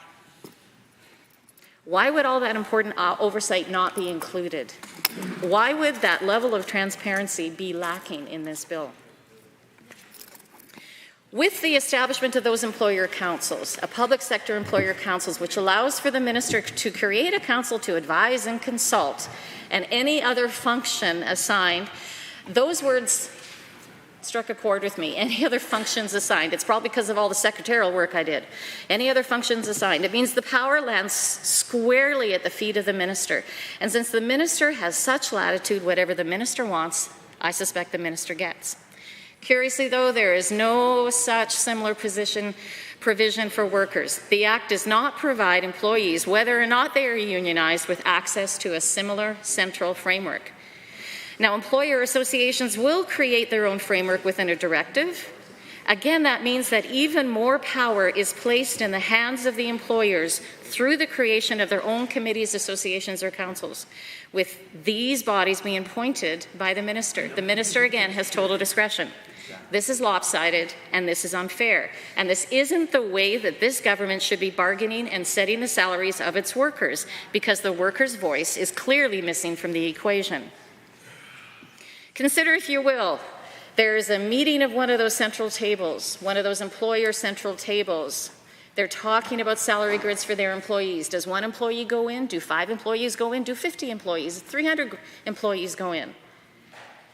Will they bring other unions with them if there are other unions involved in their workplace? Who exactly will they be bargaining with? Will there be separate union locals needing to enter into the bargaining even with those non-union public sector employees? So again, Mr. Speaker, if a collectivity of employers, will unions or employees respond with a collectivity of unions or employees? Where's the central table for employees? Where's the union? Where's the workers' voice in setting a framework? And as my colleague so ably noted, which workers did the government consult with when they were planning this bill? What were the results? And when can we expect those results to be shared? I worry and I wonder and I have questions about why this bill seems to establish one set of rules for employers, those folks the UCP will be appointing to all of these brand new committees and associations, but somehow forgets to establish similar processes for employees and those who represent and work with them. For all those reasons, then, Mr. Speaker, I urge the members of this House to vote no on Bill 5, the Public Sector Employers Amendment Act 2023. Honourable members, Bill 5, the Public Sector Employees Amendment Act 2023. Is there anyone else wishing to join the debate? The Honourable the Member for Vermilion Lloydminster. Thank you, Mr. Speaker. It's my honour to rise today to speak to Bill 5 and the proposed Public Sector Employers Amendment Act. This bill aims to streamline and harmonize government direction for compensation of non-union employees across the public sector for the benefit of all Albertans. By replacing the current outdated model for regulating non-union compensation, we can alleviate some of the challenges that public sector employers have been facing for years in recruiting and retaining staff. The current regulations do not account for inflation or evolving labour market conditions, which severely limits these public sector bodies in their ability to serve Albertans, and it's time for a change. One of the major goals of our government is to ensure that Albertans remain competitive on a world stage while providing every Albertan with a level of service that they need and deserve. To this end, Alberta's public organizations, including post-secondary institutions and healthcare services, are recognized worldwide. The sustained quality and accessibility of these organizations is a key factor to ensuring Alberta remains competitive with the rest of the world in attracting and retaining talent, while ensuring the services Albertans rely on can be maintained and improved into the future. For this to be possible, it is imperative that the province be able to offer appropriate and competitive salaries to our non-unionized public sector employees. That is why Bill 5 is focused on making it easier to ensure that non-unionized employees receive comparable pay for comparable work. By ensuring fairness, we will be able to create improved work environments and better retain skilled and talented employees we need. It is also just as important to create a level and flexible and responsive in the compensation system for public sector employees. Public organizations often have specific needs and face circumstances which are unique to them. Oftentimes, in various parts of the province, different local priorities will arise. By introducing greater adaptability in the compensation system, we will enable these organizations to account for the needs and dynamics of their local communities, as well as their specific organizational and operational needs. This will ensure that decision-making around compensation accurately reflects the situation on the ground. That way, public organizations will be better positioned to provide efficient and effective services to their local communities. I'd just like to talk a little bit about the Lakeland College and some of the problems that the old RAPCA created. It was set up so smaller institutions like Lakeland College had a different pay range than larger institutions. And so Lakeland then became essentially a stepping stone or a farm team for the big organizations. And it really impacted their succession planning they had for people working their way up through the system, because larger institutions could just afford to pay more. The other example of a flexibility problem was the there was one example where there was a dean of one of the departments, and there was another department that they wanted that person to take care of so they could do both. And they would wind up spending less money. But in order to compensate that person to be able to go do that, they would have had to go outside the range. And so it wasn't allowed. So then they were forcing them to hire two people, two deans for two different departments. So that's some of the problems that it created. In the end, we worked hard and got an exemption for that. And I think the finance minister at the time was signing a lot of exemptions, which is an indication of how out of whack it was. And that's some of the problems that were created. While localized autonomy and adaptability is a key focus of this bill, we are also seeking to continue strong oversight under the new compensation system. In addition to maintaining the critical checks and balances that this currently exists, we will ensure accountability and appropriate compensation practice by introducing a new flexible governance model for non-public sector compensation. This will allow Alberta's government to maintain the strong fiscal oversight that Albertans want to see, and will ensure that the tax dollars of hardworking, everyday Albertans like my constituents and Vermilion, Lloydminster, Wainwright are being spent wisely. The Government of Alberta is dedicated to working collaboratively with public entities to deliver the best results for Albertans. Through Bill 5, we're encouraging public entities to work with us in developing compensation plans that work best for their respective organizations. The new focused approach, which I would like to note only applies to non-union compensation, seeks to strike a better balance and provide the elected government with more flexibility to act on behalf of Albertans in response to the changing and emerging circumstances. I want to take some time to thank our public sector employees for their hard work and dedication. The work that they do is critical to providing Albertans with the services they deserve, and it is important that we recognize them. I look forward to our government's continued work with our non-unionized public sector employees as we work towards a better future for our public sector and for all Albertans.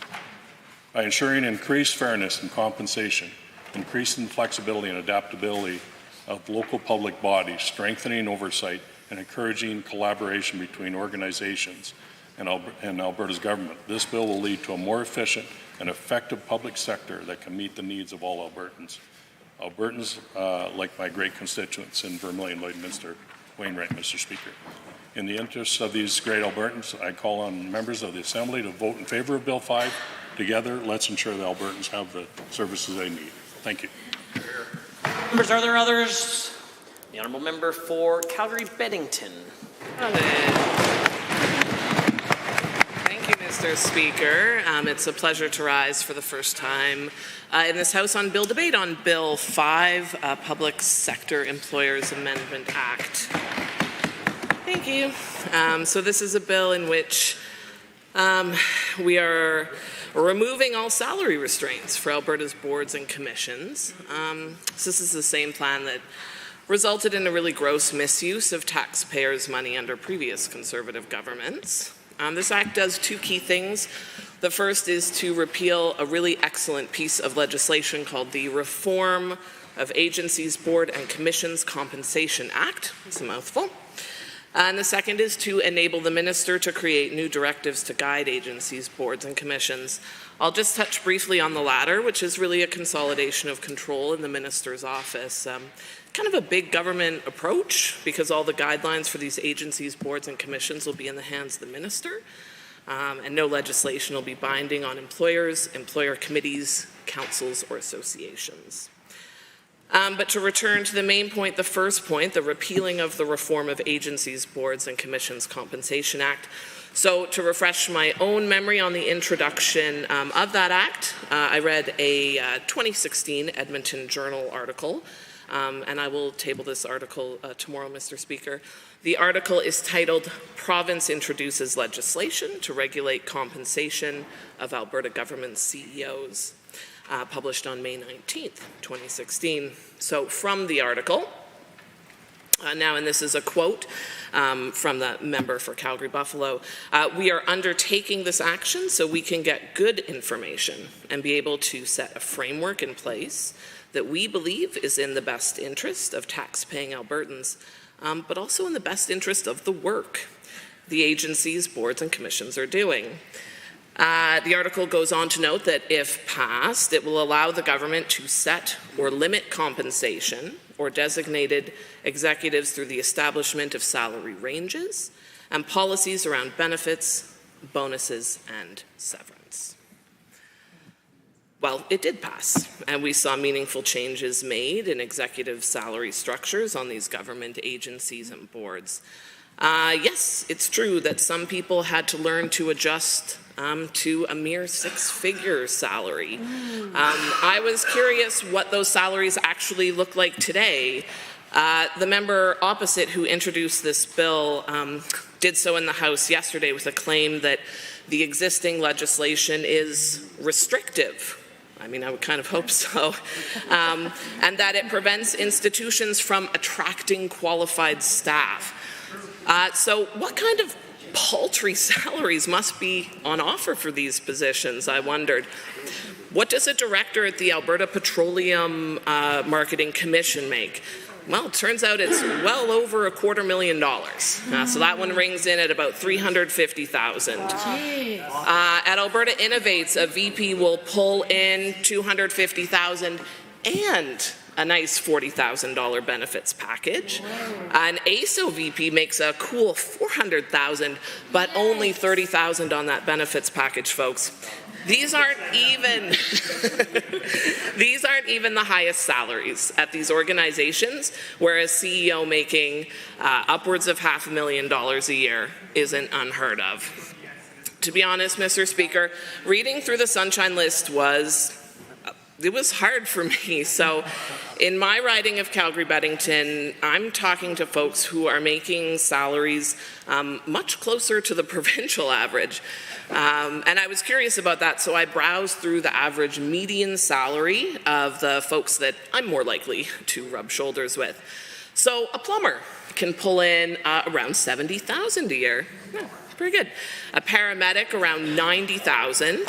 A postal worker, and this is not an easy job by any stretch. Like, I cannot be the only person who turns into an indoor cat as soon as the first snow flies.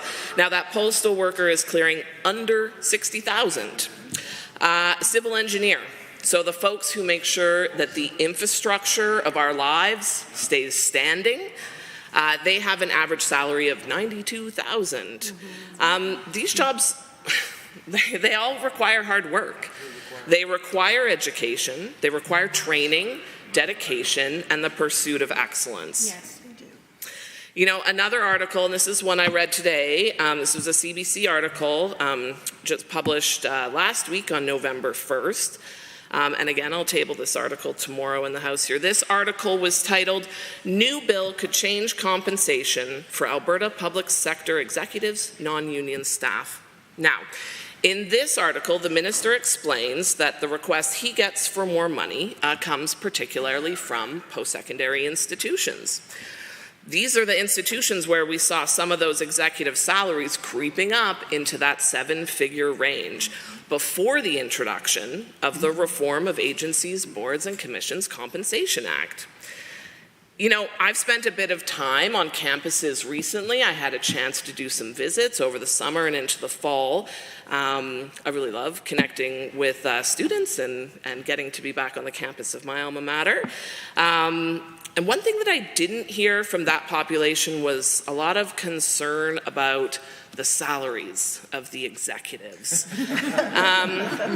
What I heard were concerns about the rising cost of tuition. Now, it's not clear how jacking up the salaries of university executives will address that. I heard about record high rates of food bank access for grad students. I heard about struggles to find housing.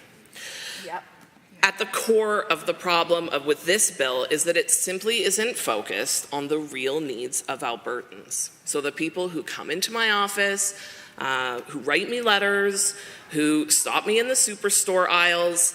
I can't go grocery shopping without getting dressed anymore. So these people, they're not talking to me about executive salaries at boards, agencies, and commissions. They're talking about pensions, though. Yeah. So they're telling me loud and clear about how they want their retirement to be secure. They're talking to me about housing. Right? They're seniors who are on fixed incomes, who are facing rent increases of $200, $300, $400 a month. The kind of rent increases that mean that all luxuries are being stripped from their lives. Vacation plans are canceled. No little extra treats at the grocery store, right? No little block of brie anymore. The winter boots have to last another, and then another, and then another season. So, you know, families in my constituency, and certainly all of Alberta, want to see the government bring forward meaningful solutions to make life more affordable for them, not to make life more affordable for hand-picked board members. Chew, chew, chew. And, you know, I also want to raise that money really isn't the only thing, and is perhaps not even the most important thing to motivate workers. Some of you will know about this, certainly my colleagues with a background in psychology. It's called self-determination theory. Okay, so self-determination theory is a framework for understanding human motivation.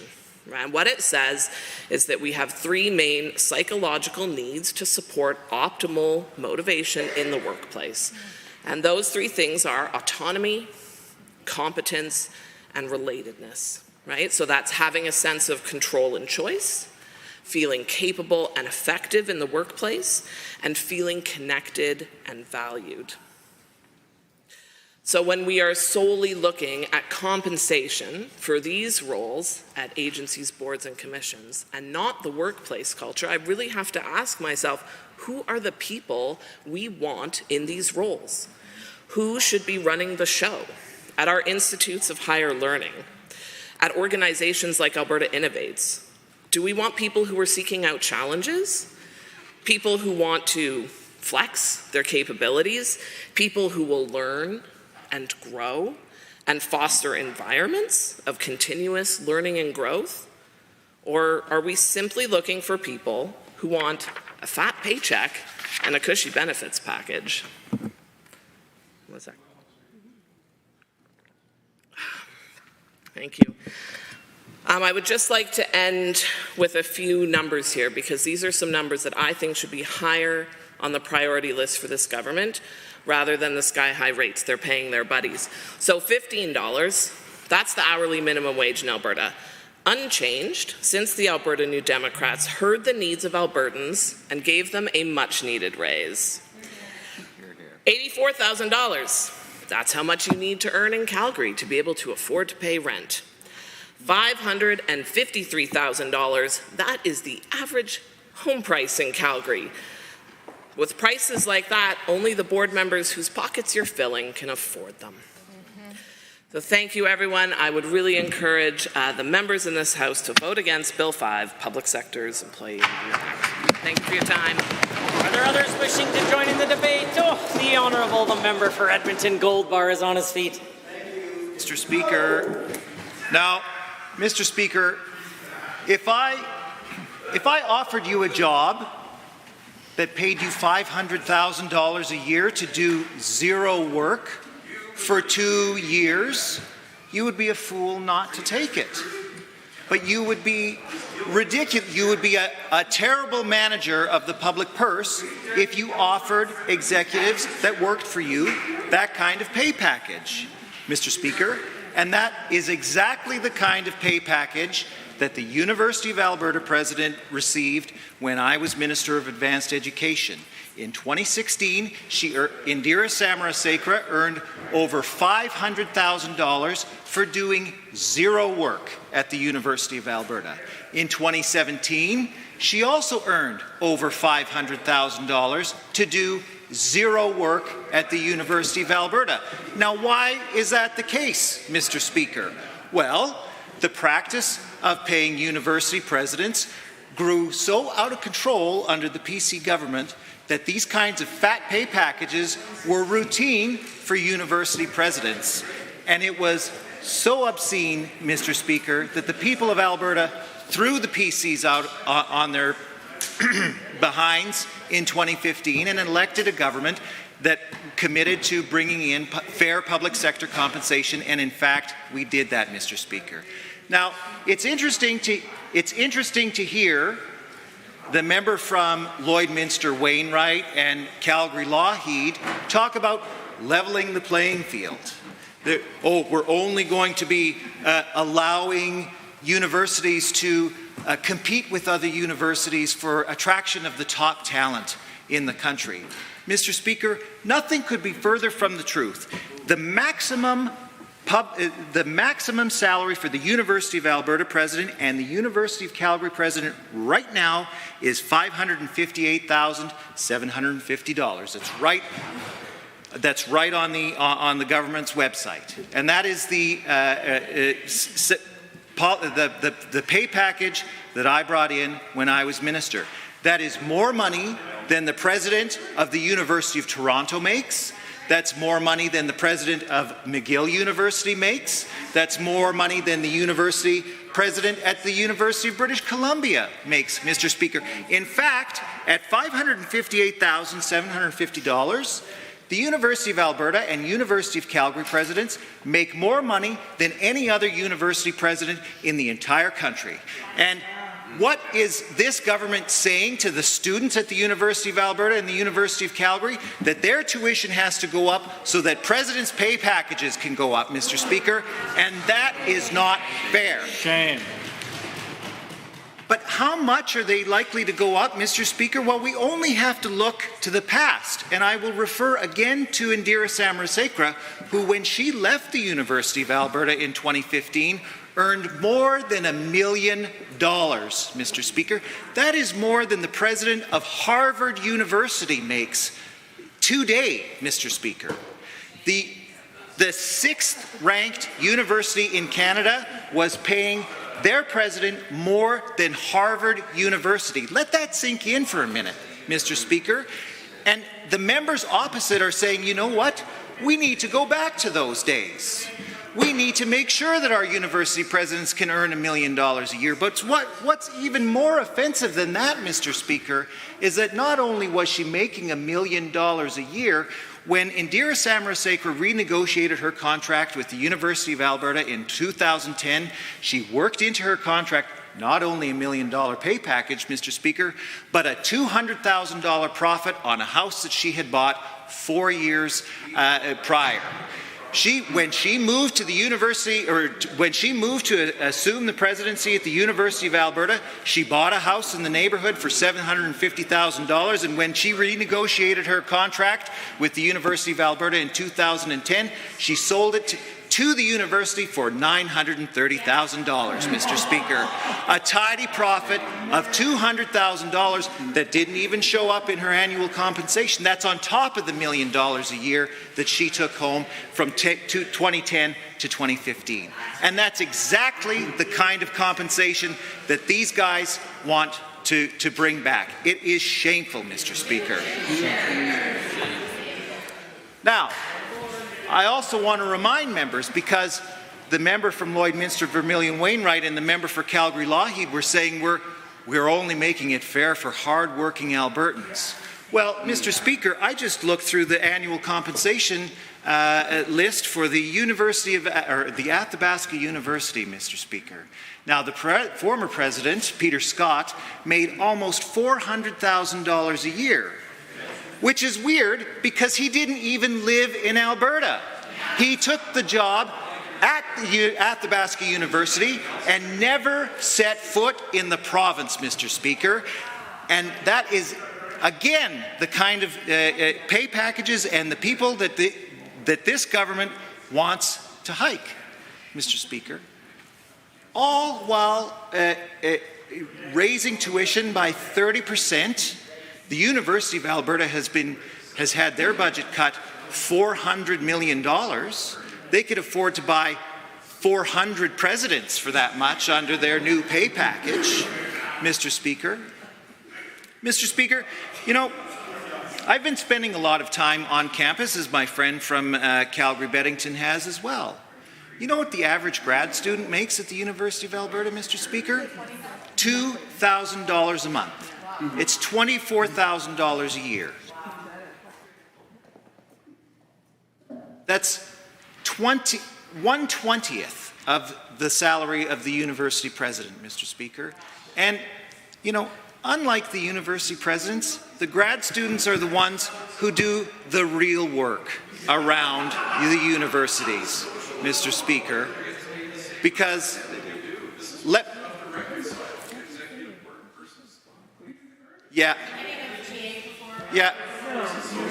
the member for Lac-Saint-Anne.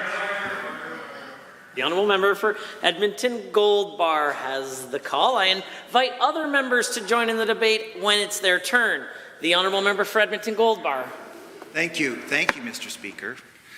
Grad students work long and hard hours. They're TAing. They have to do lab work in a lot of cases. They are they're the ones who are burnishing the reputations of the professors who employ them, Mr. Speaker. It's unfair, I think, that every time a Nobel Prize in chemistry or physics is handed out, that the recipients don't always acknowledge the grad students who are doing the real work in those labs that earned that work, Mr. Speaker.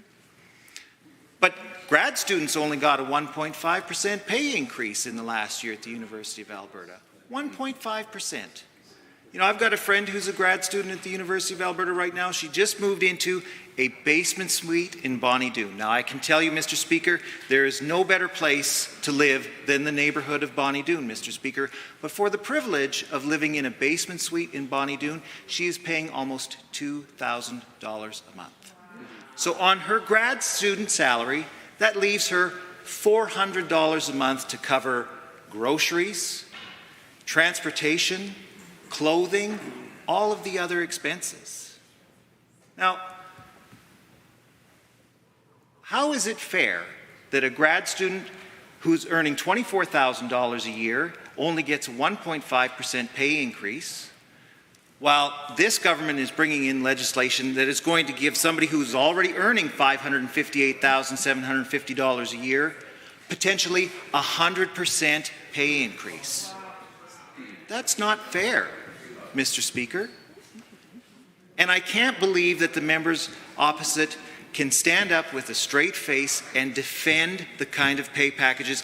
I recognize my friend from Edmonton, Glenora. Thank you very much. I've taken some time to reflect on the good work that the member for Edmonton Gold Bar did when he was the Minister of Advanced Education, and certainly appreciate the work that he did to try to reflect the values of Alberta's NDP and the compensation packages we had for post-secondary executives. I'm hoping that maybe he can also elaborate on some of the things that he and the NDP government did that maybe the UCP government might want to do to address affordability for the students on campus, since they're so concerned about the affordability of executives making over $500,000 a year. So thank you very much to my honourable colleague for the work he's done on this file in the past, and hopefully he can give some ideas to the current government to help make sure that post-secondary students, including the grad students who are TAing and RAing right now, could have done to help them make ends meet in, of course, a very difficult economic time, which we're in right now in the province of Alberta. Through you, Mr. Speaker, of course, to my colleague from Edmonton Gold Bar. And I want to thank my friend from Edmonton, Glenora, for that question, because when I was Minister of Advanced Education, I worked hard to protect the pocketbooks of students. We froze tuition for 4 years when we brought in our tuition compensation model.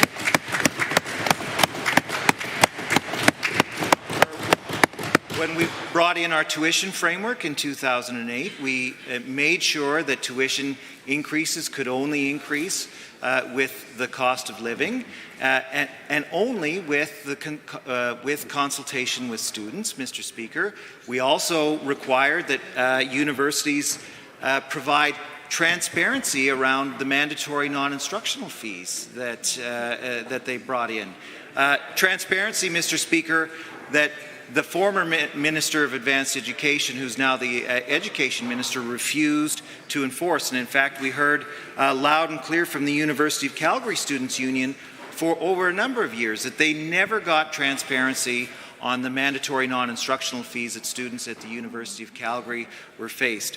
Not only that, Mr. Speaker, as Minister of Advanced Education, I was happy to keep student loan interest rate at prime rate, Mr. Speaker, saving to students who took out student loans thousands of dollars over the term of their loans. This minister jacked up interest rates quite unfairly on student loan. He should be ashamed of himself. Not only that, Mr. Speaker, but the Alberta Student Grant Program, he just arbitrarily decided to halt payments because it was in too high demand. And he ended up not spending $16 million that he had set aside in that, much less promised to the students of Alberta, Mr. Speaker. I can assure all members of the House that when I was Minister, we spent all of the money on student aid that was allocated. That's right, we did, exactly. Yeah, I hear from the member. Order.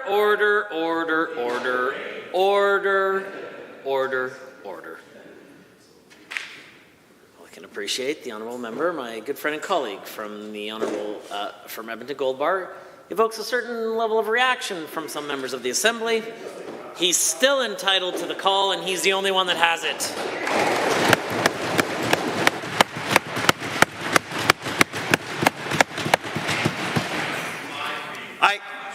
If my friend from Fort McMurray knew so much about Alberta universities, why was it that he got his law degree from Bond University in Australia, Mr. Speaker? I hesitate to interrupt. I have a very difficult time attaching the relevance of where the Honourable Minister's degree was to this particular piece of legislation. So perhaps if the Honourable Member stayed to the debate before the Assembly, the decorum would also improve. The Honourable Member has the call. Well, Mr. Speaker, I'm interested in nothing more than decorum. I am interested in nothing more than decorum, Mr. Speaker. Pursuant to Standing Order 4.2, the House stands adjourned until tomorrow at 1:30 p.m.